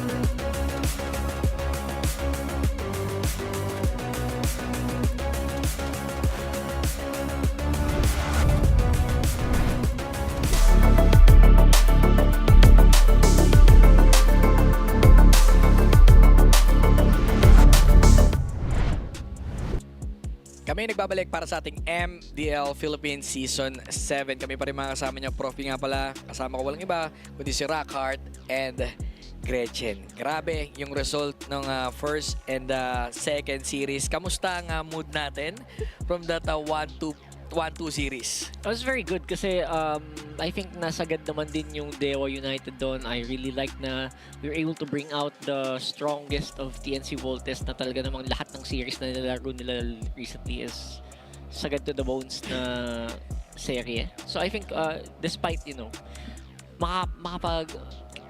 nakakaba panood yung TNC Voltes, I think they were able to bring out their best today. Despite the outcome, what's important is that nagpakitang gilas sila bilang rookies. And here we are entering the third series na last remaining rookie na lang ang natitira. No? So, tingnan na lang natin kung paano ba sila aabante. Lalo't lalo na yung mga natitirang teams na yun, puro mga veterano. And a lot of pressure is put upon sa Code Unknown. And again, last rookies na natitira or tinatawag na an empty throne kasi yung mga kalaban ng last rookie na natitira ay ang defending champion. It's either we're gonna see a new champ or magmo-move forward ang rookies. Mabigat itong istorya na itong dalawang teams na to. Sila rin ang pinaka-favorite ngayong Season 7. Ang daming mga natutuwa sa performance ng Code. Nagugulat din sila kung paano nangyayari naman sa ating defending champs. No? Sobrang kulay technically ng mga result na nakikita natin para sa ating Season 7. Pero again, etong Code na to, we are expecting a lot. Even the community, madalas tinatanong saan nanggaling to at sino-sino nga rin ba ang maglalaro sa flag ng Code. Yeah, so Code Unknown, obviously it's still gonna be Nagi, Kira, and Maven and Asu. Again, they suffered their first series loss yesterday. So that is interesting. Kaya, so again, sinabi ko kanina to, I'm very curious to see how they will fare. Now na naranasan nilang matalo here in MDL Philippines, will that change who they are? Will that put them in a panic mode? Will they... Kasi, if you're... Ang tawag doon? If you want to be one of the champions of MDL Philippines, kailangan handa ka din eh. Yeah. Handa ka din sa pagkatalo. Kailangan makapag-kaya ka ng maayos sa pagkatalo. Kaya right now, my eyes are on these guys to see if they can actually, recover and bounce back properly nang walang masyadong overthinking at panic. And that will show na talagang handa na sila for the playoffs. And tingin ko aware din sila sa changes. I mean, sa mga errors nila yesterday. Ibang-iba rin talaga yung galaw ng Code. Unusual from the Code na magiging ganun yung resulta. At ito, yung makakalaban na the defending champ, the Twisted Minds, Rough World. Kita naman natin that ever since Season 6, these 5 players truly showcase what it means to be champions. But now, their throne is being tested upon by these super rookies. And dito natin masusubukan kung yung same Twisted Minds Rough World era na nasaksihan natin ng Season 6 ay patuloy na magpapakitang gilas sa Season 7 now that sila ang tinitingala ng karamihan. Sila ang parang role models when it comes to MDL. But the question is, can they actually maintain that momentum knowing the threat coming in from the super rookies of MDL? That's true. Actually, alam mo itong Twisted Minds tsaka yung Code, sila yung pinaka-upset kahapon. Kasi a lot of people were expecting these two teams to be the 1-0 teams. Tama. Diba? So, yung performance nila, dikit naman, kasi lahat naman ng games sa hapon, dikit. I mean, despite dikit, I think a lot of people expected more from these two teams. And again, this is a opportunity para ma-prove sa lahat ng nanonood, sa mga believers sila na tama, maniwala kayo sa amin kasi kaya namin to. Pero again, laglagan portion. Kung kailan nilang pinakakailangan ng suporta ng mga teams, eto na to. No, ibuhos nyo na dyan kung sino man yung sinusuportahan yung teams. At ito, ang key to victory ng Code. Choose proactive mages for ENS. Ito si ENS talaga eh. Literal captain, siya yung pinakagigil kagabi sa totoo lang. And again, it's all about controlling that mid trio for me para sa Code Unknown. It feels like once they have that really good momentum going, pag consistent na nakahanap ng mga pick-offs itong mid-trio na to. Parang dire-diretso na smooth sailing na for Code. And I think a lot of their wins are actually, again, based off of pag hindi namatay or one deaths lang ganun si Ends. So again, nakita na natin parang once na maganda ang araw ni Ends, maganda ang buhay ng Team Code. He is the heart of the Team Code. At ito naman ang keys to victory ng Twisted Minds Rough World. And of course, Nibor give up on Yan. the fight. And kung hindi niya na-gets, never give up. Pero we just change it in the context of Nibor. Kasi for Nibor's side, ito yung gusto natin na highlight for the side of Twisted Minds. Kasi from his performance ever since the last season, parang this season, kailangan niya mag-step up. Kailangan hindi sila susuko knowing na elimination match ito. Kaya they have to do their best and everything will follow accordingly. Isa sa mga kailangan din actually tignan dito ni Nibor, may mga times yesterday na napipick off siya na nandun lang siya, kumbaga napipitas lang siya na hindi naman kailangan or pwede naman maiwasan. So yun yung kailangan din tignan at mag-step up technically neto ni Nibor. And for the Code, para sa akin, malaking lesson yung nakita natin from series number 2. That is TNCV, isa sa mga veterans. Etong kalaban nyo ng Code, hindi lang veteran, defending champa. Yun. So kung may veterans pa, kumbaga yung may siko, eto may sipa pa, na kailangan nilang tignan para sa koponan na to. Ang daming kailangan nila i-check. Yung bounce back factor, especially yung sinabi nga dito ni Rakard na na-shake up pa sila from that defeat. Yun yung nakakatakot kasi hindi ka familiar na matalo, tapos nandito ka sa laglagang portion. What if biglang mag-relapse no? Maalala mo, paano mo gagawin mo? Kumbaga, nandito ka sa mundong hindi mo kabisado. At ito, ang ating player head-to-head. This is the mid laners. Ends para sa side ng Code. Vin naman para sa side ng Twisted. And all I can say is, for Ends, kahit super rookie pa lang sila this season, nakakasabay na siya for the defending champions. Kasi statistics-wise, very little lang yung difference nila from what we have presented here sa KDA, GPM, and etc. Pero when it comes naman sa hero pool, yung notable lang here for the side of Ends would be the Kagura, and of course, for the other side, for Vin, it would be the Zetian. So dito din natin makikita na kung ano ba yung Ends sa larong MLBB, ano ba yung Vin sa larong MLBB. Si Ends mostly nagfo-focus sa mga damage output, habang si Vin, they have the team player composition na nagwo-work naman for their side. Oo. And nakita na natin kanina ng mga hero pool. Again, etong dalawang members, dalawang players na pinakita natin kanina, sila yung nagpapagana. Yun yung binabanggit natin ng mid trio. Once na gumana ng mid trio, madali na lang din, parang dudulas na para sa side nyo eh. Mapa gold lane or XP lane. Twisted Minds Rough World choosing the blue side. And anong mapa yung maaari nilang kunin dito?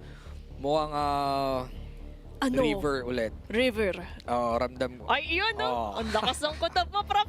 Expanding rivers. So we're expecting a lot of quick rotation. Tapos parang heavy fighters. Madalas pag nasa ganyang mapa. Yeah, heavy fighters, I think you expect the Lemur to make an appearance. Harley as well, faster assassinations. So I'm very excited makita yon. And para naman sa ating mga mid laners, I'm assuming, syempre, I think na-exhibit na din sa nakaraang serie natin na medyo Zushin wins games. Out of all the picks, I think only lost once. Tama. Oo, tama. Tama. Ang dali kasing partneran pa rin talaga eh, di ba? Though hindi siya nagiging priority yesterday. Ngayon masasabi ko, kailangan bumalik sila sa ganong ideya. Para pakawalan si Sushin, kailangan it's either nakawalang Marcel or ang Freya.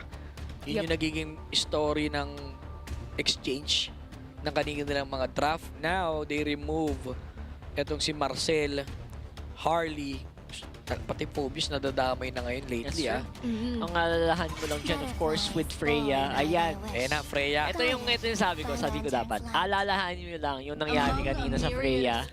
Kung saan may Freya game, dun pa natalo ng 8 minutes. Oo So, nga. hindi siya totally God pick sa totoo lang. I think we slowly are finding it out. Actually, yung kanina, yung Valier, pwede din yun eh.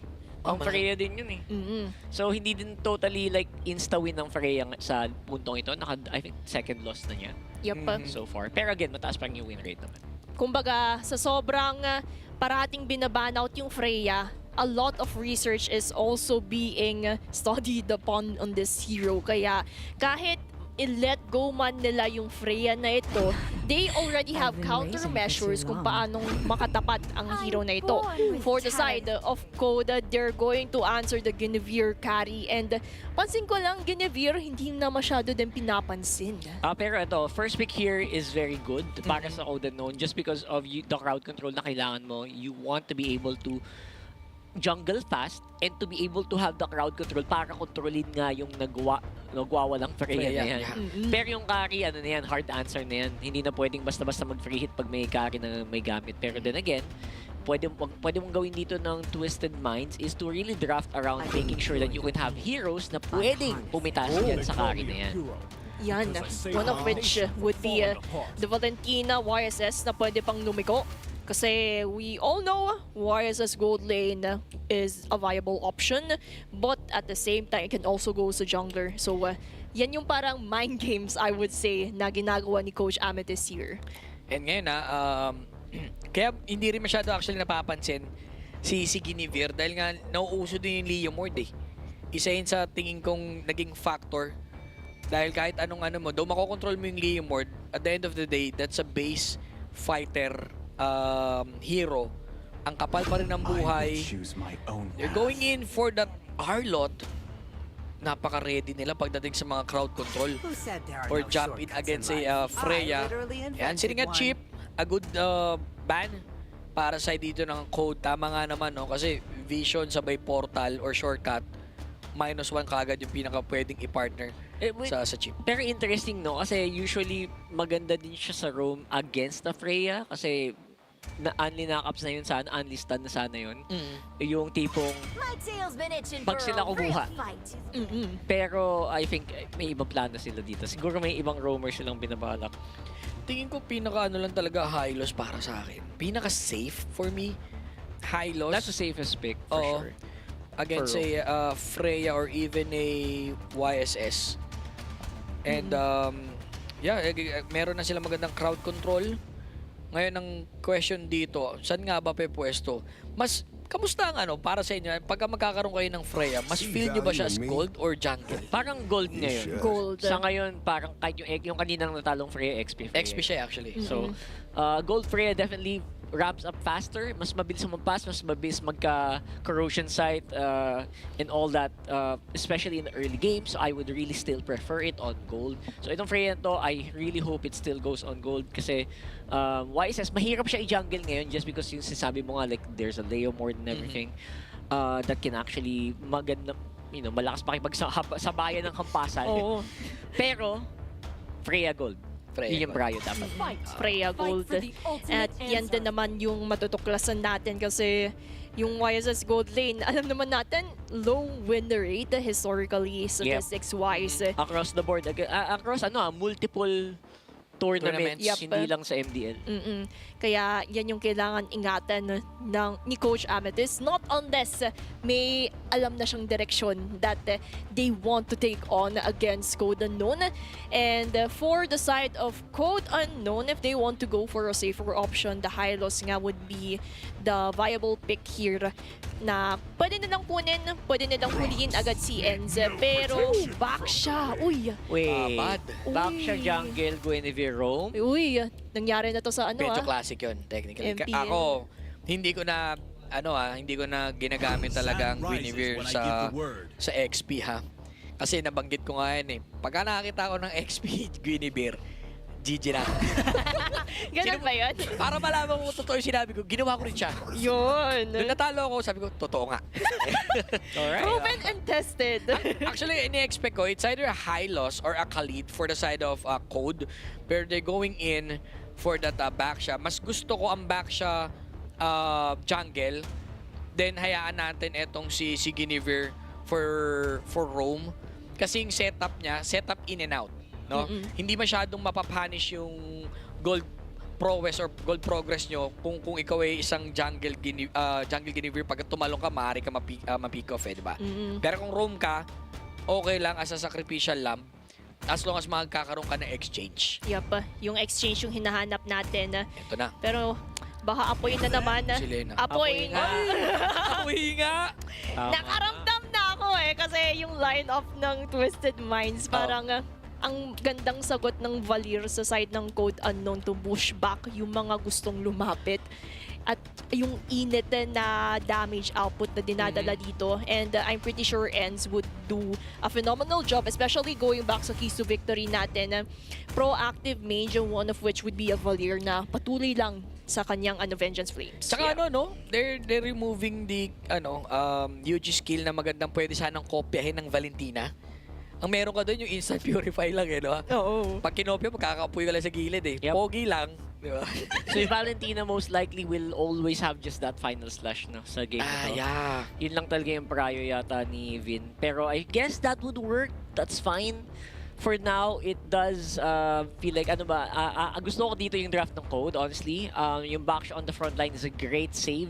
Everyone else, kasama din yung Guinevere jungle, by the way, will do very well. But Maven is on that back shot. It's gonna be a roam back siya pala. Yeah, roaming back siya. Gusto nila limit agad kung paano gumalaw si Sir Matt. Knowing YSS, medyo nagsistruggle siya sa early game. So, Code Unknown would have to capitalize on this information agad-agad para hindi makasnowball ang isang YSS. So, for the side of Twisted Minds, if they want to keep on funneling Sir Matt down sa kanyang respective jungler path, they have to ensure that si Wes, Nibor, Vin, Reggie, basically the members of Twisted Minds or World Era would have to ensure na in every objective taking protektado itong si Smat. Kasi iba yung dynamics kapag fighter gold lane lalo't-lalo na considering yung mapa natin na malaking factor yan kung paano sila magro-rotate. And gusto ko lang yung pop nila dito ng ng revitalize kay Maven para sa kanyang back siya. Yeah, kaya bumabad. Saktong lapag ng revitalize. Same idea kanina nung Valir Arlot. Diba kung sino talaga dinadive. And easy stacks nga naman yun nung pag dumive ka. Tapos tatama lang yung bursting fireball. Ewan ko kung paano sila makakatakas dyan. With regards naman sa lineup ng Twisted Minds, conditional. Lalot yung Valentina kasi. Limit lang yung pwede niyang i-copyahin or makapitalize dito. Yung final slash nga inaasahan natin na pwede niyang kopyahin maya. Anyway guys, third series, here we go. This Super Rookies versus the defending champs. Game number 1, best of 3. Tanggalan to. Interesting, no? Kasi we have seen the Valir in play kanina. Pero I'm not sure if it's gonna do as good here just because very mobile din yung lineup dito ng Twisted Minds, no? So 71% bowl results for Code is very interesting. 71% for the rookies voting. Aba-aba. Men, sige. Mga bagong si Evil ng tournament yan. Bagong salta yan. Pero mabigat agad ang fanbase. Oo, diba? The new ones are doing it. The new kids on the block. Ika nga. Okay. So, we're seeing Valir. Obviously, super speed lang yan. Only ba to? Stun lang ang gusto. Gusto niya lang mang-stun and mang-slow ang mang-bad trip overall. Bagay kaya to kay Ens, we'll find out. Maganda naman Yun yung parang isa sa mga parang idea kung paano maglaro talaga. Very aggressive move. Kanina, nasa gitna lang yan. Nararamdaman mo na yung Code, nag-i-start na silang pumina or umaura. pinapakiramdam kagad nila yung estado ng Twisted Minds. Oo, kasi alam nila, for the side of Twisted Minds, they would have to protect, but Kira would go in for that initiation and first blood na nga. Uy, kinounter go dito Swabe lang. And of course, it is Maven with the attempt to to go for the revitalize. Kira goes down. I think that's a pretty okay trade. Grabe naman si West. That is a very deep cut. Man, Grabe. gold ka ha? Gold ka. Gold lane na gumeganon, no? And usually kasi pag fighter, tapos expanding, sasama ka agad talaga eh.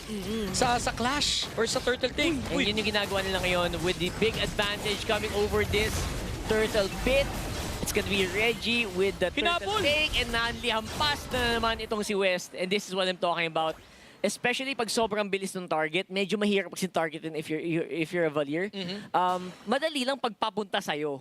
Pero pag pakaliwat kanan, mahirap habulin ng fireball eh, kasi manual target yan. Nagmamarsilin, no? So parang gumagamit ng baril. Pag moving target, mahirap talaga yun. Wala ka namang aimbot dyan eh. Hindi naman siya target lock, di ba? Hindi siya homing. Hindi siya homing. Talagang lapag eh. Yun din mapapansin mo sa mga high level para sa user eh. Yung tinututok. Ay, sa likod! Ay, naku po, nasa ilalim si Azu, forcing a figure out. Alam nila na hindi pa makakapalag itong Karen to.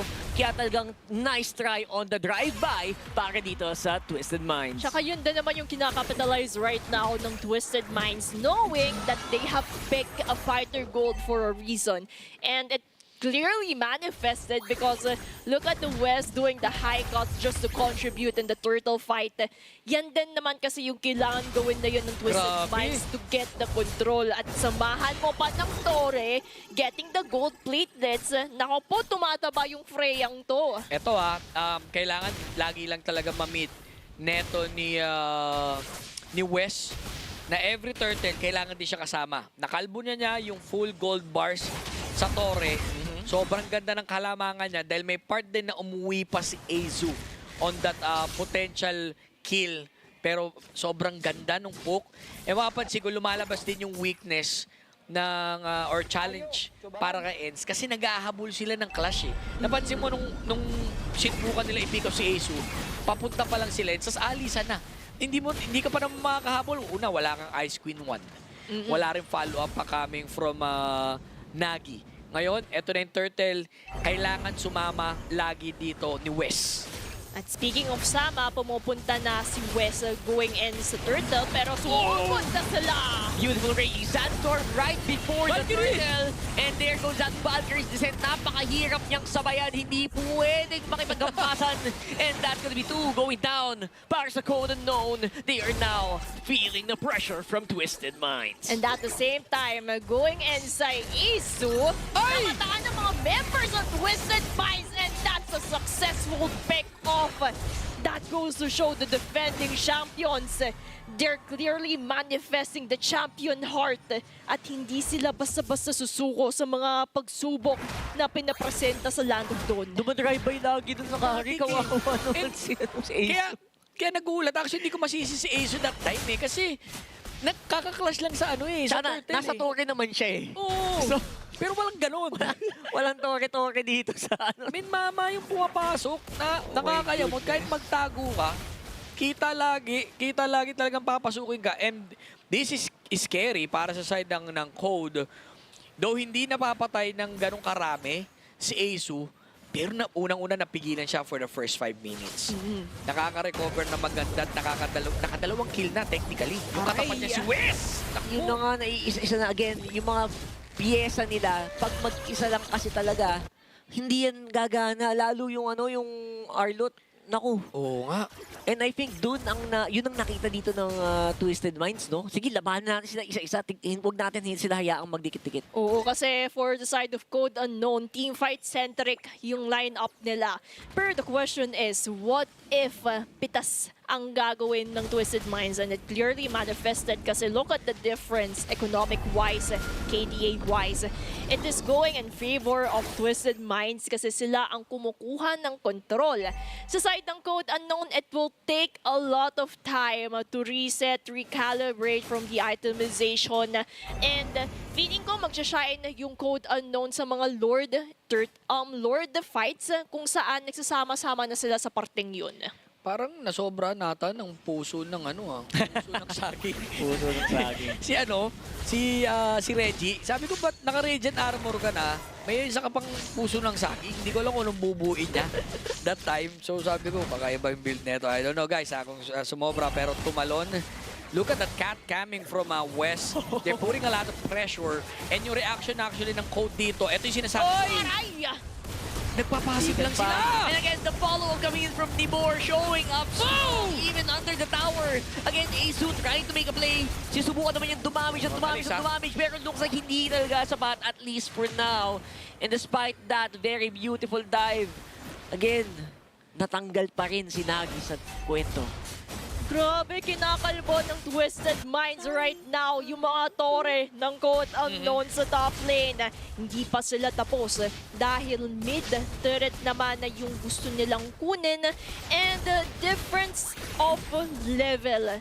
That's what we're seeing right now because for Twisted Minds, kita naman natin na alam nila, gusto nilang tapusin agad-agad yung laban kasi for the side of Code Unknown, take note, taking time bomb itong carry na to.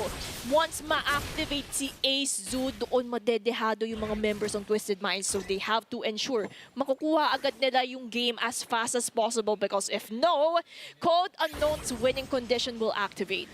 Grabe, iwan sa gamit technically si Ace dito against kay West. Corrosion pa lang. Oo, may part kasi na, ay, teka lang ha. Even tuluyan nila to. Okay, the Baksha roam is very different, no? From the Baksha jungle. Malayo ang diferensya sa kunat, no? Kahit sabi mo may revitalize ka, kung bursty na yung kalaban mo, wala. Yung passive mo, hindi din gagana ng ganong kalakas Aanihin mo yung yung revitalize kung desidido yung kalaban, tuluyan ka Oo, kung 1-2 skills lang, tunaw yung buhay mo. So, ang hirap. Pero medyo tumatahimik. Etong si Keira, yung Guinevere na sumetap kanina, hindi ko na ulit siya actually nakita. Wala na. From the last almost 9 minutes, pumako sa unong kill. At yung pa yung unang kill galing kay Keira. Dahil nga sama-sama talaga Hindi mo naman, sama-sama yan, pero hindi magkakadikit yan. Yun ang problema nung gusto mong talunan. Pero alam mo, pag tumalong ka, is this the end? Ganun mo yan. Parang yun na nga ang nangyari. It's another 4-man dive kay Nagi. Hindi man lang makapag-final slash to save himself even under the tower. At yan na nga, yung something that Code Unknown has to watch out for. Now, inhibitor turrets na lang ang natitira. Instead, kailangan nilang dumepensa to the max because if not, Twisted Minds can end the game. They have the minion flows going in sa top, mid, bottom. Dinedepensahan ng Code Unknown itong torre na to kasi ito yung last line of defense, I would say. Kung gusto talaga matapos agad ng Twisted Minds, hindi na nila papatagalin yung laban. Yep, they can go for the engage here. Siyempre yung Holy Defense. There goes that huge dive sa likod ng Torre. Wala nang pake ang Twisted Minds. Alam nila na maunat sila. Alam nila na hindi pa gaanong kasakit ang Code and talagang pinupush nila ang advantage. And now inubos ang mga inhibitor turrets. Looks like this could be a very, very quick game pag hindi nakapitas ng isa ang Code dito. Kaya actually tapusin to. Makapal ang mga minion waves. Pero dinidikit lang nila muna sa torre. Babasagin ang baba dito. Ngayon, buhay itong si Asu. Going in for the clutch. Mountain Shocker. Bilang lang sila. Sabi, hindi. Disiplina. Ito yung sinasabi natin na pagka veterans ka, pagdating sa ganitong sitwasyon, ang hirap, experience to Alam nila, they're putting a pressure dito sa mga super rookies. Sige, sa inyo na yung regular season. Pero once na pumasok na tayo sa laglagan, hindi nyo alam yung pakiramdam nito. Bago sa inyo to. Diba? Ang alam nyo lumaban, Pero with this kind of pressure na nakalinya, yung buhay nyo sa tournament, ibang usapan na to. So sobrang iba yung usapan, iba din yung nakikita natin sa Twisted Minds. Look at the KDA. Low KDA man yung laro, but all we can say is it translates na kontrolado ng Twisted Minds right now yung laro. For the economic wise, sila na yun yung may itemization. Kasi kung babalikan natin yung items, si Azu lalo highlighting Azu, dalawa pa lang yung nabibuild niya in contrast to Freya na dalawang items na lang yung kulang para makabuo na. So, ganyang kalaki yung difference. So, for Code Unknown, if they want to turn the tables around, they have to find the game equilibrium. And when we say that, it's mostly 20 minutes and above. But the question is, will Twisted Minds actually let it go? Yung ganon katagal na laro, knowing the threat that Code Unknown has sa laro.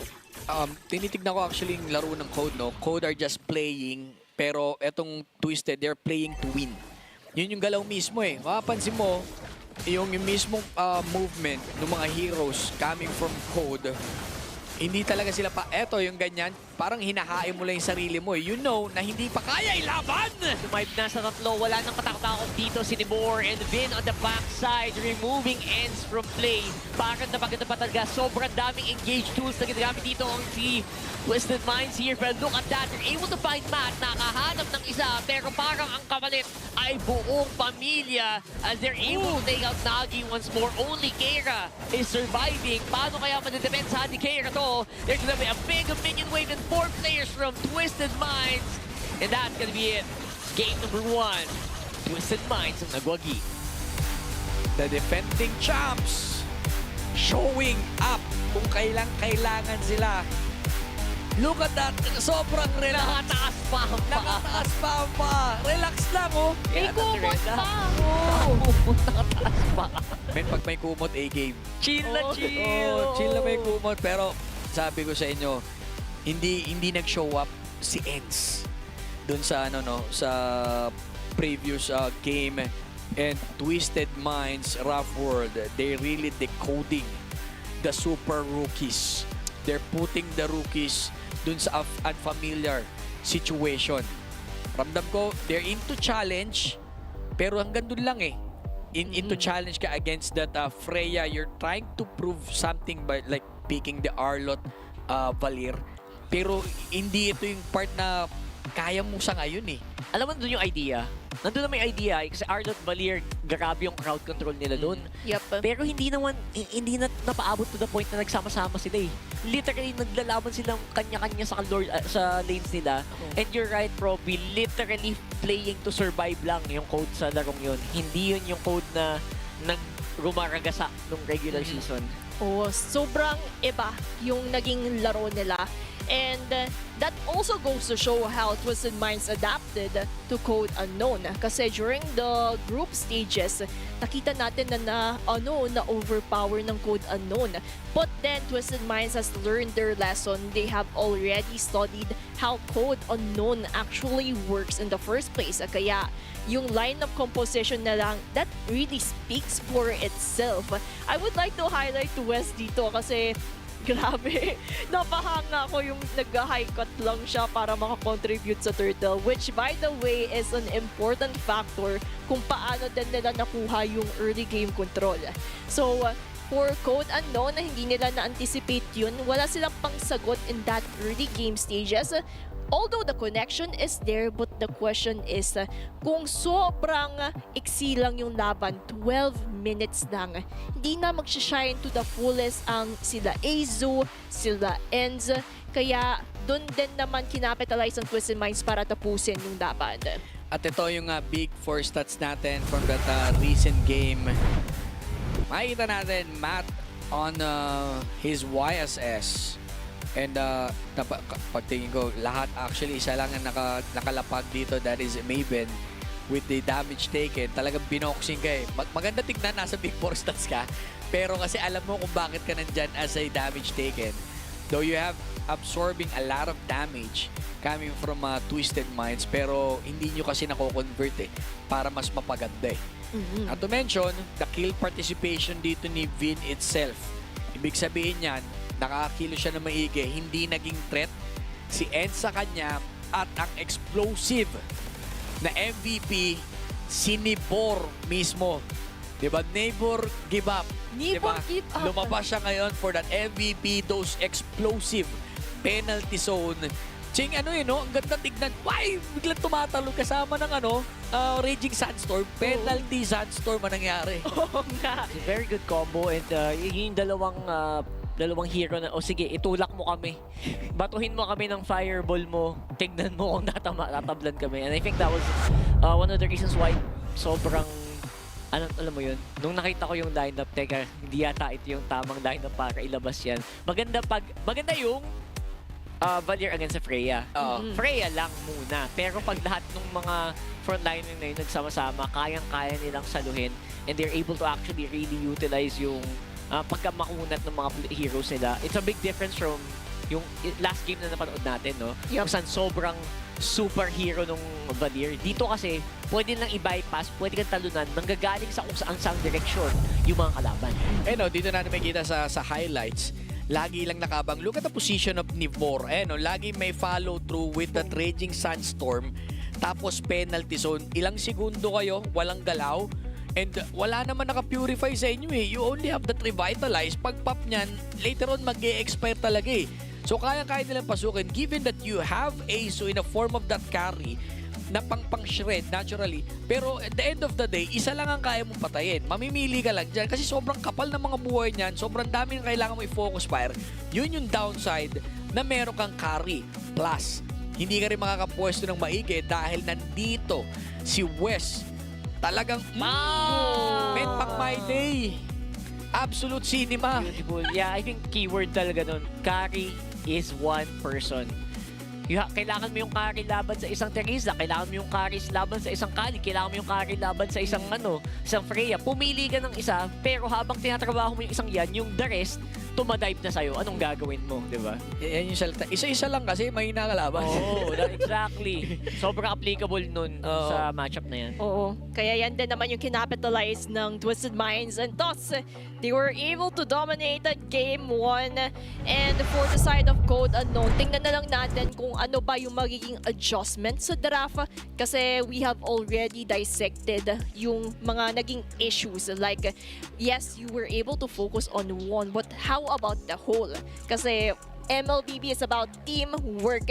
Kaya tingnan natin kung paano ba sila magsisync with one another. Yeah. And ito, yung kanilang mga common heroes sa kanilang mga side. Well, lumabas, ay wala pa. Ang nakita ko lang dito actually, itong si Guinevere as well as Khalid. Pero yung mga comfort or yung mga hero picks na tingin ko bumuo sa pangalan nila ngayong season, hindi pa nila nailalabas. This is scary sa against Code kasi in Twisted Minds was able to perform on that high level without picking yung mga usual pick na nakikita natin, unique picks na ika nga like etong si Gatot or Eve Sechan. And mapapansin mo rin dyan na yung mga unique picks, mas marami naka-base dito sa mid lane. Yep. 'Di ba? Mas nagmamaterialize, mas tumatatak yung mid lane dito ni Vin. At yan din naman yung importance na sinasabi natin at hina-highlight natin na mid-duo connection to not only win sa laning phase but also get and contribute sa mga objective taking. That really means a lot kung paano nila maarangkada. And going back sa previous draft, paalala lang sa ating mga audience, dahil global ban tayo, ito na yung mga heroes na hindi na pwedeng gamitin ng ating mga koponan. So, new formula for game number 2. Okay to. I mean, I really like the Guinevere is already picked up here. Para sa Twisted Minds, I feel like yun yung isa sa mga heroes na nakakatakot din kasing iwan. Especially in the hands of Code Unknown. So now nawala yun, I feel like a big threat was already actually removed here. Kera though, ang dami pa namang possible na heroes ni Kera. Hindi mo din pwedeng basta-bastang tanggalin yung mga heroes tulad ng Fanny. Hindi mo pwedeng pabayaan. So I feel like yun yung hindi pa masyadong na-explore at least for now. This is the double pressure against Code right now. Kung kanina, first game pa lang. Ngayon kasi mas malapit ka na sa bangin eh. Tanaw mo na yung, yung lalaglagan mo eh. Ito yung mahirap para sa code. Uulitin ko, double the pressure against dito sa code. Kailangan umabot na kayo sa point na doon kayo sa mas kabisado nyo talaga. Na hero pool, comfy. Kung kailangan nyo umabot sa semi-comfy type of lineup, gawin nyo na para sa side ng code. While Twisted Minds, just keep the pressure on. Maya't mayain nyo, paramdam nyo na kayo yung defending champs, na may kita nyo yung minsan dyan lalabas na lalamang ng bahagya yung skill set ng isang mga players Oo nga. And that would really mean a lot. And this is like a test for everyone for the side of Code Unknown and Twisted Minds. Kung paano ba nila malalagpasan yung pagsubok na ito. Knowing elimination match ito, kung sino ang matalo sa series, laglag na sa MDL. At kung sino ang manalo, magko-continue pa din ang journey nila dito. So, banning-wise, it seems like going for the same formula as we have witnessed earlier on. But the question is, will Phovius Zoshin be opened or ibaban out din naman ito? Kasi for the side of Code Unknown, Kalea yung binan out nila, so they're forcing out another hero. Beautiful itong mga mid bansa. Talaga, di ba, taas ng respect ng Twisted Minds talaga sa hero pool ni Ends, pushing the player back into a possible niche pick. Yung mga Kagura naman, yung Kadita. Ayun, sinasabi ko yung Fanny, huwag yung papabayaan sa draft. Naku po, na-focus masyado sa ano. Pero, again, taas ng win rate pala. What? 87%? Yan ba yun? Wow!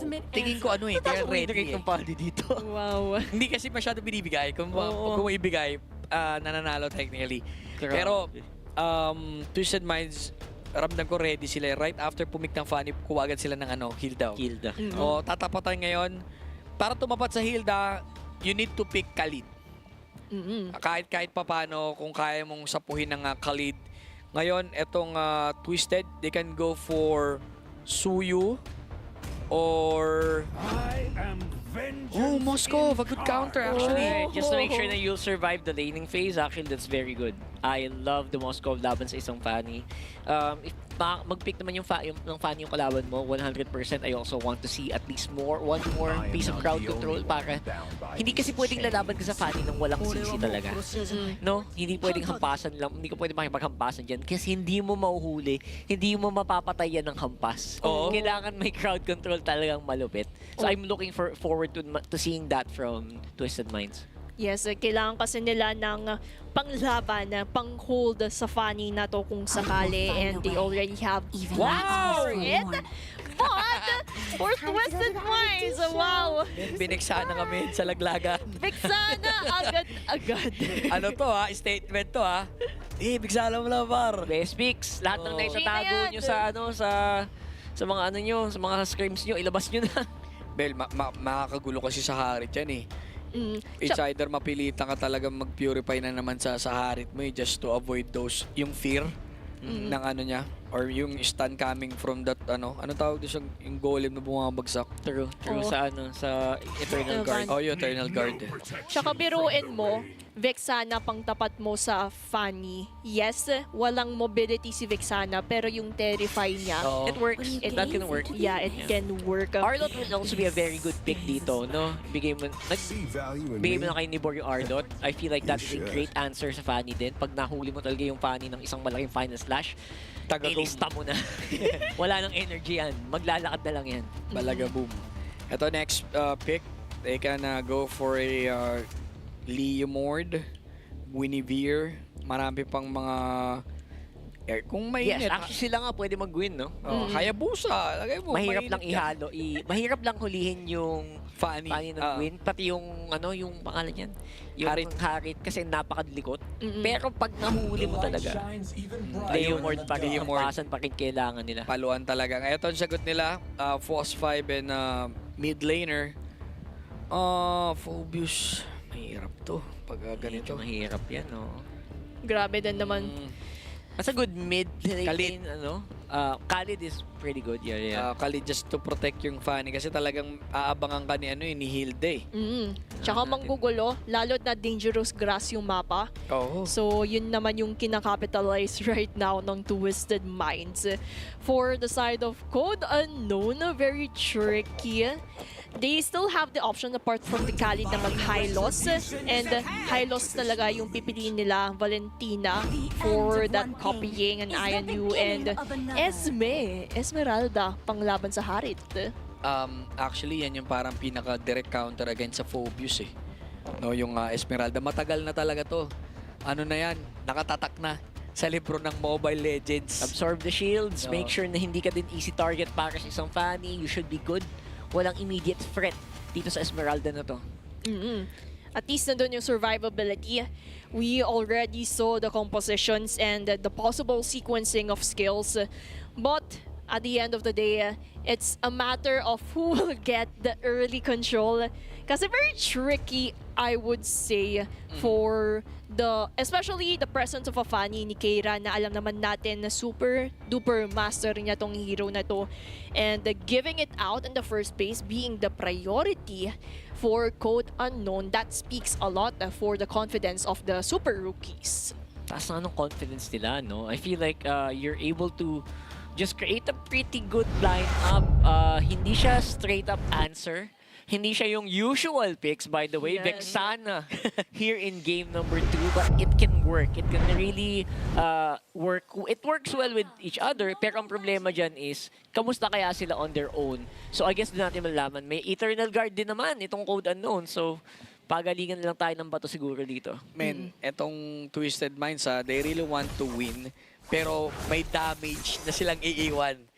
Men, biniksana ka sa laglagan. Yun yung parang may dagdag kurot. Sa ganyang sitwasyon. Biglang po 50-50. Nasaan yung 20% kanina? Nawala, no? Pantay kasi ganun din naman kapantay yung posibleng mangyari. Pero si Reggie, Ganda nun, Okay, Keira, of course, has full control. Flicker agad just to make sure na walang bitasan na magaganap. And that's actually the job, no? If you have a Hilda, wala kang choice. Kailangan mong guluhin yung Fanny. Oo nga. And speaking of emblem, naka-marksman emblem din itong si Keira. So that speaks a lot when it comes to the current patch that we have witnessed not only here in MDL but also in MPL. No? Nag-change kung ano yung ginagamit at yung priority na meron sila. Gusto ko yung ginawa doon ni sumilip si Reggie. Tapos kinable-dan siya dito ni Keira. Alam mo yung parang kinukulit-kulit mo yung ahas, biglang tumuklaw. Takbo ka eh. Flicker run, malilikom pa. Mapapatras ka kapag ganun, no? Kasi ayaw mo naman matuklaw ka agad-agad knowing na crucial yung magiging first turtle take. So, every teamfight initiations before the turtle would mean a lot kung sino ang makakasecure. But when it comes naman sa EXP, ang ganda din ng micros na ginagawa dito ni Nibor. Continuously poking out Nagi here para Twisted Minds would have the advantage point. Pero Reggie, ito na naman. Ito na naman tayo. Sumasayaw-sayaw. Kasama naman si Keira looking for the target. Target lock. Locked and loaded. May laser pang kasama. Pero si Maven nagtatakbo na. Nagsisitakbuhan sila. They're all super low HP right now. Si Enz hinahabol. And that's gonna be Nibor taking Enz for first blood. Grabe yung flicker in ni Nibor para habulin lang si Enz in the process. And just because of that factor, Twisted Minds will have the advantage sa pagkuha ng turtle. Pero at the same time, may invade na possible na mangyayaring pag-trade dito si Keira kasi mukhang hindi na siya abot. And yung blue buff dito ng Twisted Minds ay mag-spawn in now. Pero Asu somehow winning the gold lane. They're trying to hold yung purple buff dito. Good decision for the side of Code. Kala ko i-invade na lang ni Keira. Pero ang ganda ng ginawa, tinago lang sa damo. Let them camp kung sakali. Nasa eskinita ka, kahit wala yung purple buff, konting galaw, kakabit ka agad yung cable. And may auto-regen kasi yun eh. Once na kumakabit yung pangalawang cable mo, mukhang lilikuan nila. I-invade etong si Keira. Magandang gantihan to. Ginagawa nila ngayon sinasabayan and trying to go for the purple. And secure pa rin naman nitong si Matt. Pero this time, Reggie, no hesitation whatsoever sa kanyang Hilda. Takes down the Fanny. Wow, yan din naman kasi yung trabaho ni Reggie at yung sidestep. Oh, grabe naman yung sidestep na yun ni Reggie para maiwasan yung threat nila Maven ends in the process. And that's a phenomenal job for Reggie, just spotting on Kira continuously because they know kapag napabayaan itong Fanny na ito, then dun madedehado ang side ng Twisted Mind. Actually, swerte pa nga sila, hindi pa naman na-invade yung purple, no? Yung Fanny. Hindi pa siya nade-deprive ng purple buff. So, si Reggie humahampas pero hindi naman siya totally binubuli. Ano lang, pinaparamdam pa lang. Pinaparamdam pa Dahan-dahan lang. lang. Oo. Ang maganda lang kasi nakaabang yung mga members dito ng Twisted Minds Rough World eh. They really know the kit of Fanny dahil si Matt din kasi Fanny user eh. Kaya alam din nila na pagka kumukol din dito si Matt, alam niya, tol walang energy yan ha. Pwedeng bigyan yan, pwede mong habulin yan. And we all know na once na nakuha ka agad, ayan na, they have the number, the cooldown netong buff na meron neto si Keira. Magandang harang coming from the side of Team Code. Oh, stop! Nagi! Trying to get hunted down here by Twisted Minds na huli. Parang kung sino yung nasa harap, ready silang kumampas, ready silang pumaslang. Pero with the Heptasis, may damage na yata dito si Keira. Trying to sharpen the blades and mukhang makukuha niya ang target niya. Taken down by Nibor though, and again, the knock-up, the Andy Chain CC coming in from Code, looking like tumatama na ang plano dito ng Code Unknown. Gumagana na yung plano nila and hindi pa basta makuha dahil si Sir Matt na doon sa taas. May ganti naman yan with that Leo board. Good amount of damage. Mahirap din siyang sabayan na makipaghampasan. Hindi, especially pag tumatayo lang. Ang talinong ginawa niya doon sa totoo lang, hindi siya nag-dash. He didn't use any of his skills para hindi mag-proc yung Hobius. What a beautiful play from Matt. Talagang nakita mo talaga yung experience niya. Mastery and of course the knowledge when it comes to the Thank you for that. Ayun na par. Nice assist. Regalo lang para kay Ace Jun, no? Pasok ka na sa Big Four. Random nun. Pero again guys, nakita na natin na somehow kumukuha ng kumpiyansa yung Code nararamdaman ko kay Keira. On how Keira jumping against Reggie or even kay Nivor, yun yung gusto ko. Nagpaparamdam pa rin na it's not over. I still have the damage. I can do some cable dance. And maganda rin yung backup na ginagawa dito ni Nagi. Actually, for me, it's not just like confidence lang. Parang distraction kasi yung si Keira. Oo. So right now, Nagi though, like hindi man lang nakagalaw. Grabe naman. Nags! What went wrong to Nags? Si Nags medyo delix para kay Nagi. Ngayon pwedeng ikutan. Eto si Asu. For the next 30 seconds, merong turtle. Hinahanda natin, tingnan nyo sa minimap they're clearing the waves very quick to secure etong turtle placement. Ay! Bush check! Ayan na! From Boss Matt! Nakikipaghampasan ngayon sa isang body. Muntikan pa! Grabe, na-proc lang din yung retry ni Sir Matt habang si Keira ay may retry pa. Pero si Nibor, grabe din naman. Nibor si Nibor dahil sa kanyang initiations. Bibiro yung Nibor ngayon Sundot! There's gonna be a flicker committed. That's a full commit onto the kill. And they take out Pin. Mukhang hindi pa yata tapos maghahabulan pa. Here comes Sir Matt with the battle speed. And they're gonna go and make a play. Kumpul-kumpul na naman pero malayo yung body nila. And Maven goes down. Hindi nakatulong pa ang blades ng body na to. Grabe yung initiation. Earlier on, it was supposed to be on the hands of Code Unknown. But then Twisted Minds forced a team fight that turned the tides around to their favor at sila pa din ang nakakuha ng turtle. May plano pa rin in-invade ang blue buff ni Fanny. Pero the question is, kaya ba bang depensahan ng Code Unknown? Dahil tingnan mo, nakuhanan. Ito na yung sinasabi natin. Def when it comes to the Fanny. Given actually na nakakuha na sila dito ng last turtle sa ating laro, pupuruhan na nila to. Etong Fanny dito Target na magkakaroon ng open up. Basag ng Torre sa kanilang nilang gilid. Ngayon kailangan sumama na rin dito ni Azu.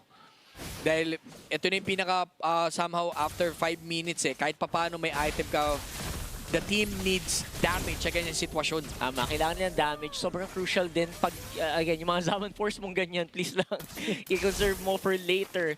Kasi si Keira ngayon is gonna be a little bit busy with multiple members of Twisted Mind Rough World. Wow.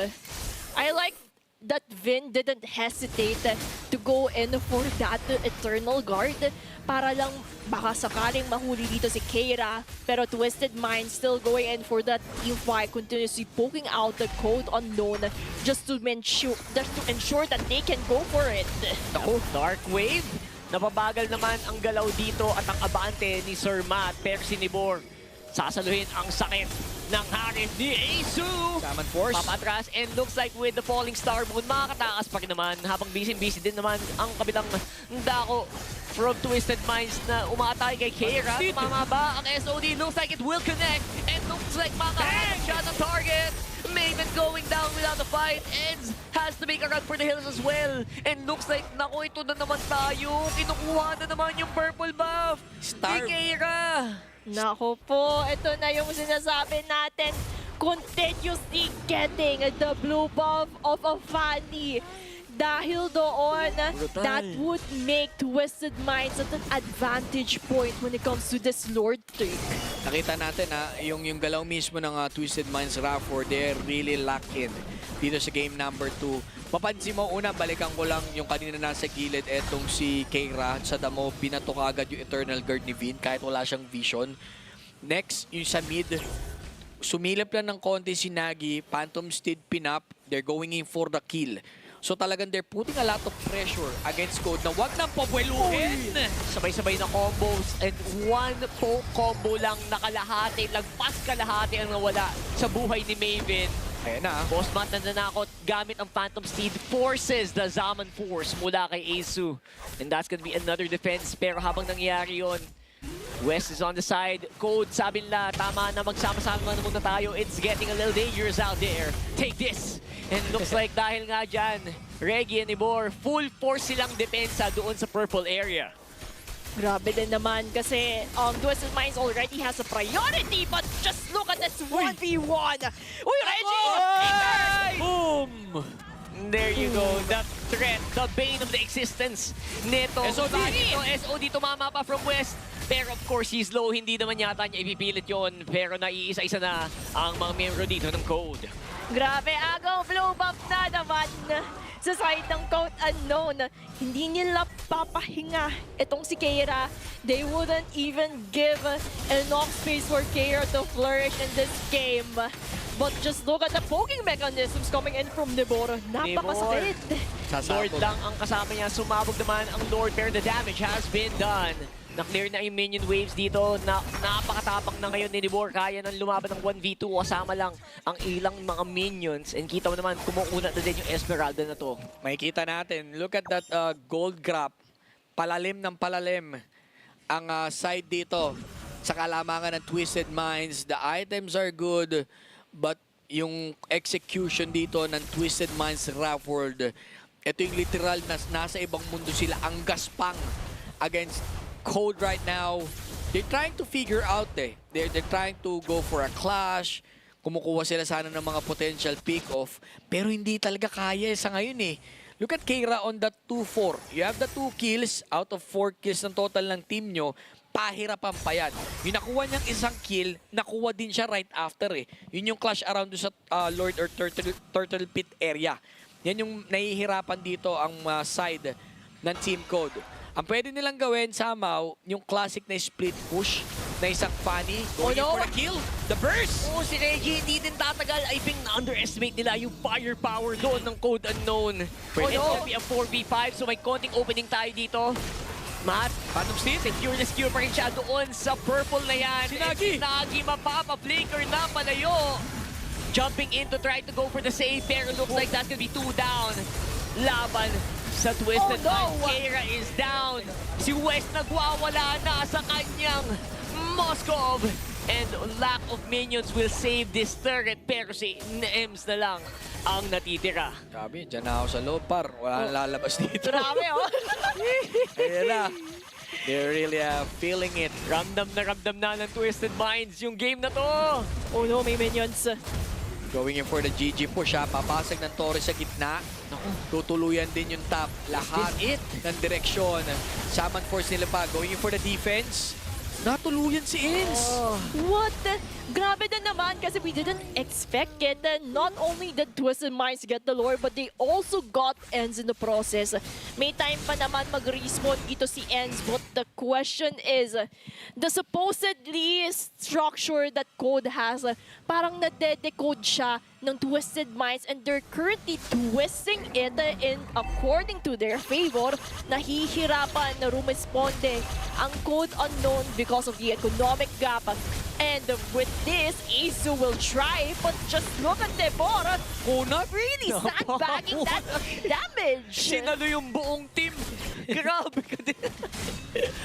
Ganun na katindi ang Twisted Minds right now with an 11k goal lead. May Conceal, Lord pa sa gitna. Conceal na gamit na. West looking for an opening. Nabinigay naman ngayon ni Tibor. And there you go. Asu trying his very best to dish out damage gamit yung Zaman Force. Pero sobrang dami na talagang target. And it's Twisted Minds with a 2-0. Laban sa Code Unknown. Defending champs. Putting a lot of pressure against that super rookies.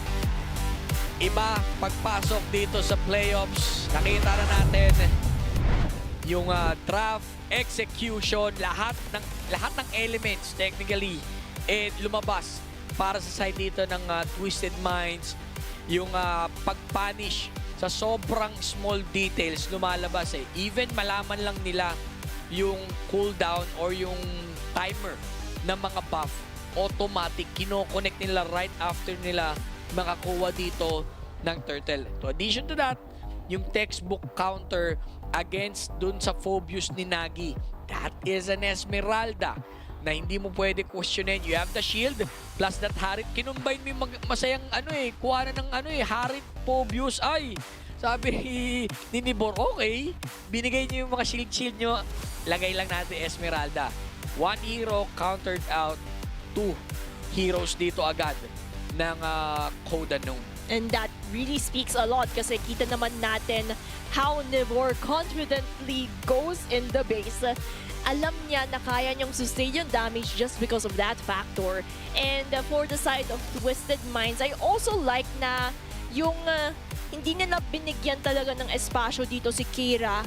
At alam nila yung threat, nire-respeto nila yung mastery ni Keira. Kaya ganun din yung nagiging ikot ng Twisted Minds to somehow limit and hinder that threat from flourishing, from happening in the first place. Kumbaga, they already have a foresight.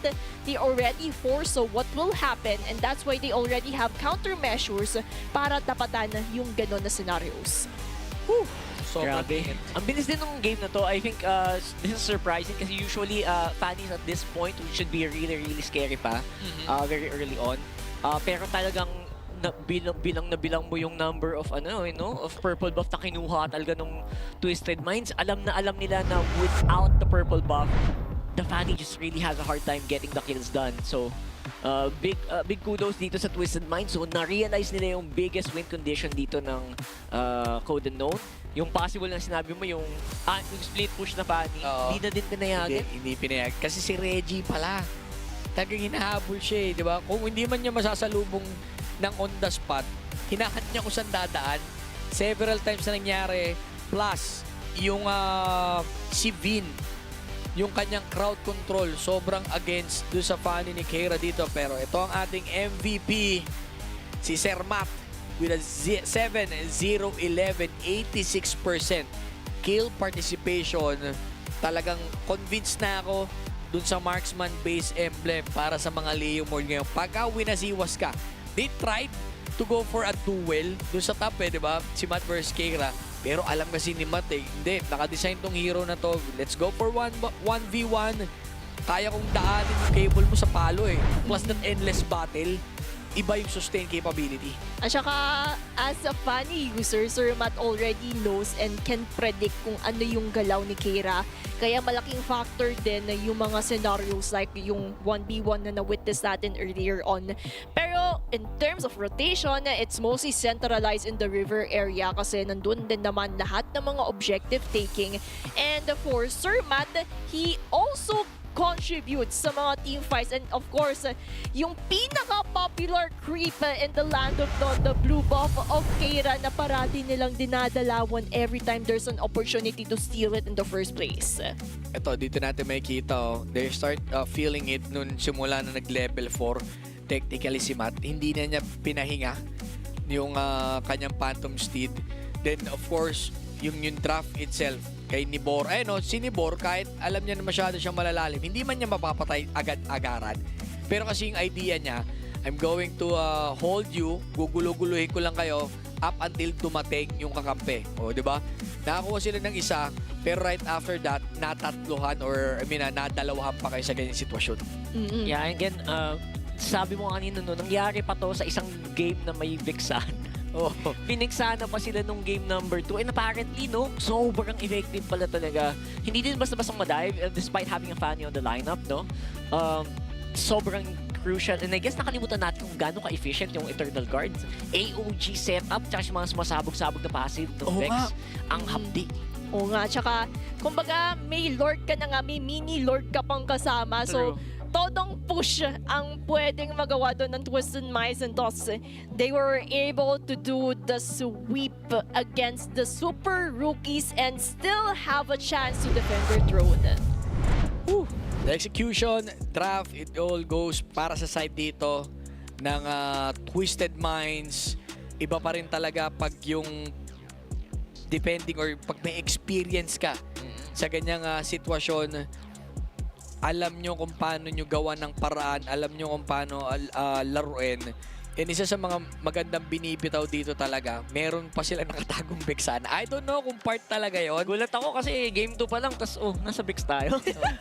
Usually pag ano yun, di ba? Pag wala ka ng no choice. Pag wala ka na talaga no choice yun. Pero ramdam mo kasi yung performance nila nung game 1. Mapifeel mo na, dito kahit anong bigay mo sa akin. Okay lang, parang ganun. Ganun yung level nila, yung aura nila kanina. Kasi right after manalo ng game 1, nakita nga natin nakataas pa yung sobrang relax.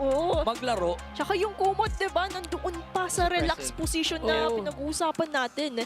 So that goes to show how confident Twisted Minds are when it comes to facing off Code Unknown. They already decoded kung ano ba yung code na pinapresenta ng super rookies natin. And all I can say, napakagandang season for the rookies. They have showcased to us what it means to continuously step up and prove themselves here sa league. Hindi na talaga kasi sila bago Matagal na rin talaga itong mga player. Inuulit-ulit natin yung experience really showed up sa ganyang sitwasyon. Ganito palang kaliit si Reggie noon Nakakas ko na. Ay, ganun ba? Ganito kaliit pa si Reggie Na-shoutcast ko na even Team Payaman pa siya nun Noon. Sobrang na nun. Nakatawa din kasi yung yung MPL XP din. Gamit din talaga nila West, nila Sir Matt, si Nibor. So, I think lahat ng XP nila talagang nag-combine na and talagang nakakatakot talaga tignan tong mga players. Especially when they get into the groove, no? Again, it's a nice, I guess, it's a nice revenge din for them kasi tinalo din sila ng tinalo din sila ng code nung unang pagkikita nila. Again, congratulations pa rin to Code for reaching this far.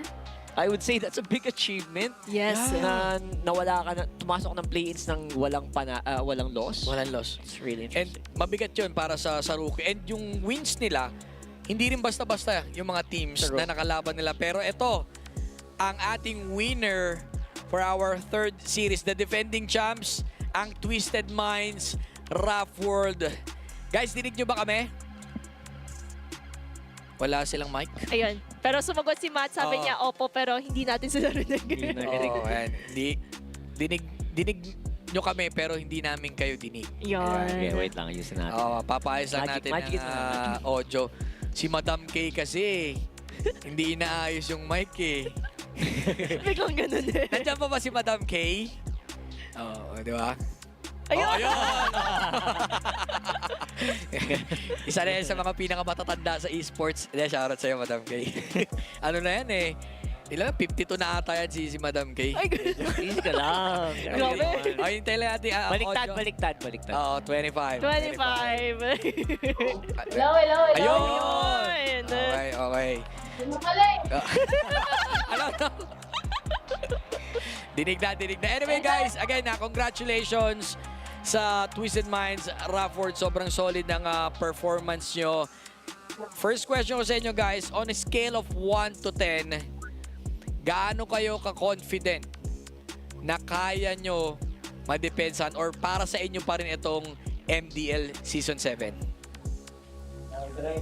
100 pa, 100. Yun, no? Solid. 100 out of 10. Yan ang confidence. Oo. Real quick questions. Nandiyan ba si Nibor? Nakita ko kayo ni Nibor, naglabas ng malupit na stickeran doon sa babae. Namiss mo na ba yan, no? Miss mo daw yung mga Raiders? Sakto lang. Sa ano mas gusto mo? Sa Raiders o dyan sa mga tropa mo ngayon sa Twisted? Dito po siya. Sige, matapalikan na sa to. Nice one. Ayun, at saka for Twisted, we have playoff secured na kayo. So para sa inyo, ano ba sa tingin nyo yung mga aspects na kailangan nyo pang improve at bakit? Lalo't-lalo na yung mga naghihintay na teams right now sa semifinals ay alam naman natin na very prominent and strong teams, contenders din dito sa season na to. Siguro kailangan namin i-improve lalo yung chemistry namin, pati yung gigil namin. Yun. Pati feel ko mas pinahirapan lang kami ng maibalik yung prime namin kagad. Maibalik yung prime. Ayun. One loss pa rin naman naman sila. So I think very much malapit pa rin naman sa dulo. Okay, as Twisted Minds, parang natanggal nyo na yung code unknown, no? Malaking boost sa inyo for sure. Pero sino yung susunod yung tingin yung magiging mahirap kalaban? Sa tingin po namin, hindi po kasi kami natingin sa kalaban eh. Kahit sino kalaban namin, gagawin na tayo. Basic. Ito sagot ng boss, Matt ko. Wala silang actually wala silang kaba, walang daga sa dibdib, mga pusong leon. Yun. Anyway guys, any shoutout sa mga supporters, sa family, friends, or sa manager? Yan, any shoutout sa gusto yung banggitin ngayon? Shoutout po kay Boss Speed, tsaka kay Boss Wag, kay Boss Dre, tsaka po sa lahat ng sumusuporta po sa family ko, kay Boss Dom din po, sa all staff mag-suporta sa amin, sa lahat po. Ayan, Sa magulang po daw ng mga teammates ko, shoutout din. Ano yan? Ano ulit? Sa mga teammates ko, ayaw nila magsalita.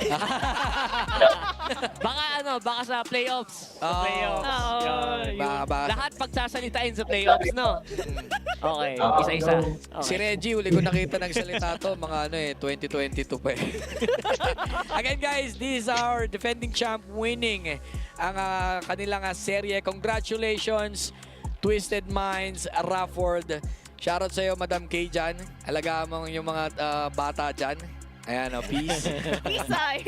Nakita na natin kung paano sila nag-perform, the draft itself, yung aura nila. That is a scary Twisted Minds, Rafford. Kasi they're winning, pero they're not surprised. Yep. Diba? Yung steady nila na nag-start up until manalo, parang regular day. Chillings. We're just here to win. Literally, nakaangat yung paa. Siesta win. Wow. Ganon. Galing, magaling. Again, congratulations, Twisted Minds. Meron pa tayong huling serye at yan ay mapapanood nyo sa pagbabalik ng MDL Philippines Season 7.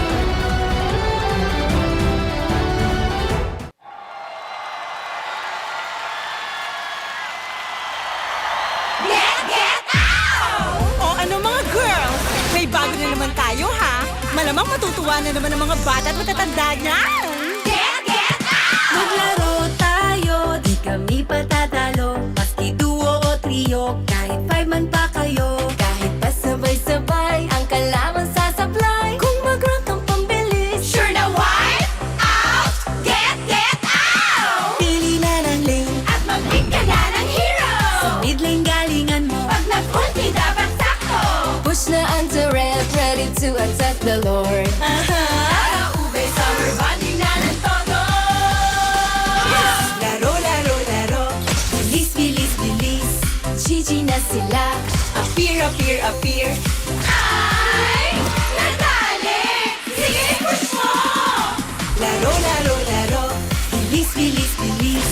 GG na sila. Appear, appear, appear. Ay! Natali! Sige, push mo! O ano, sasali ba kayo? Lahat ay masaya, pwede dito kahit sino. Nasaan ka man, nasa bahay o trabaho, pwede niyong laruin to. Success pag tayo ay panalo! Ability sa beer, one hop, one quart, one hop, disappear, appear. Ability sa beer, one hop, one quart, one hop, disappear, appear. Ability sa beer, one hop, one quart, one hop, disappear, appear. Ability sa beer, one hop, one quart, one hop, disappear, appear. Laro, laro, laro. Bilis, bilis, bilis. GG na sila. Appear, appear, appear. Ay! Natali! Sige, push mo! Laro, laro, laro. Bilis, bilis, bilis. GG na sila. Appear, appear, appear. Ay! Natali! Sige, push mo! Get out!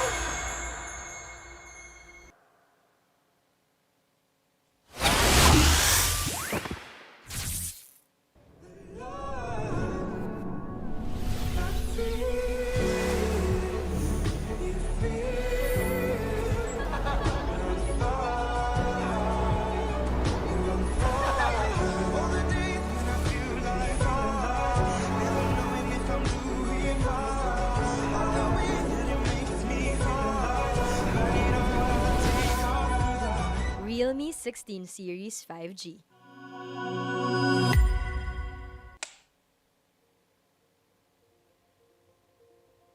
I'm out of Kasawa. I'm a designer. I always be getting some inspiration from my everyday life. I feel urban perspective, world is chaotic. We need order. Touch, the UI already touching everything. Touch means we can feel everything. We call it design sensibility. That is the meaning of touching. Human function is focused to be live. You cannot really live without any good telephone. This is one of the great mobile phone I designed. Really fit your fashion and life. I hope everybody like it. Realme 16 Series 5G. Different shades, different moods, but somehow we just click. We all move through life differently, chasing dreams, finding calm, and growing in our own ways. For some, their energy burns brightest when they play. For others, calm is where their focus finds its rhythm. And for a few, growth simply happens when the mind is at ease. But even in our differences, we're all connected by the things that hold us steady or have our backs. No matter the hue, there's a color that feels like you. So let me ask you this. What's your color?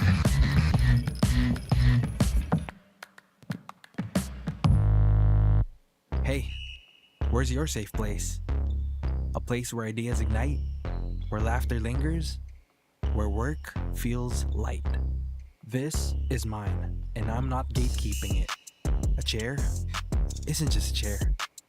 It carries me through wins, through setbacks, through every step forward. And a desk, isn't just a desk. It rises with me, stands tall when I do. Through triumphs, through trials, this space keeps me growing. This is my safe place. Home, playground, grounds where I stand. This is TT Racing Home Grounds.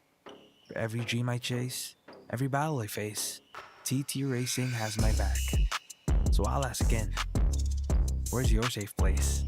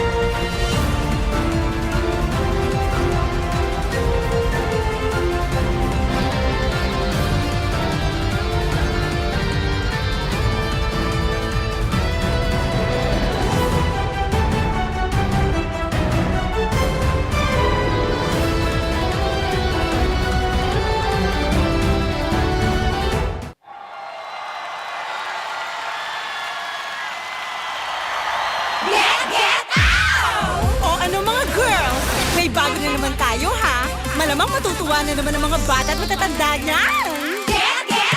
Maglaro tayo, di kami patatalo. Maski duo o trio, kahit 5 man pa kayo. Kahit pa sabay-sabay, ang kalaman sasablay. Kung mag-rank ang pambilis, Sure na wipe out, get out! pili na ng lane. At mag-pick ka na ng hero! Sa mid lane galingan mo. Pag nag-ulti dapat sakto! Push na ang turret, ready to attack the Lord. Nakaubay, summer bonding na ng todo! Laro, laro, laro. Bilis, bilis, bilis. GG na sila. Appear, appear, appear. Ay, nadali! Sige, push mo! Laro, laro, laro. Bilis, bilis, bilis. GG na sila. Appear, appear, appear. Ay, nadali! Sige, push mo! O ano, sasali ba kayo? Lahat ay masaya, pwede dito kahit sino. Nasaan ka man, nasa bahay o trabaho, pwede niyong laruin to. Sex bomb tayo ay panalo! Appear to be one hop, one court, one court, one hop, disappear, appear. Appear to be one hop, one court, one court, one hop, disappear, appear. Appear to be one hop, one court, one court, one hop, disappear, appear. Appear to be one hop, one court, one court, one hop, disappear, appear. Laro, laro, laro. Bilis, bilis, bilis. GG na sila. Appear, appear, appear. Ay, nadali! Sige, push mo! Laro, laro, laro. Bilis, bilis, bilis. GG na sila. Appear, appear, appear. Ay, nadali! Sige, push mo! Get out!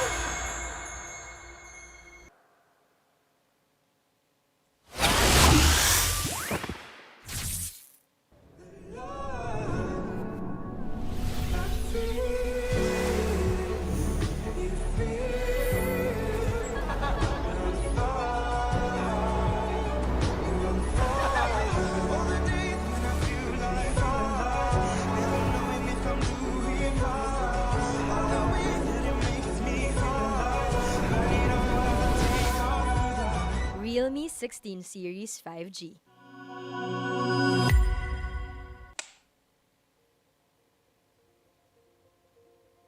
I'm out of Kasawa. I'm a designer. I always be getting some inspiration from my everyday life. I feel urban perspective, world is chaotic. We need order. touch. The UI already touching everything. Touch means we can feel everything. We call it design sensibility. That is the meaning of touching. Human function is focused to be live. You cannot really live without any good telephone. This is one of the great mobile phone I designed. Really fit your fashion and life. I hope everybody like it. Realme 16 Series 5G. Different shades, different moods, but somehow we just click. We all move through life differently, chasing dreams, finding calm, and growing in our own ways. For some, their energy burns brightest when they play. For others, calm is where their focus finds its rhythm. And for a few, growth simply happens when the mind is at ease. But even in our differences, we're all connected by the things that hold us steady or have our backs. No matter the hue, there's a color that feels like you. So let me ask you this. What's your color?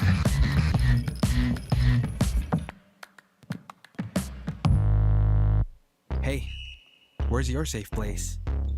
A place where ideas ignite, where laughter lingers, where work feels light. This is mine, and I'm not gatekeeping it. A chair isn't just a chair. It carries me through wins, through setbacks, through every step forward. And a desk isn't just a desk. It rises with me, stands tall when I do. Through triumphs, through trials, this space keeps me growing. This is my safe place. Home, playground, grounds where I stand. This is TT Racing Home Grounds. For every dream I chase, every battle I face, TT Racing has my back. So I'll ask again, where's your safe place?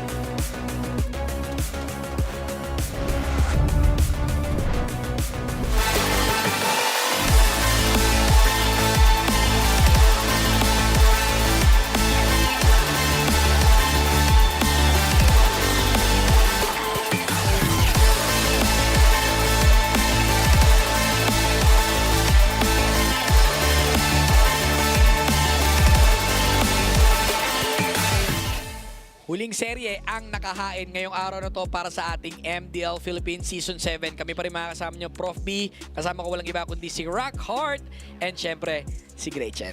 Grabe, no? Ito, sobrang intense masyado ang bigat sa loob nung nakakang mga serye. Dito muna tayo sa walang laglagan portion.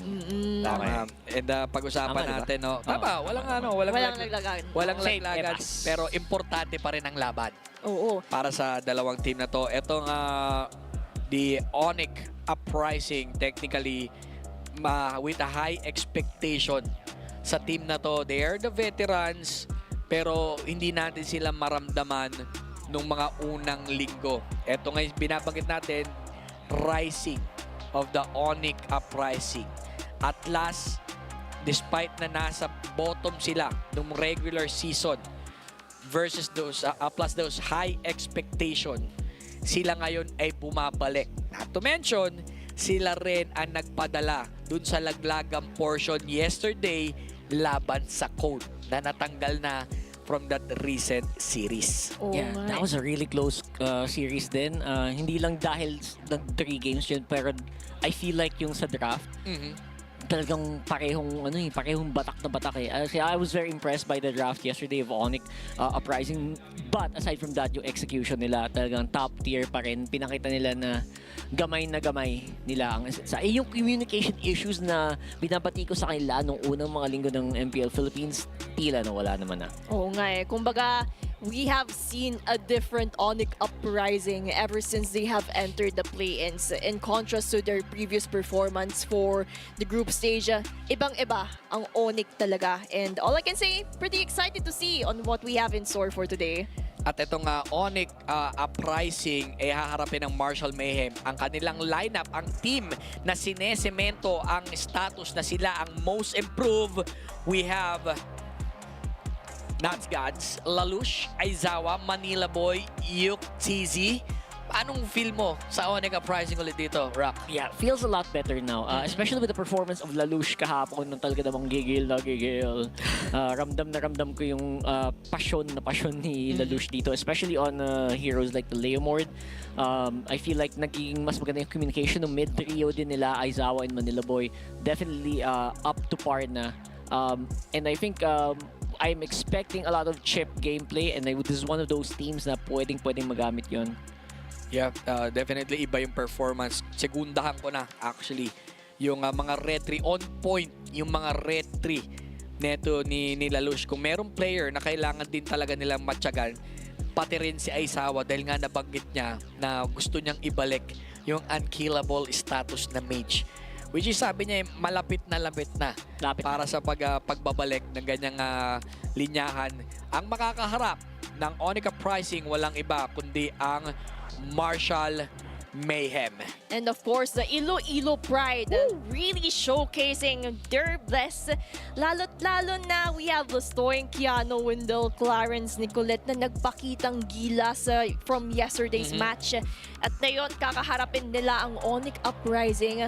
All I can say is, dito natin masusubukan yung previous experience din ng Marshall Mayhem ever since they have entered Season 4. Yep. Now facing Season 7, napakaganda din ng pag-aarangkada niya and how they were able to adapt things accordingly. This is the first time na makakapasok ang Marshall Mayhem sa playoffs simula nung sumali sila ng Season 4. Though matagal na sila sa mga ganitong sitwasyon na sumasali sa tournament, pero yung mapunta ka or makapasok ka sa playoffs, ibang level. And this is the first time as well that we will fly a team from Iloilo papunta dito sa Manila.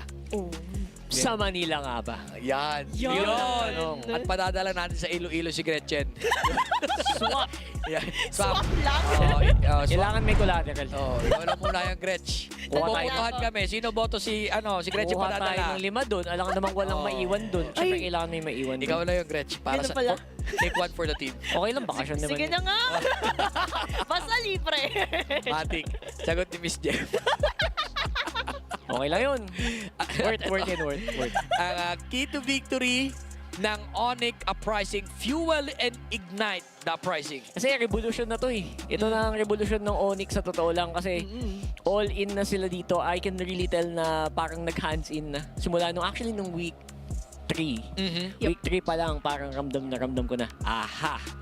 This is the Onyx I was waiting for. Nung bagong pasok sa MDL, I was waiting for like the execution of this lineup. Specifically, their veteran wilds. Gusto ko yung makita yung mga veteran moves nila and I was actually really impressed. Especially nung kinakas natin yung games nila. Konting sindi lang pala sa Mitche pagka talagang nagsunod-sunod na we cannot deny na kailangan lang may trigger factor. Siguro may isang part na lang din na sila Lush kasi bago. 'Di ba sa lineup nila. So it really takes time bago mag-glue in yung chemistry nitong Onyx Uprising and para naman sa keys to victory ng Martial Mayhem, ito po para sa kanila. Ang Strike Back with Poisonous Mayhem. In English lang yun. English lang. Okay. Kasi technically for Martial Mayhem, ever since Season 4, they have been known for bringing out poisonous drafts, poisonous executions.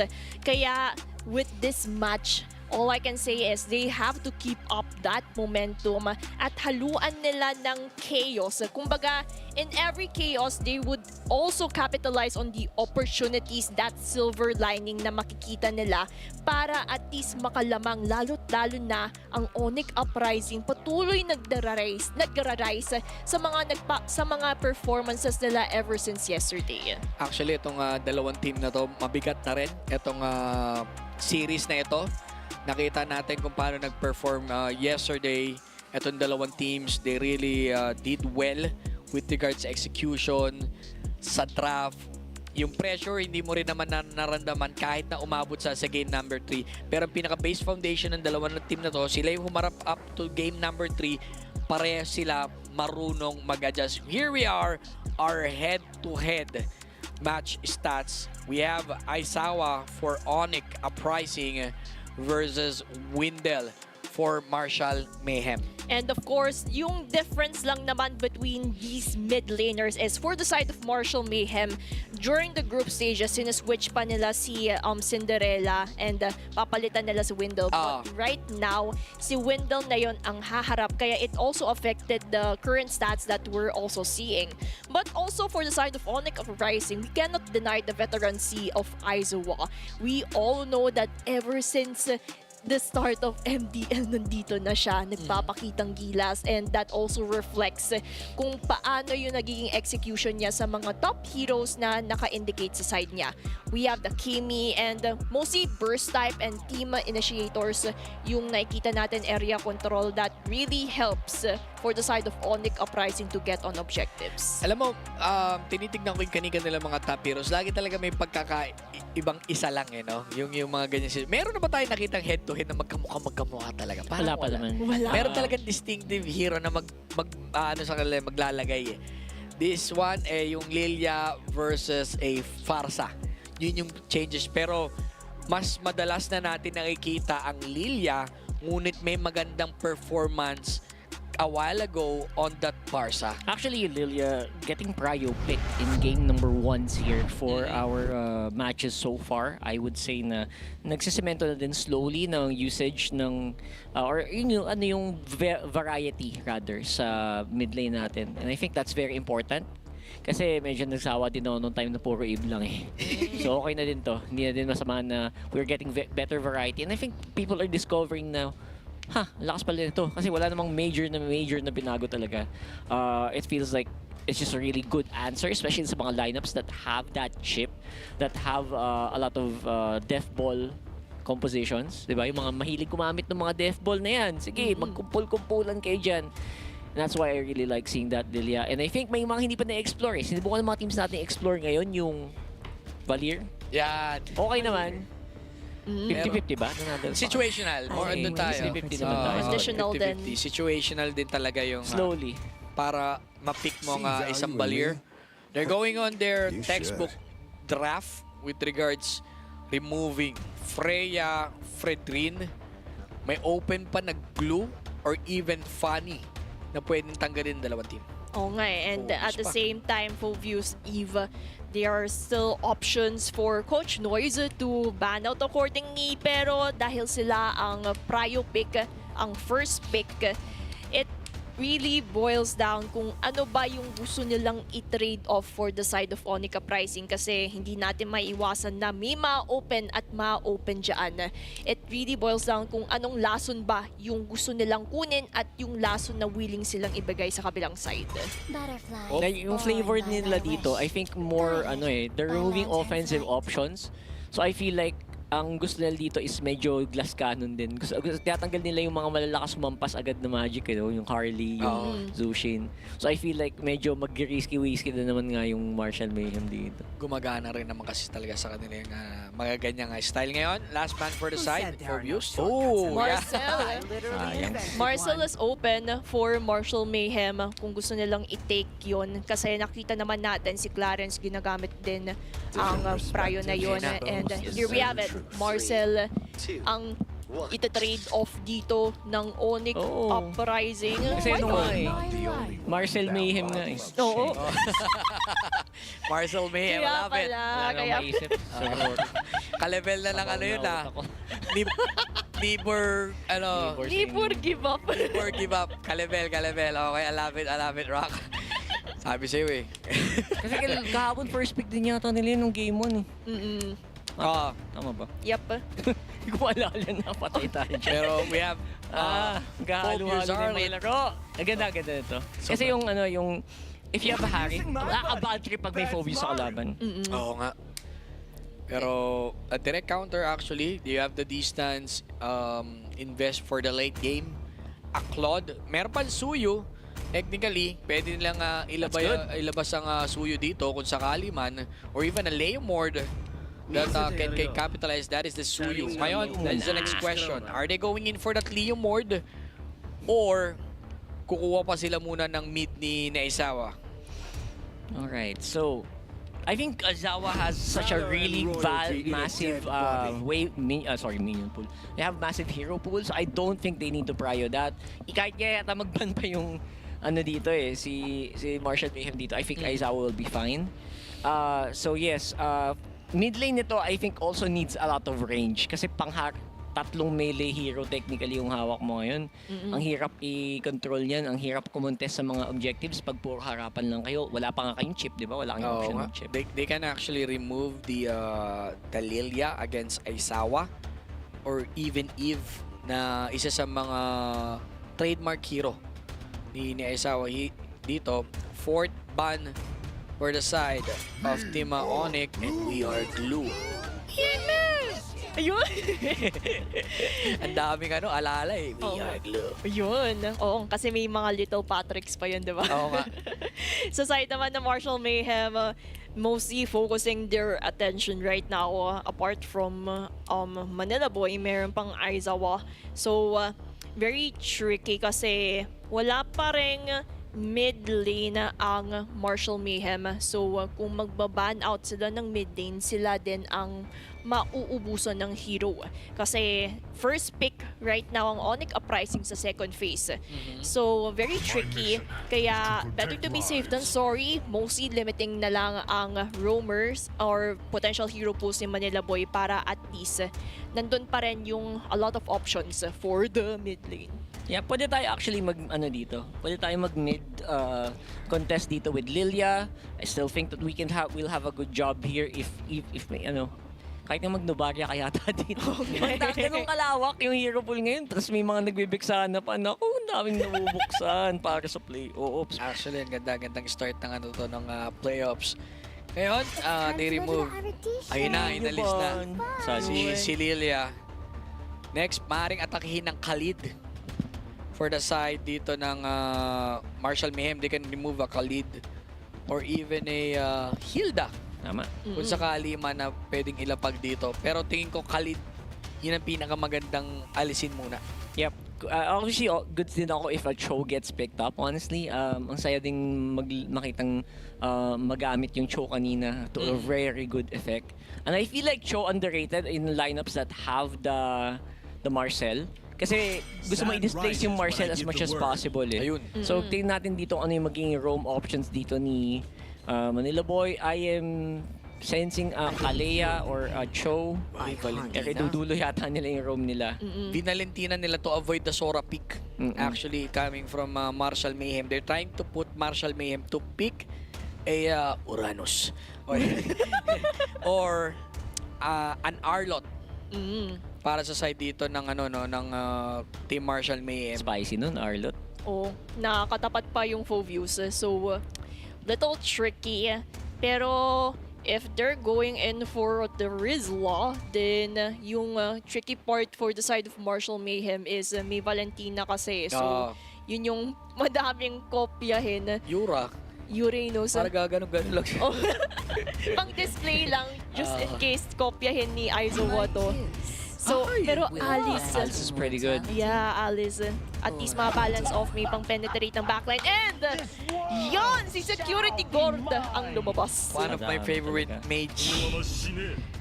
Ayun na! Ayun! Sira. Pikachu! Tama. Anong skin yun? Yung K? K ba yun? Ay, K ba siya? Ayori gani. Iori? Oo. Ano ba yung linyan Iori? Anyway. Yun lang mukhang dun eh. Mukhang yun na lang naman. Pang-hapon eh, di ba? Anyway. Siguro si para. So, Gord on the mid. Sabi ko sa'yo kahit sinong mid dito. Totoo lang eh. Kahit sinong mid, ibabato niyan eh. So, I like the Gord.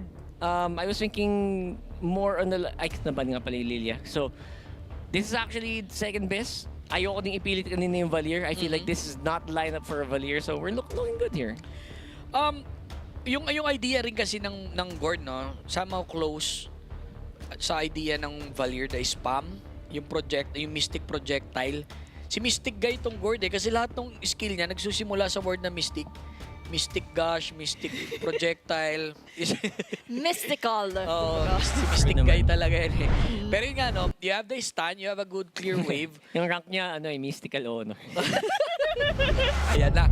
Anong oras na rin kasi? Pag ganito, kailangan lahat magising na.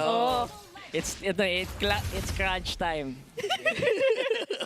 Basta mo ba yung crunch time ba? Clutch time. Basta! Yan na yan, Ito crunch na, na yan. game 1 na! Oo, oras na. Ganon. Combination ng lunch eh. Tsaka clutch. Crunch time. Ito na. Ito yung nangyayamot na Clarence ha. Nakakabatrip yan, boy. Mamayat mayain ka niyan. Tapos nakaano ka agad dyan, yung pang-conceal na na boots. Kasi kukuha ng pera sa yan eh. Dahil nga yung niya, trick shot. Yung niya, yung ting, ganun. I also just want to get vision. I think maximum vision ang kailangan mo against LaDouche. Kasabi lang natin kanina, ang ganda ng Glamour niya nung game number 3 and yun pa yung unang gagamitin niya ngayon dito, di ba? Sobrang fitting. It's sakto sa gigil talaga ni LaDouche dito on Onyx Uprising. At saka yan din naman yung kailangan spot on parate ni Clarence para at least for the side of Keanu, he can farm out easily. But for the side of Onyx Uprising, I also like to commend Manila Boy. Parating niyang mini-mirror out dito si Clarence just to make sure na hindi maagawan si LaDouche in any way. Pero cooking mechanisms, medyo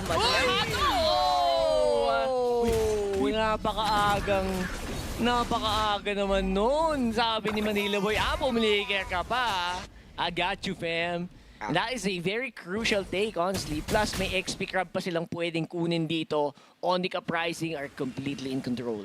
They're feeling it right now.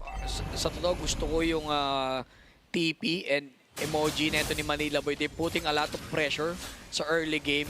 So ngayon, maghahanap ng exchange etong si Marshall Mayhem bago mag-start ang turtle take. Gigil na sila. Mr. Gosh already doing some decent damage. Auto Lestoy! Napalayo talaga ng malala.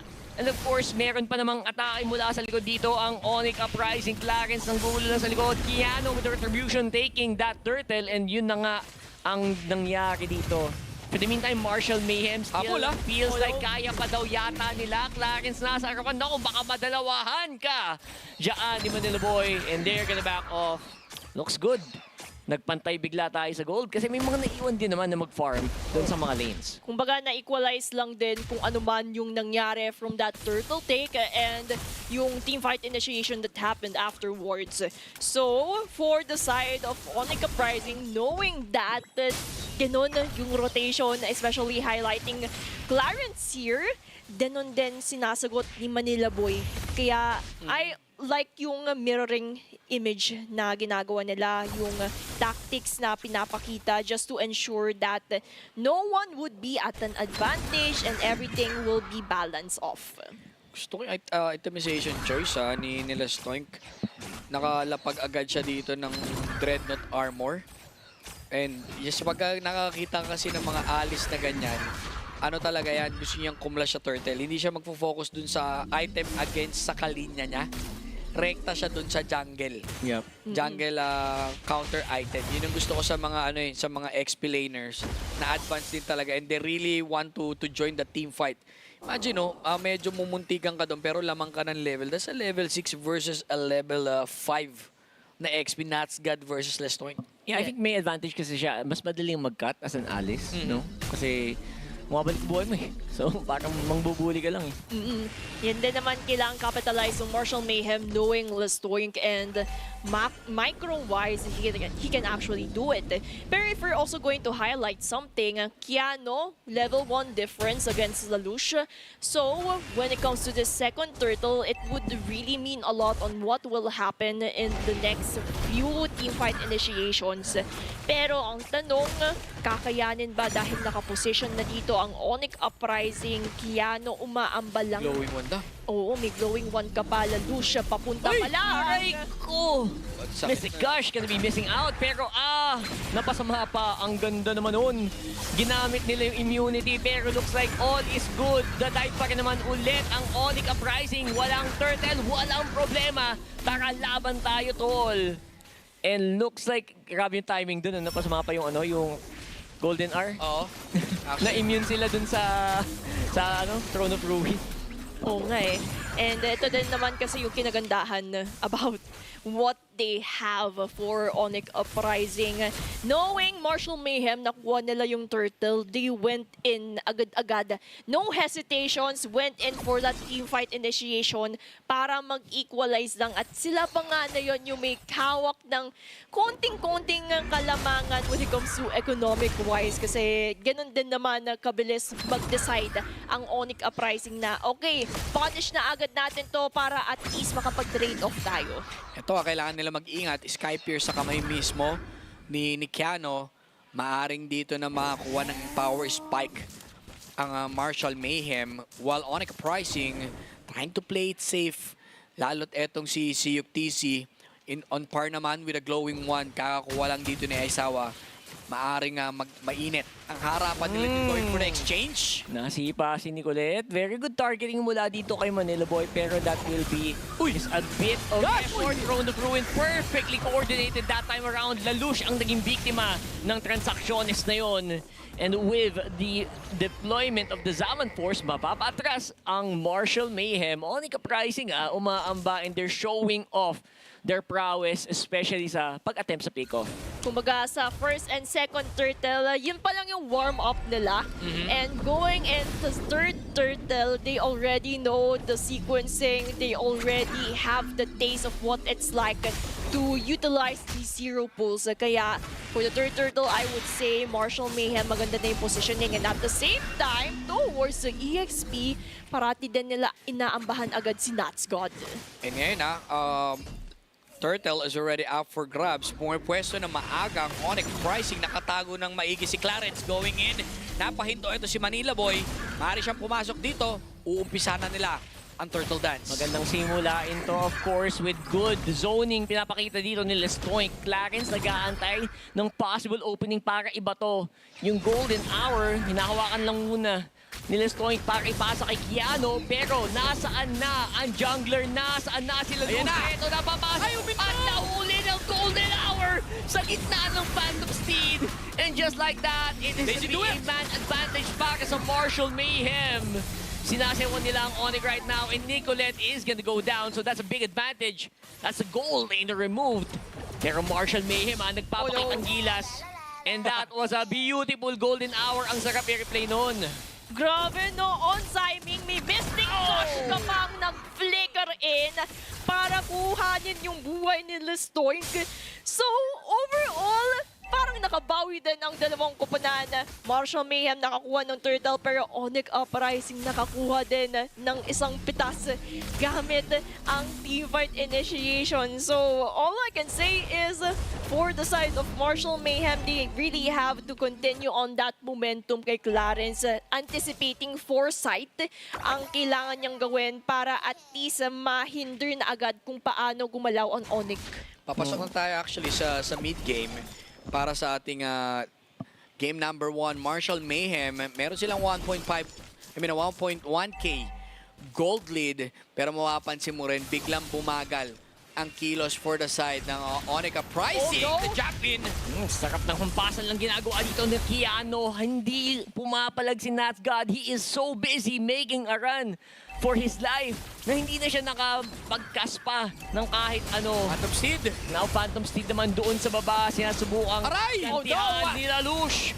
Kita mo yung tapang niya sa kanyang layward pero nagkahampasan lang sila. And that is gonna be a trade. Pero so far, again, it is Marshall Mayhem who is looking like they're ahead. Nicolette, hindi na basta-bastang natatakot dito kay Manila Boy. Sobrang tapang niya na. May purified din naman siya just in case. May Way of the Dragon, but Wendell with a pick of another casualty for Onyx Uprising.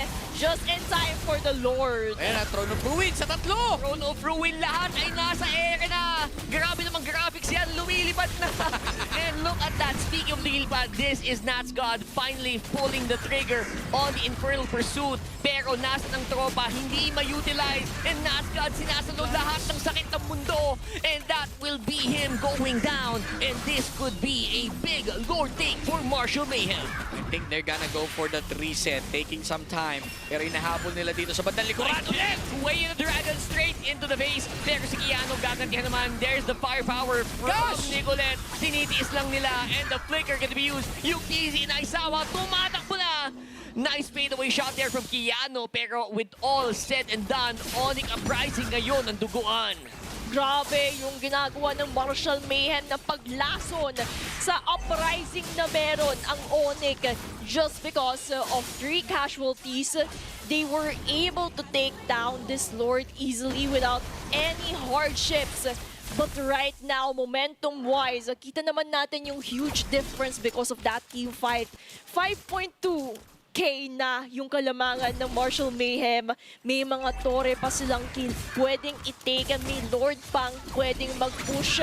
Kaya mukhang delikado ang side ng Onyx Uprising in this time. Kung merong players na pwedeng mag-angas ngayon, itong Marshall Mayhem, inunahan sila ng Onyx Uprising with those taunts, TPs, nagising ang Marshall Mayhem. Sige, sa inyo muna ang early game, pero ngayon, papasok tayo sa late game. Nararamdaman nila the pressure is on against Onyx Uprising. Lahat actually ng sides gumagana papasok sa Marshall Mayhem. Even those stacks talaga nasa kamay mismo ni Keanu. Ito yung binabanggit ko kanina na once na nagka-Sky Pierce, dito na mag-iiba yung sitwasyon against Onyx Uprising. Bilangan na lang kayo ng stacks niyan. So we're gonna see again, Marshall Mayhem may karapatan mag-angas kahit wala silang balbas. Yan, sisimulan ng umatake dito with the Lord Wave. Lord is out, pero pwede pa sila makapush. And there goes that Phantom Steed. Kailangan na rin ni Lelouch. Aizawa got removed from the equation so early on. And that golden hour talaga namang gamit na gamit. At gustong madakit ang Marshall Mayhem. Nag-swimming sila sa ginto.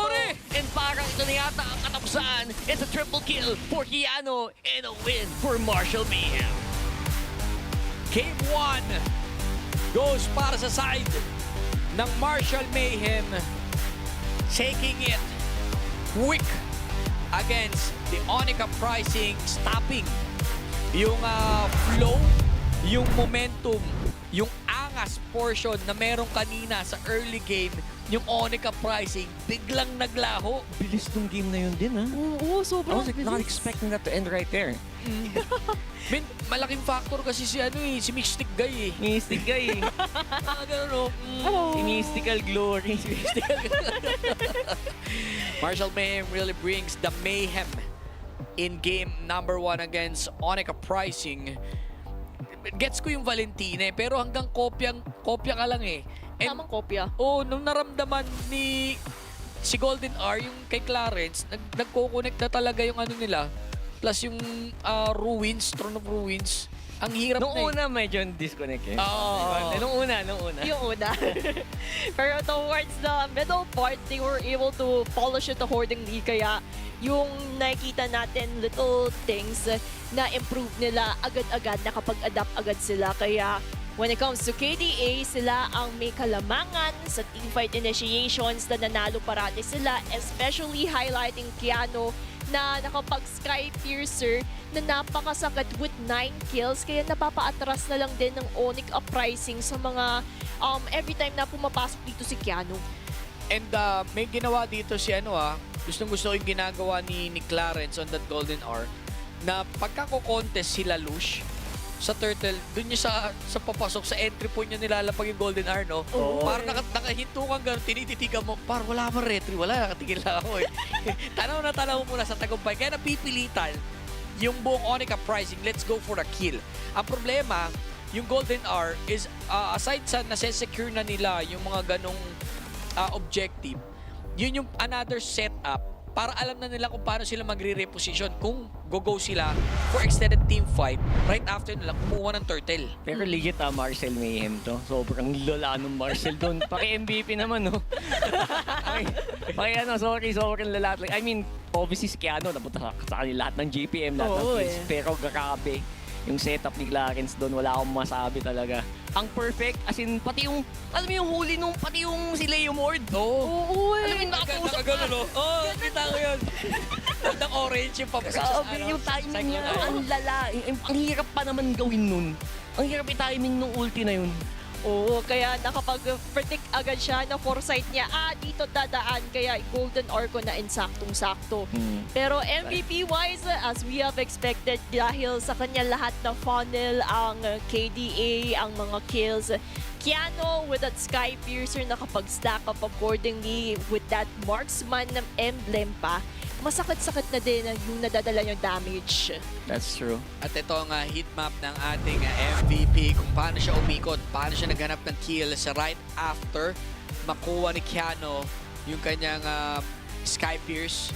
Sunod-sunod na yung pag-proc, pagpasok ng numero or stacks kay Keanu. Kaya sobrang nag-dominate rin siya start nung mid up until closing the game. And those things that we have seen sa stats, sa heat map, balikan natin sa highlights. And yun, no? Very perfect picture perfect ang ginawa ni Clarence doon, and yan din naman yung kinapitalize ng Marshall Mayhem, yung chaos that Golden R brought really paved way for them to get that control. And kita naman natin dito, killing spree na si Keanu, walang nakakapag-hold sa kanya kasi natutunaw eh, and blazing duet na ni Nicoleto, wala din. I think na-busy din si Manila Boy trying to hunt down Clarence. Clarence was a very important target, kaya gets ko naman yun. Pero at this point, parang pag nagsama-sama sila lima, wala ka naman piling isang masipa. Oo, ang hirap actually sa ganyan sitwasyon. Dahil mapoprok pa sa'yo ni Clarence eh. Di ba masisinuking kayo kung sisipa ka. Ayan may hihinto ka eh. Sila sumipa, sila pa yung nalugi doon. Tapos ito, look at that. Beautiful. Pang-clip! Wow! Ayun boom. Nagmistula silang barbecue doon. Tinuhog sila mismo. Sabay, picture! Ito muna ang mundo. Sabay balik, relapse. Hindi ka makakaligtas sa kamatayan. It is what it is para sa ating game number 1. Marshall Mayhem. Masasabi natin, or we call him the Marcel Mayhem. Marcel Mayhem, ang lason ng MDL. Game number 1. Yan yung mismong lason na kamandag pa. Yun. Para kay venomous poison. Ay! lahat ng synonyms, ilagay mo dyan. Ilagay mo na lang. Sila yun. Sila na yan. At ito ang Marshall Mayhem history. And katulad nga na pinapoint out natin earlier pa, from Season 4 kung saan na pumasok sila sa qualifiers, proving themselves here sa MDL stage. Nagpatuloy yung journey nila from 5, 6, and now entering Season 7 kung saan playoff secured for the Iloilo Pride. Nakakatuwa lang yung journey nila kasi kita mo yung huge difference at kita mo din kung paano sila nag-i-improve individually and as a team. Kaya a lot is to be expected for Martial Mayhem, lalo't lalo na for Game 2 kung saan makakakita pa tayo ng mga venomous, poisonous. For sure. Yan. Ito yung resulta nung pag-combine kasi talaga ng mga the best of the best, di ba? Ito yung Martial Mayhem na version na nag-combine na yung mga the best of the best sa Iloilo. So, di ba ito na yun? Ito yung version nila. Ibang version to sa Season 4, 5, 6. Puro na to, puro. Ito yung purong-puro na talaga. So, ito, kita mo na talaga yung pride. Ito literally the best of their players. And it really worked out very well for them at the end. We're So seeing, far. we're really seeing a good result para sa side ng Martial Mayhem. Ito po yung kanilang previous drop para sa ating mga bagong manonood. We are what we call the global ban, kung saan once na na-pick na po itong hero na to, hindi na sila pwede gamitin sa buong series. So yung mga grade out, guys, hindi pa patayan. Nakaban naman yung side na yun. Nakaban lang, pero tingnan natin kung yung mga black and white heroes na to ay magpaparamdam sa Game 2. Lalo't-lalo na dahil naka-global ban tayo, mag-iba din siguro yung trajectory. Not unless they're going in for that same banning but different prioritization na gusto nilang mapili sa mapa.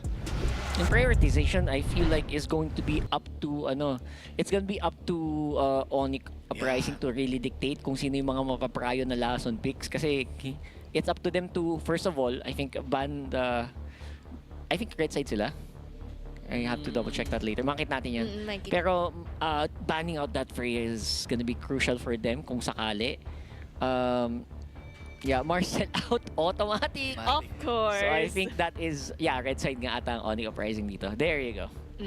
So, number 1, medyo prayo ban yung Freya. Ngayon, medyo limitado yung dalawang bans mo kasi ang daming lasong isipin. So, Zushin, by the way. Yeah, Zushin actually pwedeng mapakawalan kung sakali man. Pero ayun yung ginagawa. Yung mga ginamit yung nila. ginamit nila na alam nila na kaya din gamitin ng ONCU Uprising, they're gonna remove it. Yung mga heroes na feeling nila, malakas kasi paggamit nila and ayaw rin nila naman makalaban. May ganun part to eh. So gusto ko yung approach ng Martial Mayhem ngayong game number 2 on how they really run the draft. Kumbaga si Coach Noise parang sabi niya, Game 1, ito na yung mga gamit nating heroes. Huwag na natin paggamit sa ONCU Uprising. Especially, they have also witnessed kung paano lumaban sila from yesterday's match. So mostly respecting din yung capabilities of ONCU Uprising and just limiting the heroes that gusto nilang makatapat. Kumbaga yung lason, walang antidote sa mga pipiliin nila dahil yung lason na gustong paganahin ng Martial Mayhem ay ibibigay na sa ONCU Uprising. Third ban for the side ni Noise One, si Coach Noise. Pag nanalo sila, Noise One! Noise One, guys! Third ban for the side of Martial Mayhem. Okay, Harley. So they're trying to force itong ONCU Uprising to remove Zushin sa ganyan na sitwasyon. Force na ba niyan sa Zushin? Tapos papapakawalan yung first pick is the Phobius. Tradable naman si Zushin. I think if you really want to stop macro, may mga hero picks kang pwedeng iba na makakancel si Zushin. Or maybe the gold lane Prayo. Hindi pa tayo. Wala pang gold lane na nakaban mo eh. So, again, that's gonna be up to whether or not what kind of trade they want. Do they want the carry? Do they want the Zushin? Another tradable here is definitely yung mga roamer options natin, I think. Like the Kalea. Yep. Yun yung mga Kalea kasi medyo anti-lason yun eh. Pag may makulit na pick, ayun, Zushin talaga. Zushin na. Alam nila na they cannot pick Phobius. So might as well let's try to give out Phobius, Glue, Khalid, Kari. Kari. Prayo naman Yung daw. marksman kay Nicolette. Para at least kung ano man ang i-pick out ng Onyx Uprising, whether it may be utility, tanky heroes, they already have the true damage of Akari to somehow counter it out. For the side of Onyx Uprising, open pa yung mga backsha kung gusto nila i-consider yun. Pwede Kasi hindi siya napapansin din. Parang nakakalimutan natin na backsha is still open. Pero maybe they would go for another direction like an R-lot agad-agad. That's good. And let's see kung ibabacksha ba nila ito or YSS pala na open, which they went in for the YSS direction. Medyo flexible yan, pero most likely it will be on the Yuktz no, for this one. I'm still expecting a more, ano ba, a fighter gold lane maybe, sorry, fighter jungle ulit. Maybe something similar to that. Or, Leomord actually. hindi, Leomord si Lelouch kasi kanina eh. Kaya naisip ko parang, teka, hindi pala. Baka iba siya jungle nila yan, pwede. Not bad yun. Yeah, Kaso, hindi ko din alam. Phobius. Sarap ng glue dito. Pwede, no? Gluephobius, nasa kanilang carry. Oo Ang nag-Phobius kanina is si Natsgad. Oo, pwede sa kanila yung Phobius. Yep. Yun, Phobius na. The glue roam is coming! May nakakatakot pa yung tsura ni Glue pag wala sa in-game. Oo. Friendly kasi pag hindi si Patrick eh. Oo, basta ang deal dyan, lahat ng nag-glue ngayon, kailangan, okay, basta Patrick skin tayong lahat. Oh. May tawag doon? Patrick Bap. May gentleman's agreement Ay. ang mga glue player ngayon. Walang hindi pwede naka-Patrick kasi We are Glue! lahat tayo ay Patrick at lahat tayo ay Burger. Yun! Burger ka sa amin. Ito, third pick. Third pick. Aha. Masyado kasing maaga kung backsha, ganun. Or Lilia ano? din, open. Yung mga sumasabog, Vexan, Varamis. Counterin nyo na. Ayan. Lilia. Lilia yung magiging direksyon. Kasi if they didn't pick out the Lilia here, Martial Mayhem would eventually ban it out considering their blue Phobius composition na mahihirapan sila lumapit. So at least for Onyx Uprising, meron silang countermeasures and slowing capabilities, burst damage, na alam naman natin the carry Lilia means na nakita na natin silang napagsama previously and the damage is so phenomenal. Okay, very smart yung ginagawa nila, banning out mid heroes, kaso kalaban mo yung team na gumagamit ng audit eh. So, Audit! ewan ko kung gagana pa rin yan. Pero sige, I think you should try to force out really weird mid laners here. That's a good option. Ayun. Khalid. Removed by Team Martial Mayhem. Inaatake na nila. Leomord, ayun yung sinasabi ko, akala ko nasa first phase actually yung pick nila. Pero ni-remove na rin dito yung Leomord. Pwede pa silang umatake for another roam. Badang. Oo, mga pang-sorpresa din, no? Oo. Yung Pwede nga. high loss kung gusto nila medyo safety kaso mamamahin sila later on ng ano niyan. Actually, Kalit. kailangan nga nila na makunat. Ban Uranus siguro or ano. Actually, ang ganda ng Uranus dito for Onyx, I think. So that you don't get you can may pangsalo kayo nung glue. Kailangan nyo ng pangharap sa glue tsaka Phobius. Ang hirap niyan. Oo nga eh. Kailangan nyo ng medyo majunats. Oo. Uranus is okay. I'm running out of XP picks sa totoo lang. Paano yung mga left? So na kasi, R-lot na kasi yung XP nila eh. Double MM. Ayoko na may R-lot roam yan. So, mahirap din eh kapag it's a challenge. Roma. Oh, it's Jason yung jungle. Yeah. Okay. So confirm na YSS direction niya jungler.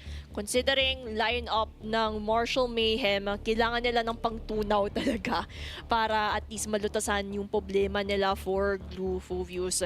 Now, for Martial Mayhem, they can out-range Lilia by picking out a Forza again. Assassin to. So, that can be Lancelot din yung, ayun, kakasabi lang natin Lancelot.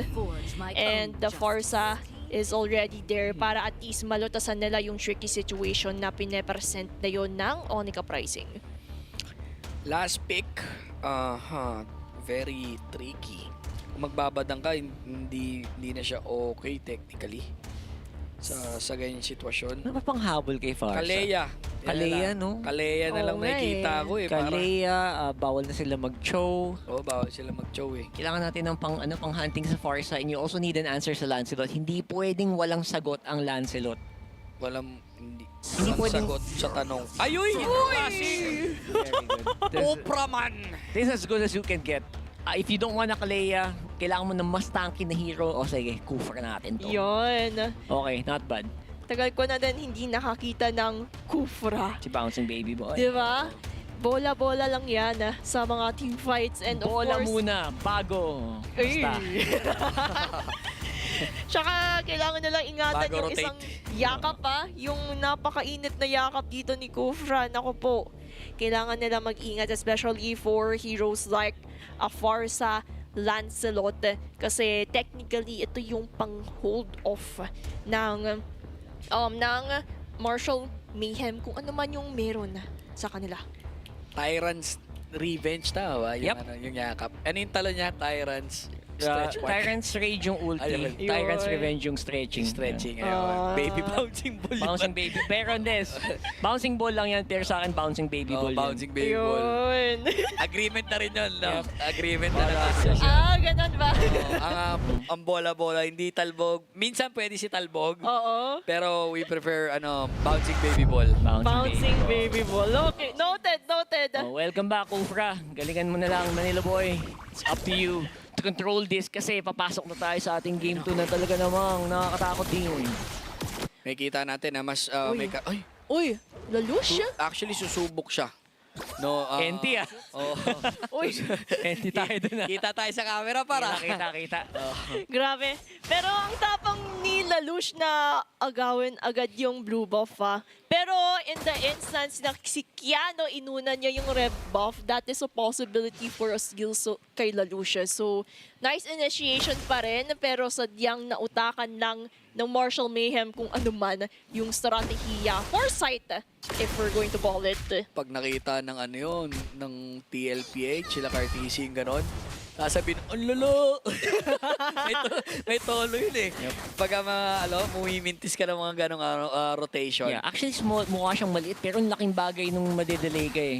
Yep. Even sa jungle, low level jungle, even like 3 seconds na madelay ka, iwan ka na agad eh. So, Lalush definitely will have to go on super farm mode now na may invade pa nangyayari dito. Tigat pamakauhaan ng purple buff. Keanu, no para execute na dali for first blood. At yan naman yung somehow pangsagot nila sa little delay coming in from Lalush dahil sumilip siya sa purple agad-agad ni Keanu, no? So, bawing-bawi talaga. So, at the end of the day, naging advantage pa yun sa side ng Onyx Uprising para hindi pa sila tapos. Actually, napansin ko, kaya okay lang din pala na sumubok doon dahil meron sila ditong si Aisawa. Yung mga glooms niya, tinulungan eh. Kaya napansin natin, akala natin madidelay, nahabol pa rin, nagawa ng paraan. Ay, talon! Magandang talon dito. And of course, pero final slash cleans it up. Bakit dito sa glue? Pahirap ng pahirap. Ang advantage nila nawawala. Yung bahagyang lamang. Hindi na makalapit si Keanu sa turtle na to. It's not a good matchup, lalo't ang dami pa talagang nakabox out. Sila Manila Boy and Nat Scott on the side. Turtle goes over the Onyx. Ganda din ng positioning na ginawa ng Onyx Uprising to the point na hindi na posibleng lumapit ang Martial Mayhem because if they try to do so in the first place, then doon sila mapipick off. So mas lalamang pa yung Onyx Uprising, but they have chosen to go for a safer direction. And tumalon lang dito si Manila Boy. Those initiation. Okay, cool. And that is gonna be basically just the pakunting patikim lang. Patikim lang naman ng damage na pwedeng mangyari pa rin or magaling pa rin kay Windel. Pero right now Onyx Uprising definitely mas maganda ang control nila sa mapa dito sa game number 2. Mapapansin natin na nagiging bisyo na actually ni Lalush na dumalaw lagi sa mga small camp. Those green or the golem, iniikutan pa ulit-ulit ni Lalush dito. Nakikita naman natin with regards sa kanilang level, kaka-level 6 pa lang ni Keanu. Pero mas mataas pa rin ang XP dito ni Lalush. Pero Earthstrike, kinasa na. Ayan na. bits of damage being used. Pero ang lakas ng ganti, ang ganti ng gabi dito sa taas. Grabe din naman yung foresight na ginagawa ni Manila Boy. Alam niya, kaya nila kasi 2v1 literally yung naging scenario na yun eh. So, why not pick up a squishy hero like a Farsa para mas mag-scale up si UTZ na alam naman natin dito sila mag-heavily rely on, lalo't lalo na double marksman setup ang Onyx Uprising. Yung double marksman yan, bigyan mo lang sa simula, no? Oo. Mahihirapan na actually humabol pag sa mga ganyan sitwasyon. Kaso sobrang ganda humarang ni Manila Boy eh. Kahit gusto mo, hindi ka binibigyan eh. Look at the movement coming from the side of Marshall Mayhem. Alam mo na yung parang yung body language nila, eh, ramdam nila na hindi natin kaya ilaban ng turtle. Unless ipilit, you have the Phantom's execution just to die in. Just give me a vision. Yun ang shotful dito. Kiano! Okay, beautiful Tyrant's Rage. Comboed with the final slash. List point hindi na nakagalaw pa. Oy, sumakay. Here comes the glue roam. Si Manila Boy ang target niya. Lalush takes that turtle. And makakatakbo pa si Clarence. Still an advantage para sa Onyx. Dahan-dahan na sila talagang lumalamang. And slowly, nawawala na din yung grip ng Marshall Mayhem sa mapa. And yan din naman yung inarangkada nila with that final slash. Just putting pressure sa mid lane and thus Onyx Uprising. They have a lot of opening. Pero Manila Boy, nandiyan na naman si UTZ. Okay, nice sidestep. UTZ gonna be able to catch that off guard. Wala nang lugar para tumakbo pa yung carry na to. And ngayon nakukuha actually ng momentum ng buo ng Onyx Uprising. Scary lang against sa Marshall Mayhem kasi ano to double marksman pa rin to. Kung ngayon pa lang gumagana na yung double marksman, paano pa pag umabot sa late game? Item check, naka-sky pierce. Uy, ang cute naka-rapid boots. Talagang distance, chani lang gagawin. Neto ni FTZ. At saka base pa lang din sa lineup ng Marshall Mayhem, you have a slow from a glue of Clarence. Let's doing, kailangan niya makatakas sa tricky situation na yun and toss going in for the rapid boots. Pero for Marshall Mayhem, kung gusto talaga nila makabawi, they have to ensure that mabigyan nila ng espasyo dito si Kiano, Nicolette, to make us feel the damage output ng mga galing sa heroes ito. And at the same time, capitalize on the Windmill's range para at least nandoon pa rin yung poking mechanism and area control that you need. Speaking of poke, no! Clarence, napasama na naman. No more ultimates for Vizcalu. That means na makakalibre na naman yata tayo ng pagong. Oo nga, libreng pagong sa side ng Onyx Uprising dahil hindi pa makakapuntes ang Marshall Mayhem sa situation na ito. Considering nakalamangan na yon ng Onyx Uprising, they have the control. Pero, kita mo naman, Feather Airstrike to somehow pick things off. Pero may Black Shoes ka. Pero, nandiyan din naman ang mga members ng Marshall Mayhem. So Marshall Mayhem, definitely hindi na nila tinry mag-contest. Pero ito na yung mga nag-turtle kanina. The backup is here. Windell gonna go down. Sinusubukan niyang hindi makita pero spotted na siya. Listoing with the flaker parang makakadali pa ng isa. Nats God decides to not go for it. Wala din naman silang final slash. Manila Boy saving the Tyrant's Rage just in case na mag-re-engage itong Marshall Mayhem. And they're looking good so far with the 3,000 gold lead para sa Onyx Uprising. And so far, I'm still waiting for the impact ng Lancelot na to. Sa totoo lang, it feels like Kiano, despite a really good pick on that Lancelot, we haven't really seen that much talks for it yet. Oh no. The Stoings, kamuntikan na doon sa initiation ni Manila Boy.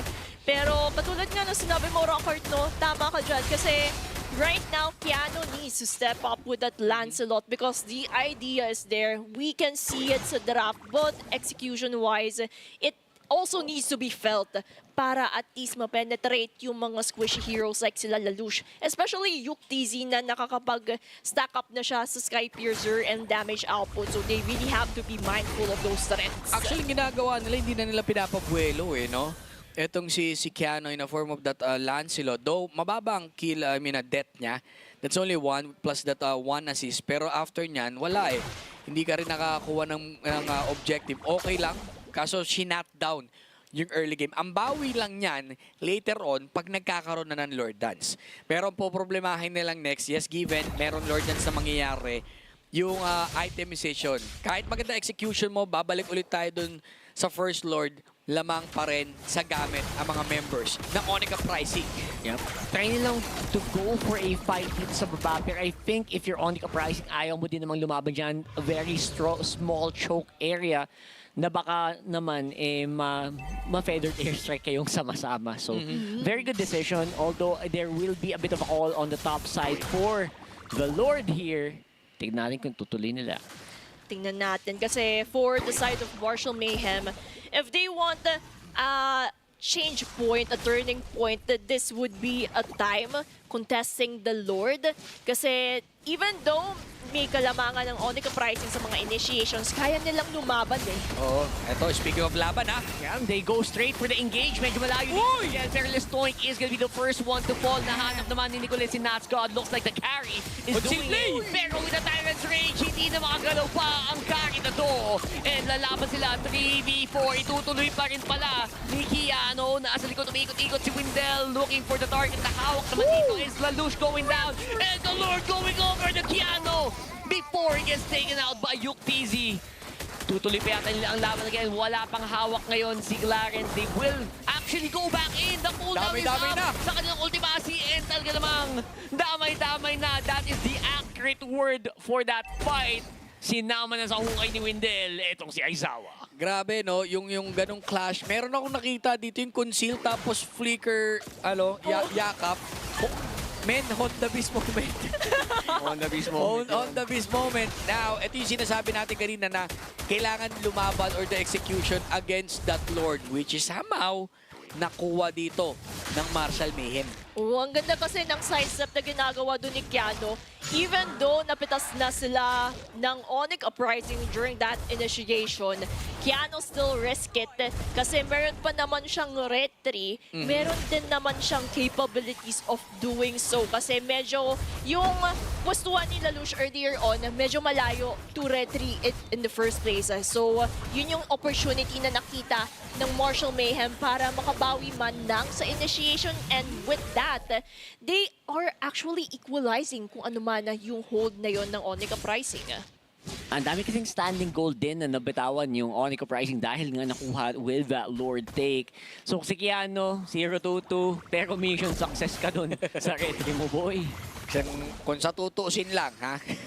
Kasi dali na din si Lalush eh. Oo. Nahawakan na ni Clarence si Lalush, tapos di na binitawan. Sana all. Pero, ayun lang. Ayun, nag-relapse pa nga.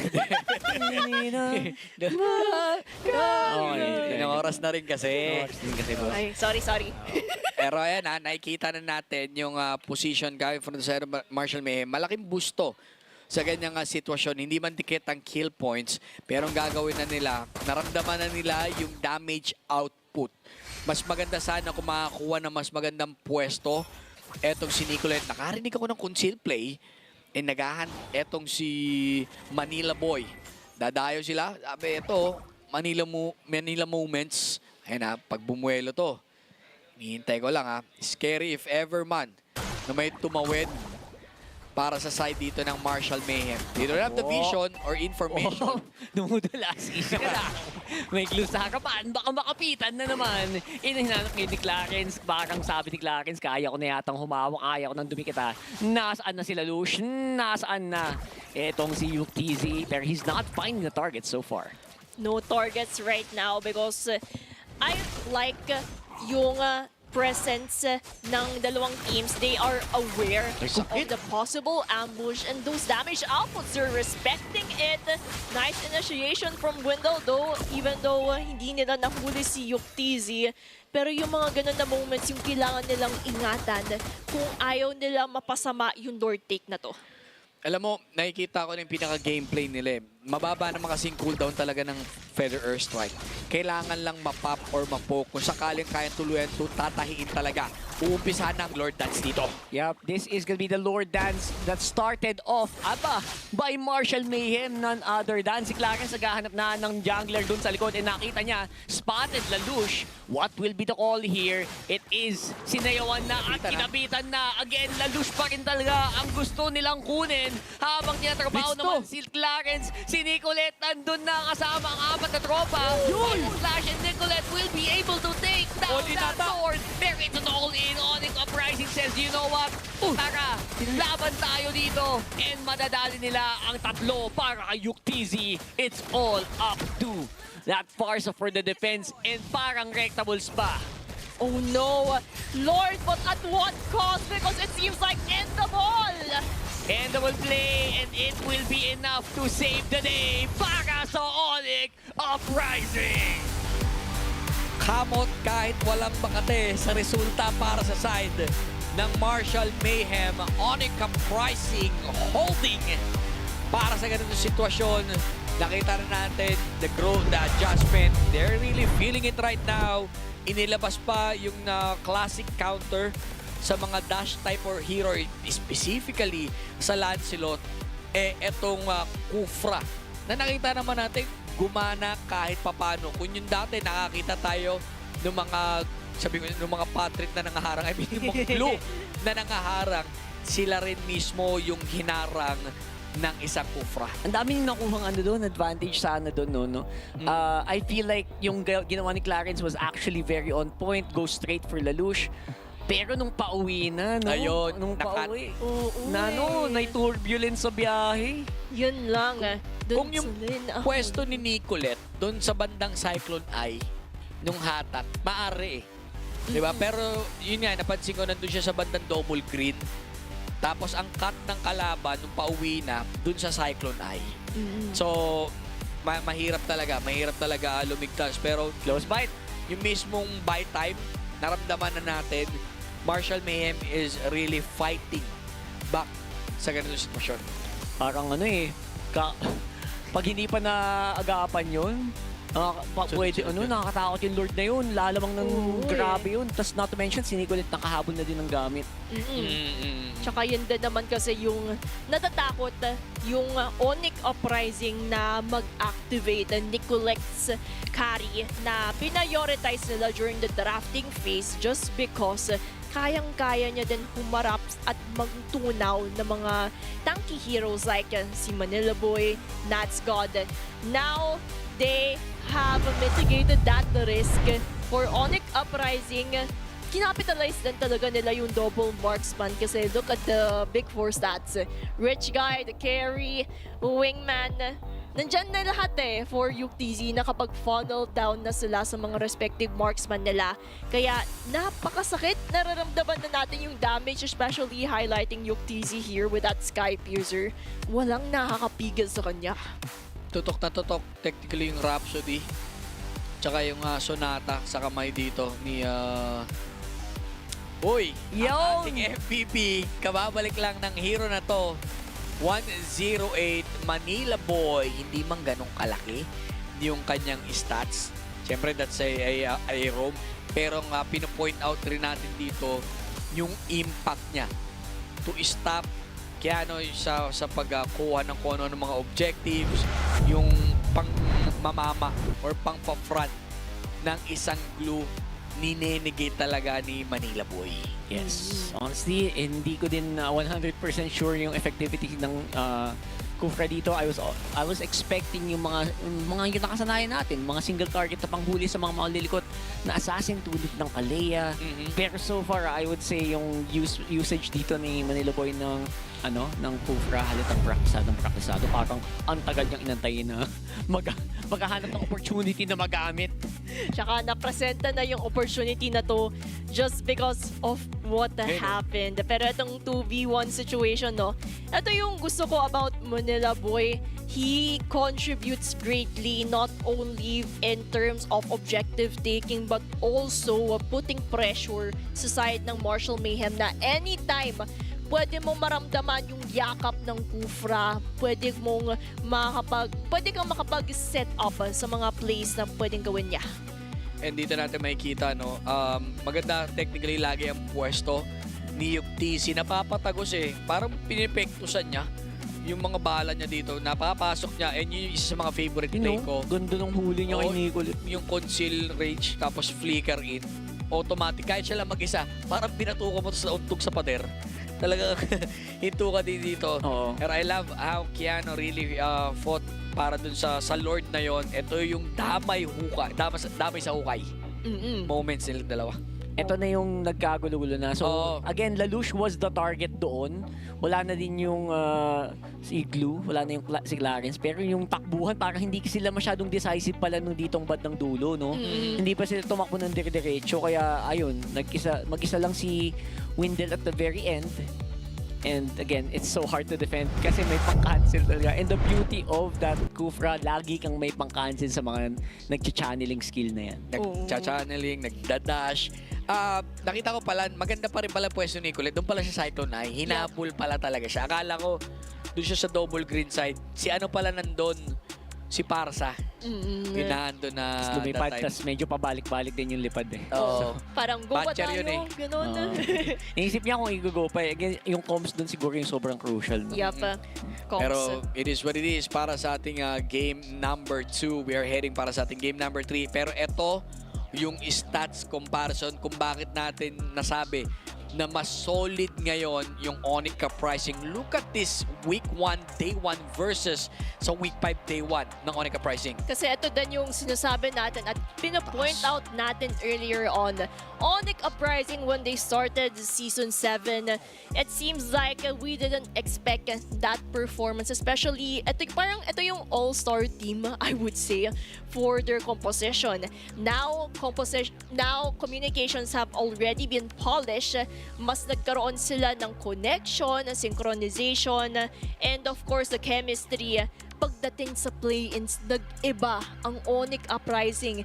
Parang hindi ko sila nakikilala ever since their group stage kasi iba yung pasok nila na yun Iba yung Onic Uprising na na-expect natin, and thus it also reflected sa mga statistics presented to you on the screen. Yeah.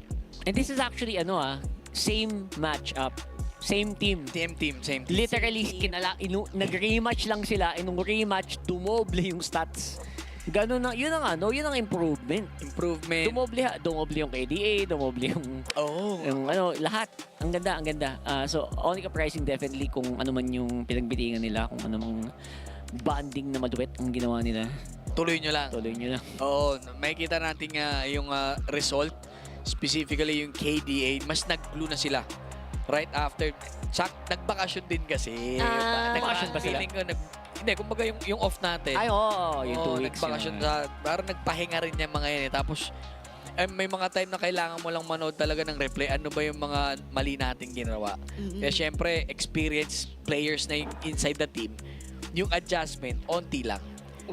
Mas pag-iigtingin lang nila yung communication. Ito, yung ating mga draft from that recent game. Yung grade out, guys, yan po ay talo.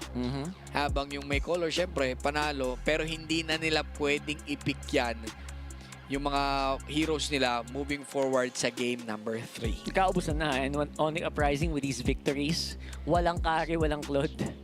Diba? So, honestly, it's very 50-50 pa rin talaga sa akin. I think madami pa rin namang naiwan in terms of the other roles. Especially for parang tipid nila sa mid laner. No? Wala pa mang Zushin. Wala pa. Wala pa. Hindi siya pinakawalan nung Oo, nung nakaban lang. Oo, kasi parang pakawalan siya. Parang pinakawalan mo rin na malaki chance manalo ng kalaban mo Diba? Kasi nakita naman natin siya from the recent series na sinashoutcast natin or nailaro ng mga teams na to. Ngayon, going back para sa ating drafting, random na yung mapa nila. Tanggalan na talaga. Maganda na yung nakikinig ko Suyu. What's your play this word? Suyu. Mga same bands pa rin. Just like what we have witnessed nung game. Almost same lahat. Diba? Kaya ang bilis din mag-decide nila Coach Norris, Coach XY, kung ano ba yung ayaw nilang makita. And for the side of ONCU Uprising, maybe we can expect Zushin. And there we have it. Tama Still naman the yan. same naman. Kasi kung pinakawalan nila, delikado kasi sa side ng ONCU Uprising. And now, first pick. Wala na phobius, no? I think both of them are, pareho oh. silang walang phobias. Okay. So dito na medyo maglalabasan talaga ng ano. Ay! Uy, Fredrin. Tapos ngayon, Baksha na ba to? I think Arlot pareho wala na din, no? Yeah. Yup. Oh my gosh. That's funny. Cool. Arlot. Wala nga. Tama. Wala. Pwede ka maglapag dito ng ano, Tirisla Kari. May Kari naman siya eh, no? ONCU Uprising. Available ang Kari, available ang Claude. Oo. Tingin ko Kari. Kari. Kasi yan din naman yung tinipid nila from game 1, Pero game 2. Kari maybe for third pick na lang kasi bawal na yung parehong hero na yun sa Ay, oo. Marshall. Pwede, yeah. So ngayon pwede mo muna sila mag mid or jungle. Eve. Pwede kang kumuha ng Eve. I've been Ay, raised kinakaya by good. mom. Kari Eve mo na yan. Pagka ganyan. Or gatot. Kari. Sila naman daw. Uy, palitan lang. It's my turn. Tama ba yun? It's my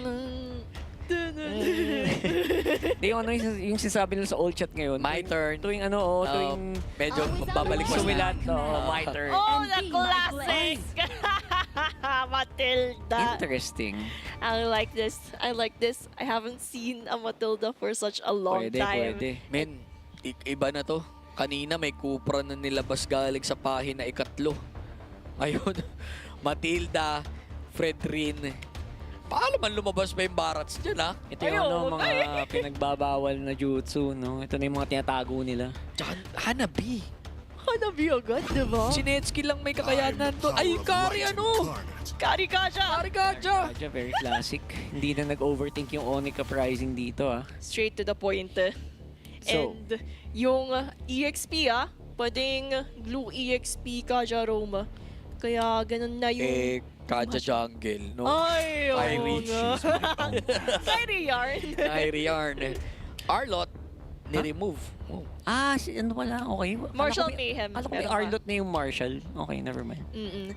For the side naman of Marshall Mayhem, they may want to limit out hero pools coming in from I believe Aizawa kung gusto nila malimit yung control na meron sa mid lane.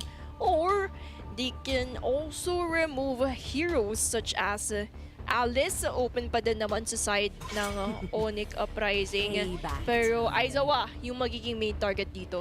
Kailangan alisin na actually. Even remove the Eve. Pwede. Masha. Ayos to, ah. Anong klaseng baul ang pinagkukaya ng ating mga kaibigan. Palamang may nalalaman silang mga sikretong jutsu.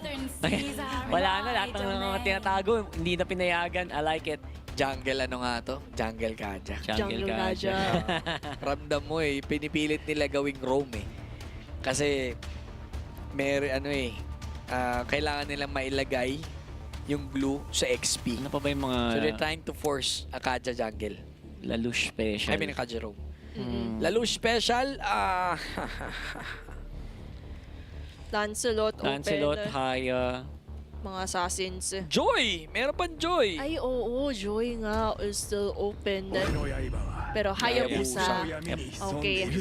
Para at least may pang-abot sila sa, alam naman natin, Hanabi, tamang likod lang yan kung wala silang capabilities of doing so. At least may contingency plan sila sa mga Ugi Shadows ng Hayabusa. Yeah, so we need a mid laner, a very solid mid laner na kayang tumagal sa isang hila ng Kaja and kailangan hindi gaano vulnerable laban sa glue. Sa Diana and Benedetta. Wow. What a draft. Sabi ko lang, what a draft. XP Benedetta. Tingin ko, para medyo classic talaga. Ano? Itong side ng Marshall Mayhem. Yung bago lang dito, itong si Zetchan Pero the rest, nagkita-kita na yan Sa mga nakaraang season. Oo, sa mga nakaraang season. Last pick, walang mage. Tingin ko kuha ka na ng ano dyan, ng Eve.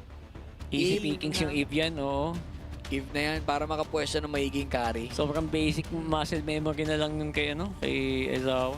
Oo nga eh. Eh, nagparsa. Nakaban. Ay, oo nga. Nakaba ni Forrest. Eve na lang yan. Eve o Lilia Mayer. Lilia, nagamit na ba? Uy, Kimi. Igilan. Okay. Kimi. Para may contingency plan sila. Double marksman technically pa rin ang gusto nilang mangyari. Pero very tricky lang, I would say, because of the threat of a Benedetta as well as a Matilda na pwede silang abutin. What if XP ka dyan, no? Ay. Di ba? Para mag-level 4 kagad, baka yun ang habulin nila. Anyway, same itemization lang naman That eh. kind of works. I think mas gusto ko din yung glue sa roam ngayon for some reason. Pero I think they'll need the bulk din. Okay? They need the tankiness. Eh. So, I don't mind if glue goes roam. Kasi kailangan mo ng high level na glue na tanky. Kasi yung Kajan, hindi naman tatangkayan eh. So, more util siya. Eto na guys, para sa ating last game ngayong araw na ito. This is between Marshall Mayhem versus Onika Pricing. Maraming mga heroes ang nilabas sa kanilang ball. Even the old combination, Matilda, Fredrin. Asahan na natin na mabilis yung jungle rotation na isang Fredrin. Hanggang sa dulo, talagang pinilit nila yung tawag doon? Pinilit nila yung lason lineup na hindi mo pinipredict talaga. Marshall Mayhem, hindi sila napapayag na hindi makalaso ng isa. And it's a very interesting lineup na gamitan ng ng Hanabi. Oo nga eh. Tsaka considering first 3 picks pa yung Hanabi Kaya Walang tago-tago. Oo, all out na agad ika nga nila. Pero we're going to highlight Blue EXP po yung ating witness dahil Manila Boy will be utilizing Kaja here. So we're going to see a different dynamic for Glue in this game, but still the same identity in every team fight initiation. Dun magaling sila Lush lately yung mga nakaw-nakaw moments, double green na ninakaw niya dito. Double green. So better stacks, better small XP. Wag lang papanakaw dyan yung golem. Iba ang XP ng golem compared to sa double green. That's true. And one of the biggest priority yan, yung XP crowd. Ayan. Instant level 4 yan pag napunta kay Natsgad, di ba? Oo. So, ayan, tingnan natin. Ay, nilipat. okay. Okay lang. Di ba, makita mo naman dito kita mo yung level. Almost level 4. Almost. Sakto yan pag turtle, basically. Oo nga. Kasi, Or even before turtle, they can actually set up pretty early. Yup. Yan din naman yung strength that we're going to witness for the side of Onyx Uprising. Side naman ng Marshall Mayhem. Tignan mo naman na de-deny si Benedetta. Lustoink having a difficult time. That's why Keanu went in the top lane to ensure na may respective ultimates ang Marshall Mayhem to contest this turtle. Ayan first turtle, nakap ngayon. Pumipwesto ang mga Onika Pricing right now. Meron silang idea kung ilan nakapwesto. Kukuha sila ng turtle. Eto na! Here goes Fury of the Phoenix. Beautiful engagement, pero ang follow-up ay swabe lang din naman. Pwede pa yata umabante dito. They still have some firepower, pero without the Hanabi, they decide not to go for it. Ang ganda ng pag-punish agad ng Marshall Mayhem. Yes, Onyx Uprising got the turtle. But post-turtle-wise, Marshall Mayhem was able to equalize it with that team fight.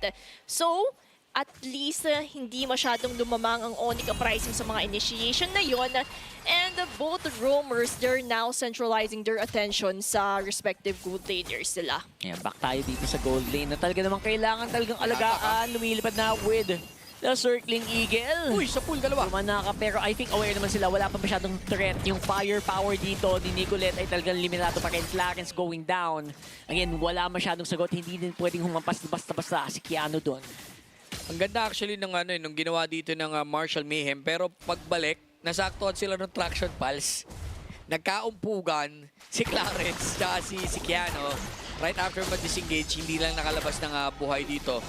Mas less na agresibo ngayon ng Onyx Uprising. Namimili lang talaga sila nung clash. Then, ang bigat din nung nung ang tawag dito, Divine Judgment, para i-proc basta-basta. So, kailangan talaga dyan, pagka pinik ko or kinuha ko, dinakot ko yan, si UTC, kailangan din activated. Para at least hindi masayang at Bigat yan. makakapitas sila. And malaking advantage din kasi if magawa yun ng Onyx Uprising, lalo na for Keanu, siya yung technically magiging sandbag sa mga bala na meron si UTZ later on. And that's what Martial Mayhem has to mitigate, has to hinder para hindi mag-power spike kung ano man ang meron sa Onyx Uprising. Inumpisa na nilang Turtle dito. Mukhang aabante ang Onyx Uprising. Yep. Just like kaabante sila. And there you Huli! go. Huling-huli pero healthy pa. And si Keanu pa nga ang nakuha ng pagong. Napaganda pa yata yung paglapit ni Manila Boy doon sa Frederin. Ganda ng timing ng Fury of the Phoenix si Wendell because they already anticipated that Manila Boy would utilize the Divine Judgment to get on Keanu. Wendell bought enough time para ma-disintegrate yung Divine Judgment by utilizing the Fury of the Phoenix to get on that turtle. Gusto ko panoodin ulit yun. Parang hinila si Keanu pero parang nabawasan yung buhay. Tawag dito, pinang-stop eh. Pinang-stop talaga yung Fury of the Phoenix. Isa yun sa mga great counter, even basta isolation play. Wave the Dragon, Tsunami Slam, ginagamit na talaga nila. Instant pindot. Pag may nahila, oy, pindot! Ulti! Pindot! Yun. Emergency button lang yun. Yun lang yun. And yun yung isa sa mga pinakamagandang ginagawa talaga ng Martial Mayhem. Though halos pantay kasi yung level cooldown, parang nasa 59 seconds ata eh. Tsaka yung Divine Judgment eh. So, laging pagka may green, pag green na rin etong si Wendell. Yun naman yung timing. And dito din papasok yung importance of saving of those skills, especially for those long duration ones para magamit at the right place, right time. Because if not, then mawawala yung opportunity na pwede sana nilang i-take just because naka-cooldown yung skill na yun. Yeah, and you gotta play with those cooldowns properly din. Right now, wala pa namang mataas mo yung mga cooldown ng mga panghuli talaga nila. Even certain Eagle din, basta pwedeng gamitin. And look at that. Si Lestoink yung pinaka... Actually, kahit na medyo nabubuli si Lestoink ngayon, parang siya yung pinaka-inaabangan kong mag-pop off eh. Pag nag-pop off kasi yung mga Benedetta player, kahit lugi, yung mga milagro nangyayari. Si Keanu dope eh, parang lumalalim yata ang bahagya, mapapa-atras. And again, with the help of the Matilda, basic lang naman, umatras, and they also get the turret. Grabe kasi, ang lawak eh. Pero mas pipiliin nila yung gitna. They wanna huge exchange. The jump in coming from the Benedetta. Yan yung pop-off na sinasabi ko. And of course, makakatakas naman siya. Pinabol! Habol pa rin naman with the circling eagle. Clarence wants blood. Huli sila dito ni Aizawa pero habang busy kayo, sinolo na ni Keanu ang turtle. Grabe yung diversion gameplay na ginagawa ng Martial Mayhem. And if we're also going to highlight Lestoink level 10 na ka-level niya na sila Rico. dito. Pero dito, napakasakit na ng mga nangyayari sa mga initiation just to get on the mid turret. Actually, tinitignan ko eh. Hindi man kumukuha ng kill si Lestoink. Pero nakikita mo yung effect niya sa map. Sa split. Oo, yung split ano niya eh. Tinignan ko dito sa kabila. Sabi ko wala ng Torre doon sa second na. Pag tingin ko meron pa. Puro blue yung lumabas na banner eh. Nakuha ng kill, nakuha ng Torre, nakuha ulit ng Torre. Sunod eh. Tinitechnical sila. Oo, tinitechnical. Oo, sabi basag-basag lang. Dahil mabigat ang skill mo. Ugi, shadow kill.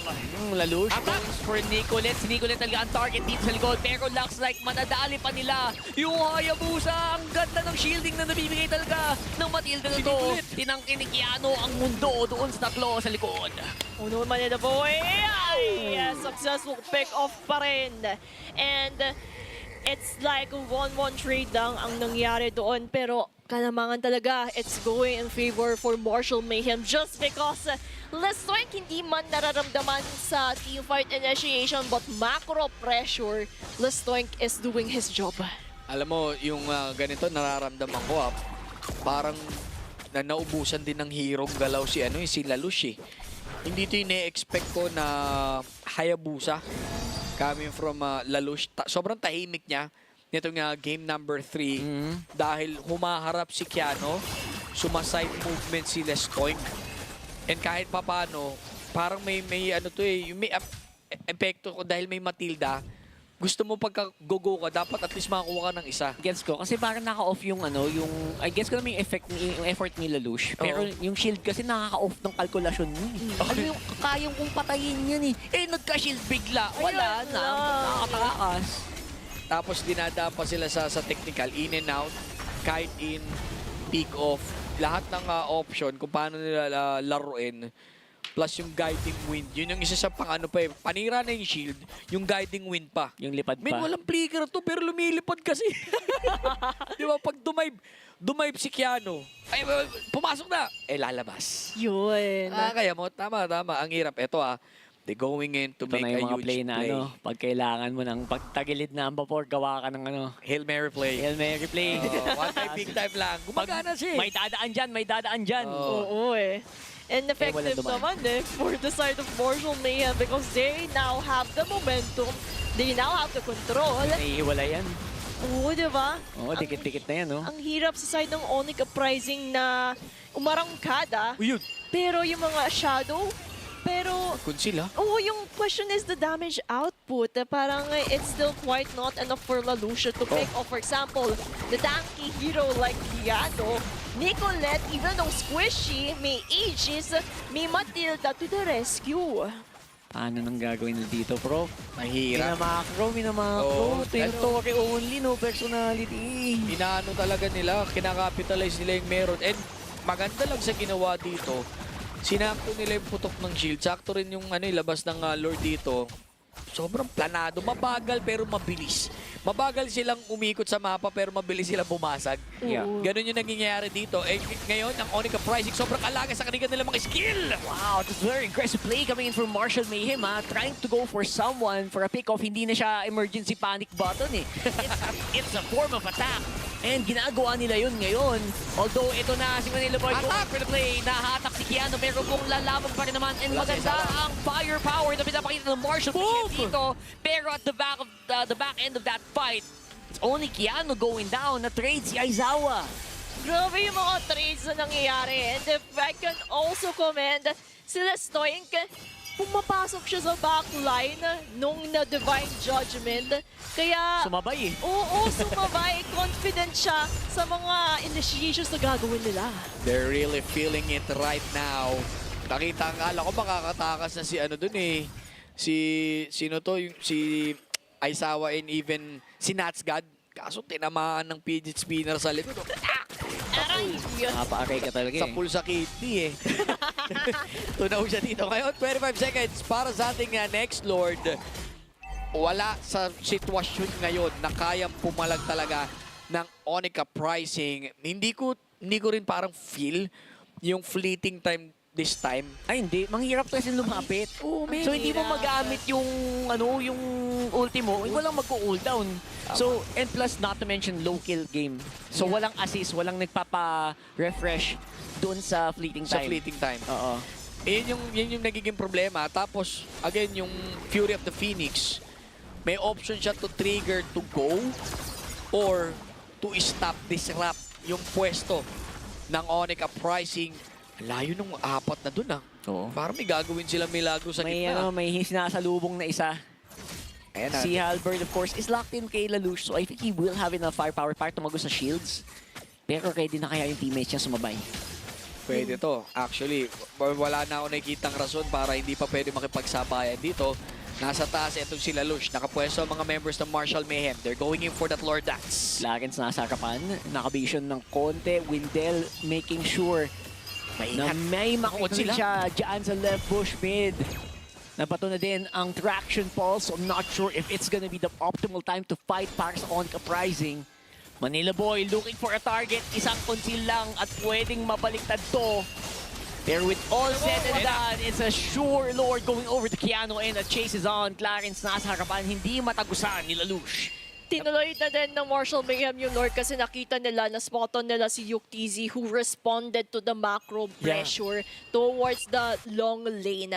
Kaya it's like the go signal for Marshall Mayhem to really get the Lord.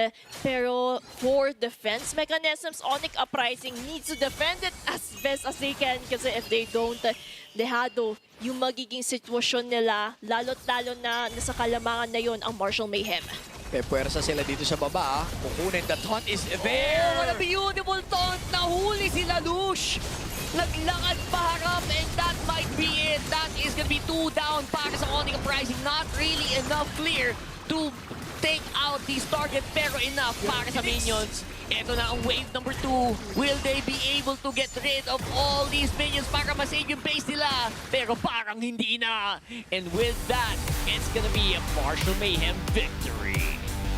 Victory! And this is it for Martial Mayhem. Minsan kailangan mo talaga maglabas ng mga old lessons, old lineup para gumana sa mga makabagong version. They maximize the guiding wind, the taunt coming from Fredrin. Alam nila yung weakness ng ng Hayabusa, harapan mo lang. Crazy, no? Diba? I-hold mo lang, hindi aabot ang Hayabusa na makipagpaluan sa isang Fredrin. And Fury of the Phoenix galing dun sa mismong Zechan to control yung huge skill na meron si Manila Boy. They really shut down the idea of Kaja Kari. Kontrolado. Galing. No? Kakabi yung... Hindi ko naisip yun, honestly, yung Matilda into the Hazetian. Ang hirap yung patayin pala. Oo. Grabe din eh. And gusto ko parating i-point out for Nicolette, for Clarence, Kiano, na benefit talaga sila sa isang Matilda pick.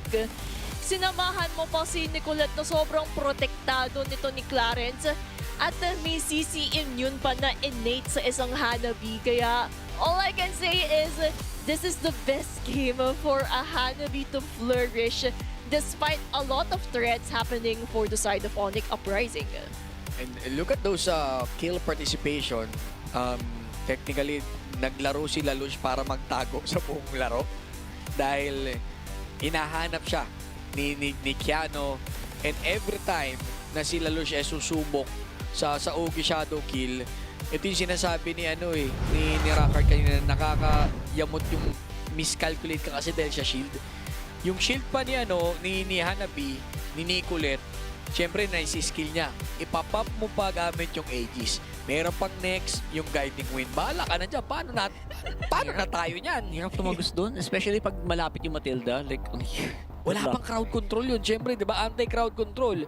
If ever tatagal ko yun sa harap, Higan Bana, tapos yung petals nyo, pinag-uusapan lang natin, ni 0-2. Ay, paano papaslangin yan? Look at that item. Oh my gosh. The distance, the damage, critical, the hold, and Nicolette in a form of that Hanabi.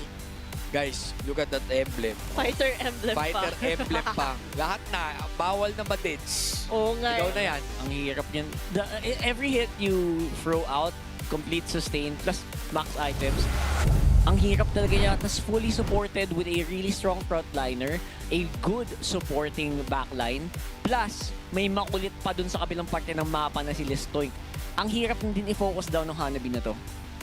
Sobrang hirap. Ang daming contingency plans kasi ni Nicolette, especially highlighting yung respective allies na meron siya, AGs and the innate CC immune. Nandun na lahat eh. Kaya nakakapag-survive siya, hindi siya mapitas-pitas ng mga members ng Onyx Uprising. At makikita din naman natin sa highlights kung gaano din naman yung mga teamfight initiations that truly paved the way to snowball the game, to take on that control. And for Listoink, highlight din natin siya kasi siya yung gumagawa talaga ng macro pressure when it comes to that Benedetta. And ginagawa na lang ng ibang members of Martial Mayhem is to continue on that pressure in the other lanes. And makikita natin, wala naman technically ng mga explosive na clash. More on chane, habol, counter punch. Eh, wala kasi ibang option ng Onyx Uprising na sa ganyan sitwasyon, kailangan nila talaga gumamit ng skill. Eh, ang problema, itong lineup mismo ng Martial Mayhem ay designed to counter punch. Hindi kami magka-clash basta meron once yung trigger nila ng Fury of the Phoenix, di ba? And well, naging matagumpay. Pero at the end of the day, out of like 7 or 8 times na sumubok ang Onyx Uprising, 7 doon, counter punch at lagi silang sinasama. Naaurahan sila nung counter play na pinakita dito na Marshall Mayhem. Yeah, the Marshall Mayhem, nagdagdag na naman sila ng ibaban sa kanila. Ano ba yan? Ang dami ng ibaban! Oh my gosh, Which is a good thing, obviously, for them. So, it's better for them, no? Parang because of that game, nagdag pa yung mga iisipin tuloy yung mga kalaban nila coming into the playoffs. Yan din naman kasi yung lason na nagde-distinguish ang Marshall Mayhem compared to the other teams. Those unique hero pools that they have. That is a huge threat din kung paano nila aarangkadahin yung paparating na playoffs.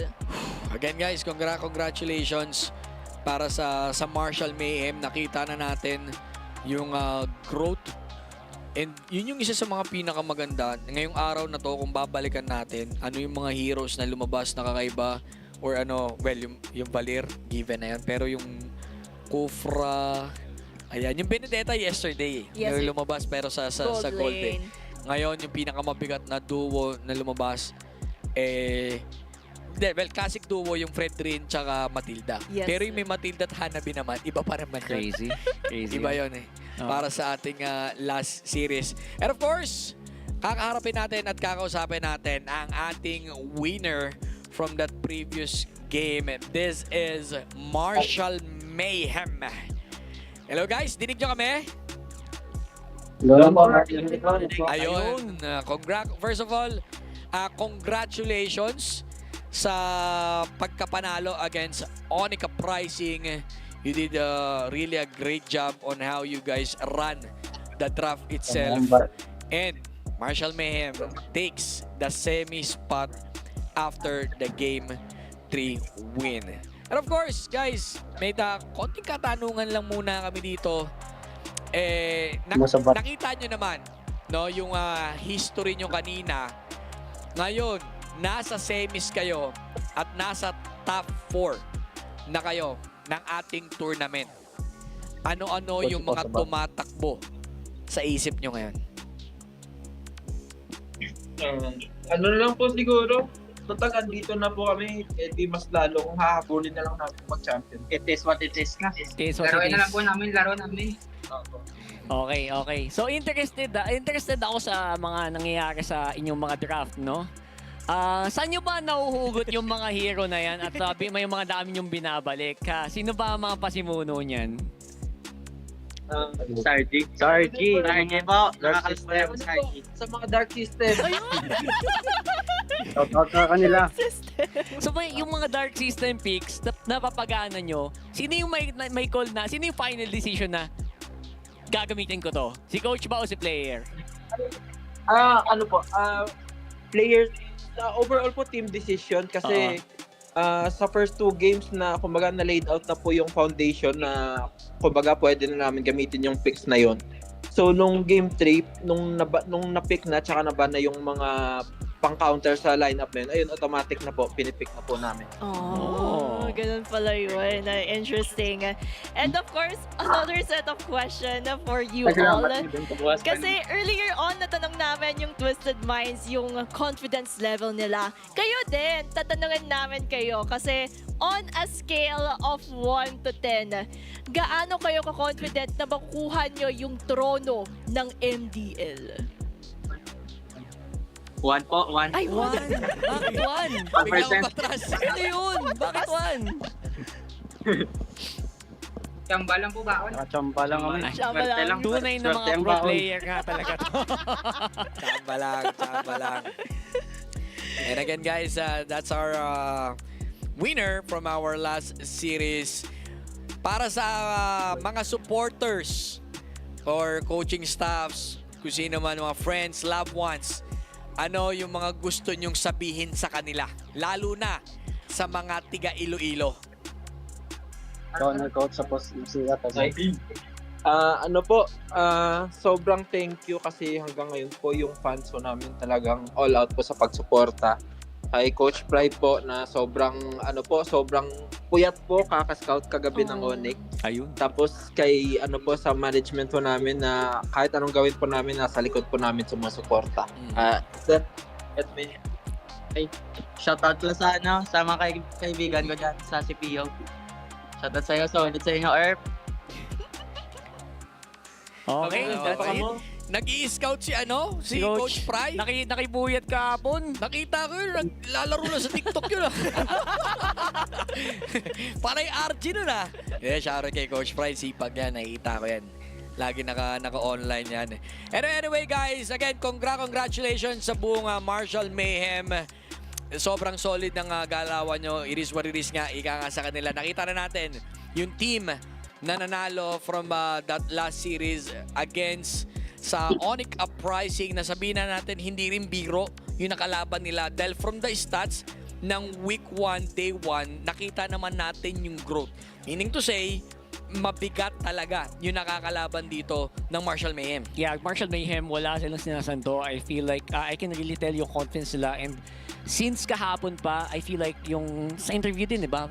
Battle plan is laid out already. Yeah, it's already there and they just have to execute it accordingly to make things work out. Sobra. Actually, yun yung mga kailangan na pagka umaabot ka talaga sa game number 3, kailangan mo na lang ilabas yung mga pwede pa. And gusto ko yung idea na nasa RG po mga dark system. Yung other word sa lasong kasi, dark system. That's right. Nasa kanila yun All diba? good.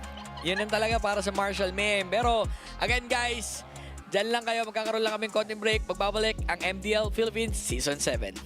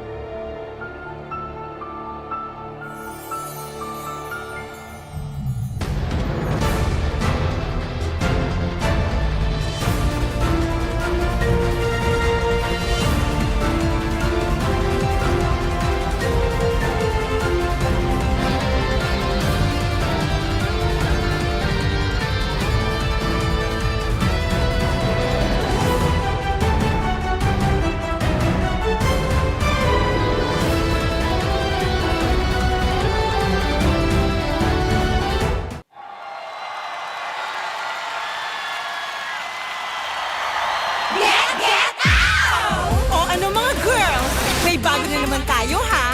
Malamang matutuwa na naman ang mga bata at matatanda niyan! Maglaro tayo, di kami patatalo. Maski duo o trio, kahit 5 man pa kayo. Kahit pasabay-sabay, ang kalaban sasablay. Kung mag-rank ang pambilis, Sure na wipe out, get out! pili na ng lane. At mag-pick ka na ng hero! Sa mid lane galingan mo. Pag nag-ulti dapat sakto!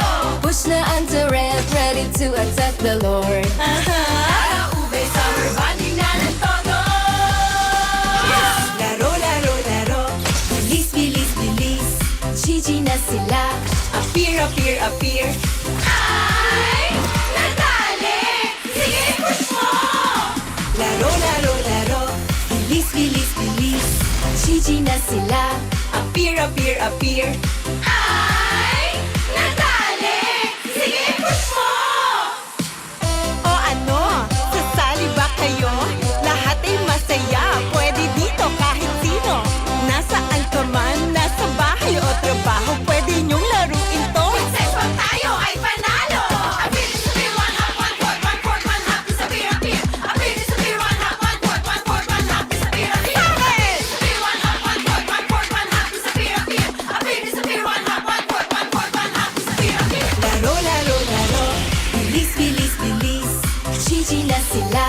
Appear, appear, appear. Ay, nadali! Sige, push mo! Laro, laro, laro. Bilis, bilis, bilis. GG na sila.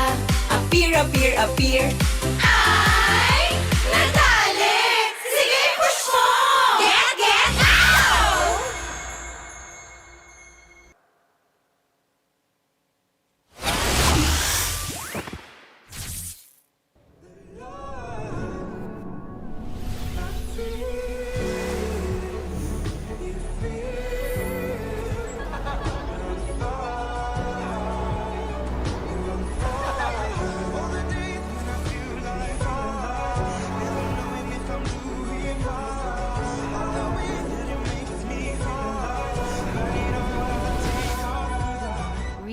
16 Series 5G.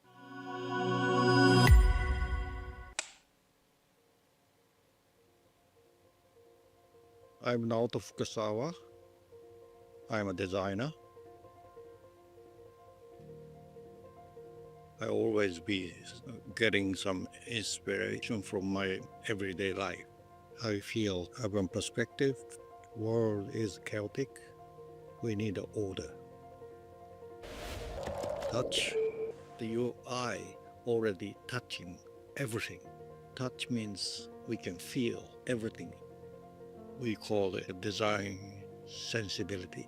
That is the meaning of touching. Human function is focused to be live. You cannot really live without any good telephone. This is one of the great mobile phone I designed. Really well fit your fashion and life. I hope everybody like it.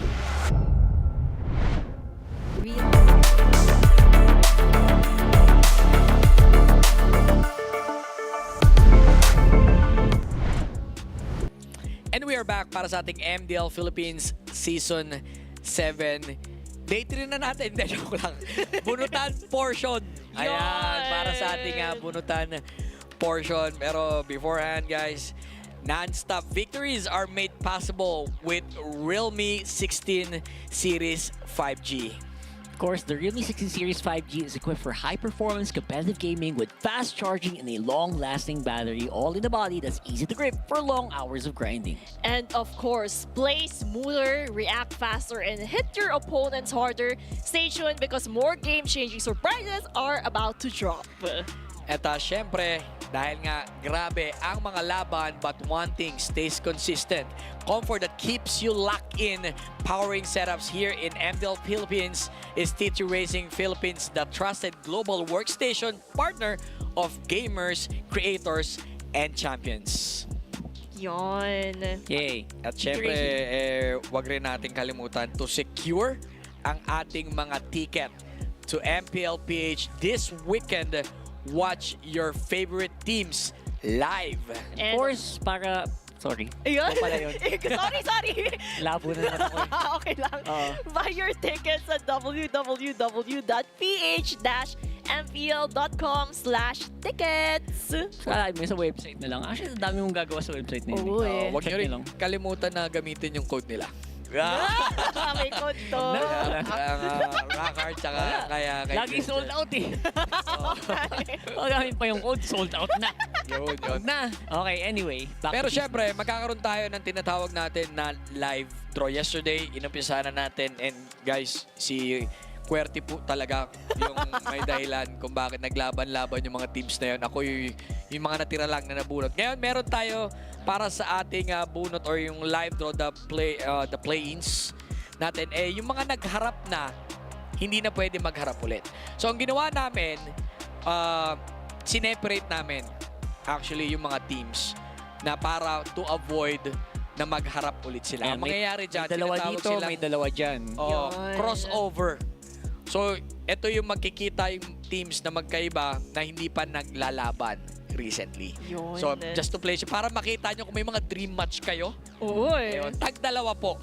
So, ang bubunutin dito ni Rockard, ang una niya mabunot ay makakalaban naman ng unang bunot naman ni Gretchen. Yan. Ayan. So, haluin nyo na mabuti kahit tag-dalawa lang. Dalawa lang nandito eh.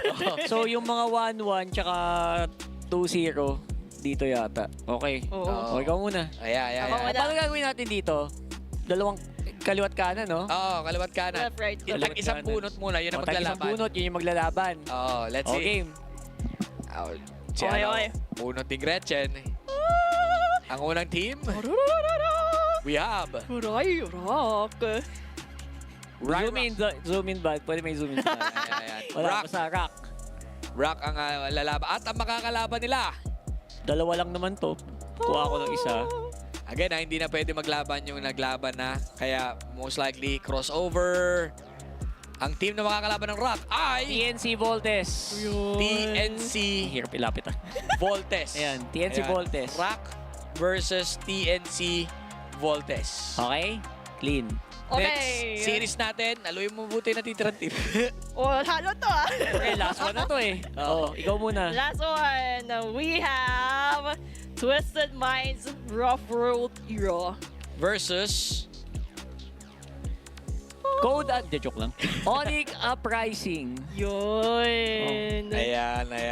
Ang Onica Pricing, maglalaban sila dito. So nakita nyo nga guys, yung mga teams na maglalaban, galing yan mismo sa live draw.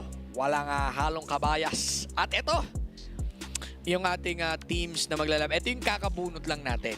Dito sa ating sa round 3. Yung mga nag-1-1 ngayon, of course, first up, we have Rock versus TNC. Next is Twisted Minds Rough World versus Onyx Uprising. Ito po. Lahat pala to 1-1. Oo nga pala. Nasa ko yung 2-0. Abante na. Ito po yung mga teams na naglaro na kanina na magkakaroon sila ng crossover moments. Ang mga umabante pala para sa Marshall, no? Marshall diretso na kasi 2-0 sila eh. Tsaka itong Aurora. Yep. Aurora. Mga 2-0 move forward. Yung mga 1... Mga 2-1. Oo, yun. Yung mga 2-1, meron pa dito. Ayan. Para sa kayo na. Yan na yun, guys. Yan Let's na yun. go! Okay. Fighting. Pero yun na nga, nakita na natin yung mga teams kung paano gumalaw. May mga heroes na lumalabas. Anong take mo ngayong araw na to? Buong araw natin. Nalabas talaga. I think na so far, wala pa tayo sa playoffs natin, pero napakita natin yung mga sumusulong talaga pataas. As in, literally, lahat halos. Even yung mga teams na eliminate ngayon, feeling ko pataas talaga yung trajectory. Oo. Kasi nakita din naman natin nag-elevate yung level of competition if we're going to compare it from the previous seasons. Season 7, really phenomenal and a promising future for the upcoming rookies. Future's bright para sa MDL Philippines Season 7. Again, kami nakasama nyo, Prof. B, sama si Rockart, Gretchen. Kita-kits ulit tayo bukas para sa ating Season 7. Bye-bye! Bye!